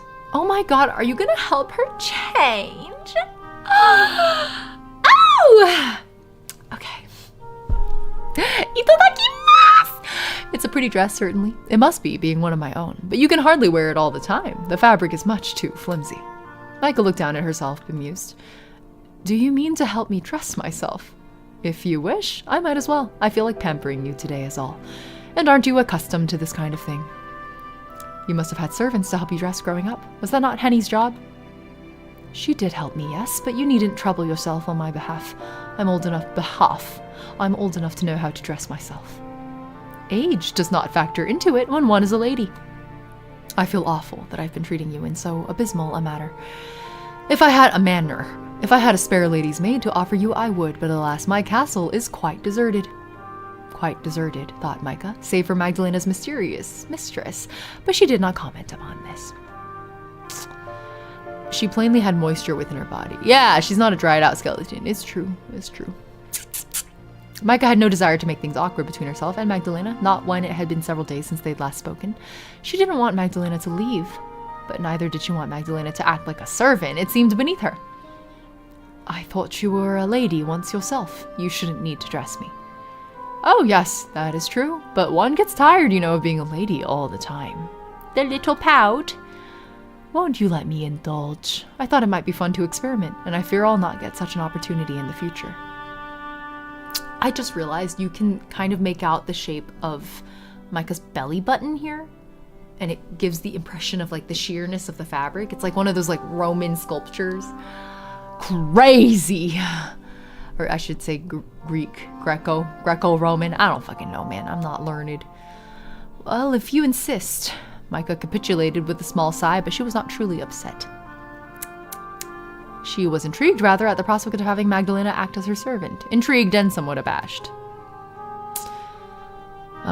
Bruises are blood breaking down, so if she didn't have any blood at all, she wouldn't bruise, I think. But if she didn't have any blood at all, her eyes probably wouldn't be red either, to be fair. Oh, that's fair.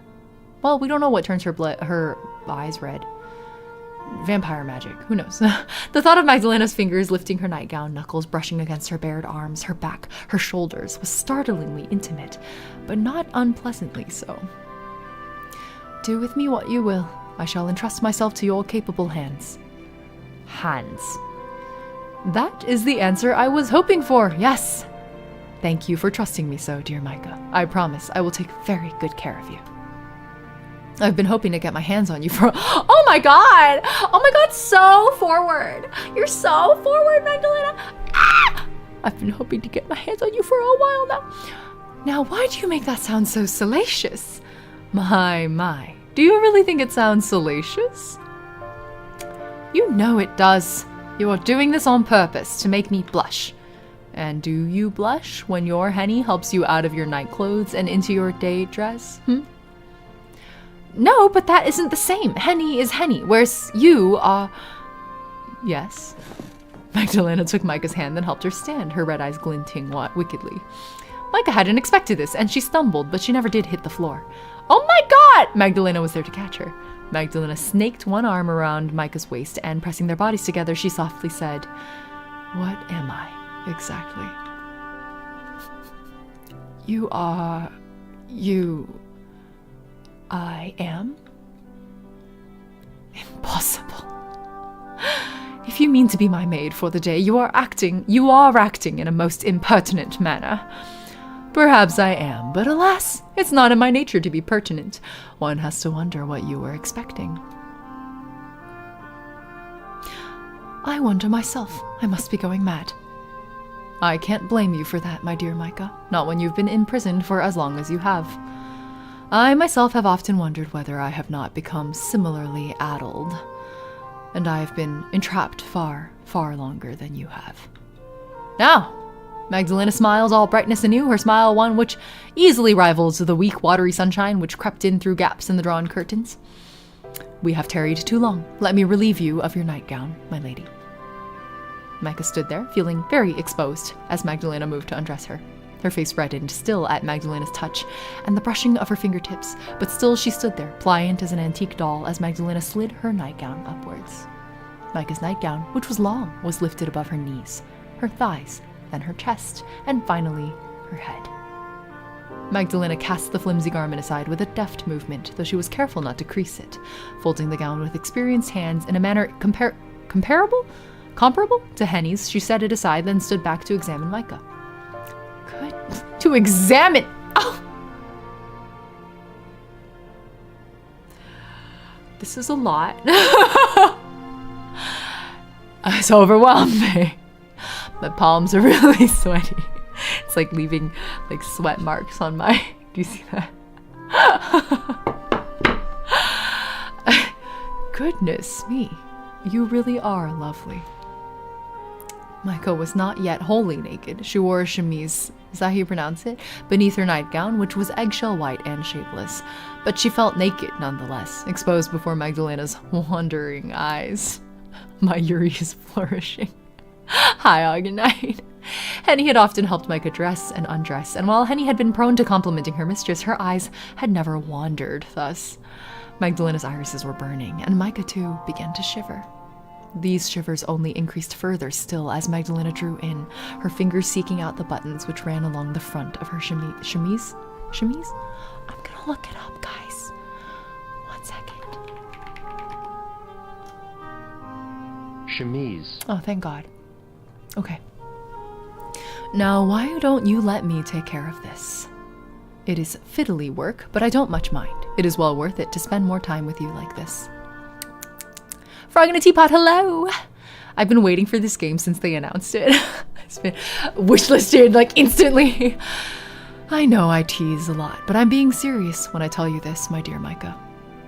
I really did miss spending time with you.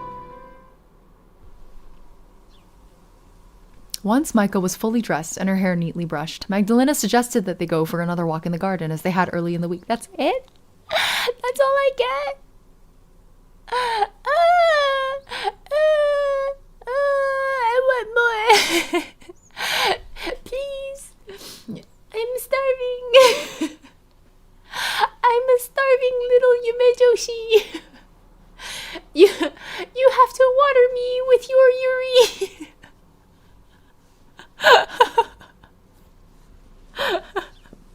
Feed us. Oh, I'm going weak. I'm going to starve to death. This really looks like you don't have the DLC cut. No! But I can't stream the DLC. It's not stream safe. Oh, no. Not even a crumb? Okay, you know what? You know what I need to do? I need to go back and save. I have to save right here.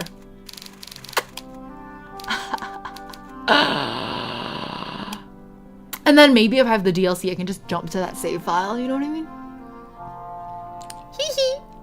I don't think Twitch would like that, multi-phantom. Yeah. Okay. Strategic black screen. Maybe. You have to save? Let's... No splash art of her dressing her. We were robbed! We were robbed! Oh. Oh, if I'm not fed, I'll perish. I fear I am but a starving Victorian child, deprived of my Yuri. Please, sir, can I have some more? More! The Yume Joshi wants more! I'm going insane. I fear I may not make it to the next morning. It's over! Here I perish!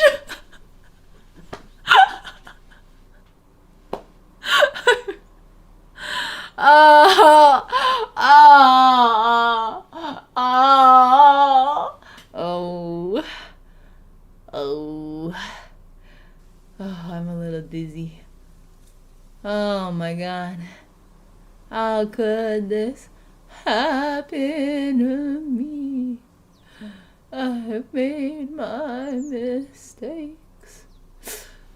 I know the solution. I have to buy the NSFW DLC. That is the solution. That is how this poor, starving Victorian child will procure more Yuri. I must live to see another day. I must yet indulge in the proclivities, the feast that yet awaits me in the NSFW 18 plus DLC. Yes, the Yume Joshi demands more. And I will have it! I will have it thus. Discord NSFW stream? Yo, oh my god, maybe that's how I can force you guys to like, maybe I should start a Patreon. That feels impure, guys. Do not deny me. I fear I may have been hyperventilating a little bit because my hands are tingling, which is always a sign I haven't been breathing properly. Here, give me a moment. I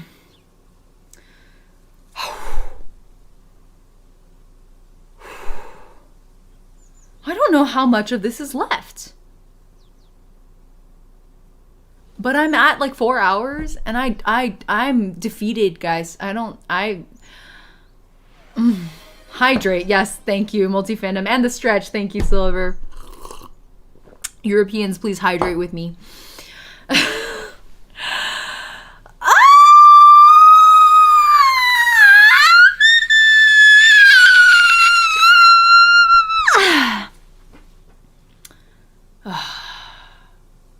One cannot consume Yuri if one does not breathe. You are so correct, frog in a teapot. I must breathe measured, healthy breaths if I am to make it to a future day upon which I can perceive the Yuri. I think it's so funny that like in the British accent it becomes Yuri. The page of the game says 48 hours of gameplay, so I wager we're not so far from the ending, which is terrifying. It's terrifying, Ying. Okay, well, then I will schedule one more stream for tomorrow where we finish this.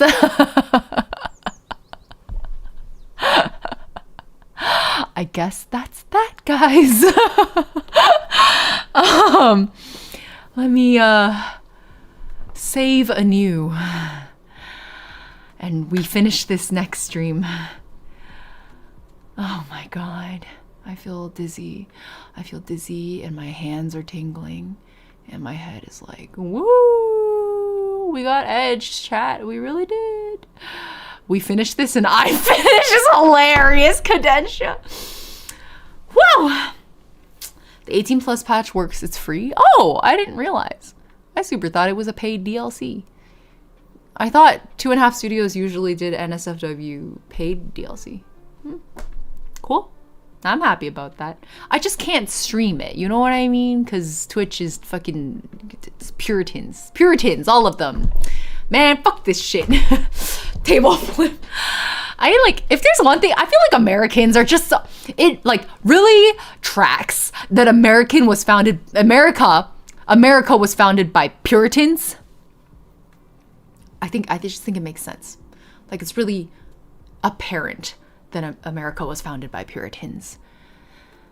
Because, like, I feel like when you go to Europe, I feel like my fellow Europeans here can back me up on that. Not my fellow my Europeans in chat can back me, the American, up on this. Is that, like, because I studied in Europe for a hot minute.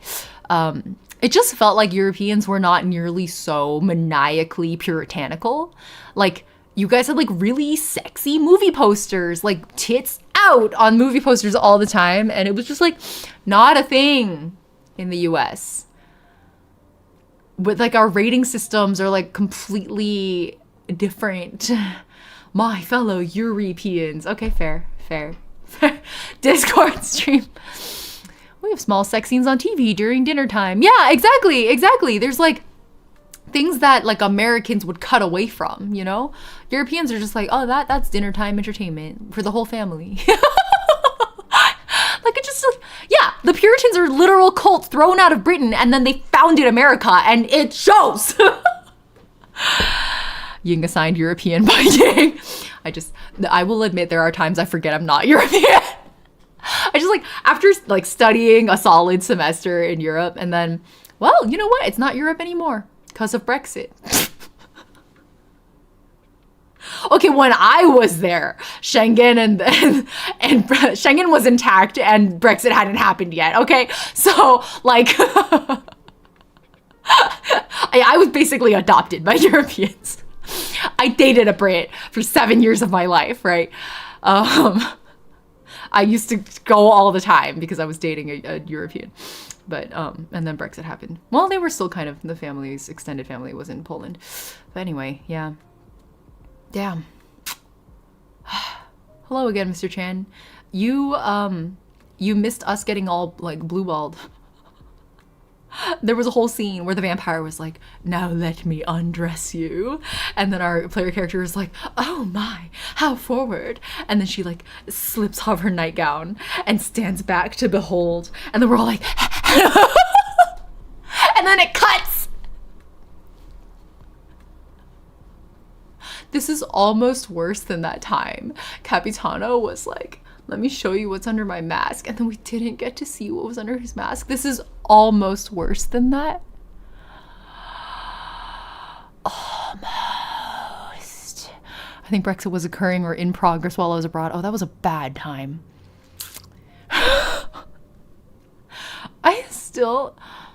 What was it? Do you remember when Brexit happened and it was like the most like ridiculous fucking like write-in style paper ballots, and then like they literally looked like somebody had just like printed them out of some brand, like somebody's home printer, and like fucking like cut them and like those were the ballots.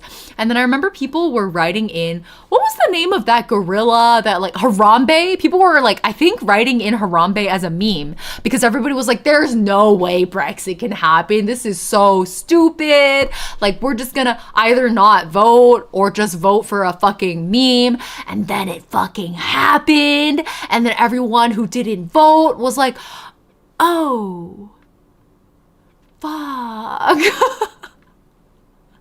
Like it was just a bad time. It was a bad time.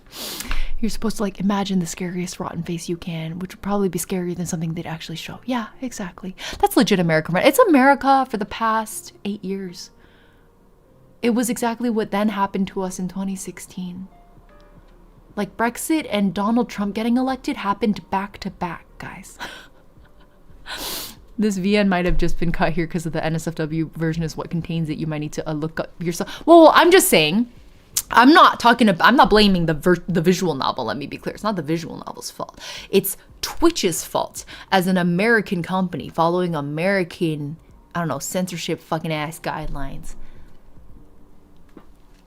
If this were a European VN, I'm sure it would be a European streaming platform that wasn't streaming to Americans. Maybe we'd be fine. America ruins everything because we're all over the fucking internet, and then everybody's fucking guidelines has to follow American fucking guidelines. Anyways, this is all to say America was founded by Puritans, and I think it's very apparent, especially when you compare them to like French people in particular. The French are crazy. To me, an American, the French are crazy. So yeah, we're like, what's the point of the 18+ tag? Yeah. Anyway, just saying, just trying to make a point. I will see you guys tomorrow to finish Yuri Vampire VN with goth twink priest and small child 400-year-old vampire who's also a vampire hunter, and Henny. The Danish sunbathe in their summer with everything out there. Yeah, like clothing optional is like the default on European beaches. In the US, if you go to a clothing optional beach, people give you weird looks. Like when I told people I went to Esalen and the hot springs and the pool were clothing optional, people looked at me like I joined a cult. And I was like, it's not that deep. Goth twink priest, you missed the goth twink priest, Mr. Chan. I'm sorry, it was goth twink he him lesbian priest. Can you call a he him lesbian a twink? I don't think that works. I don't think that works actually. Goth, twink / he, him, lesbian, priest. You can interpret it how you will, like whichever fork of the path you choose. I think both apply.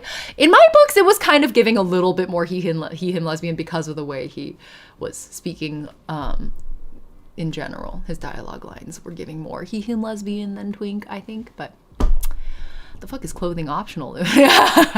Liz, the French person, is like, what is clothing optional? Clothing optional is exactly what it sounds like. A clothing optional beach is a beach where you're not legally required to wear clothes on.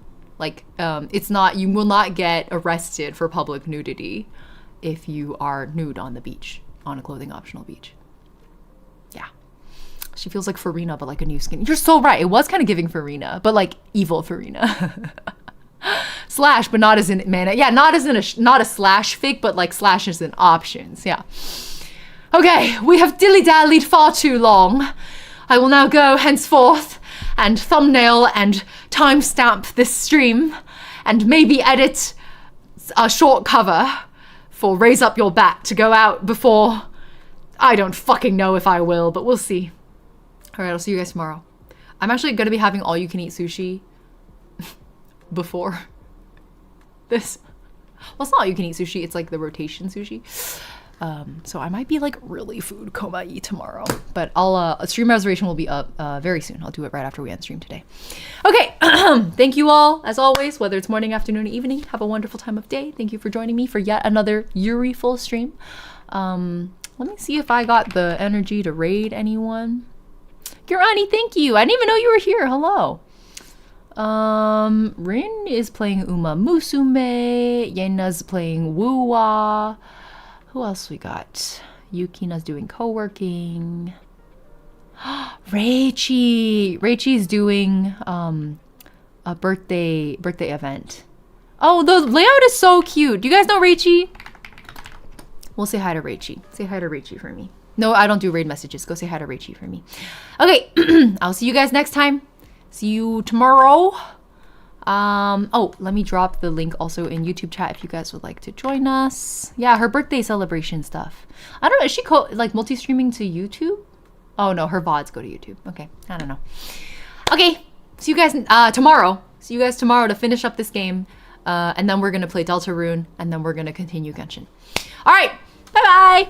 Say hi to Reichi for me. Say happy birthday to Reichi for me. Bye-bye. See you in her chat.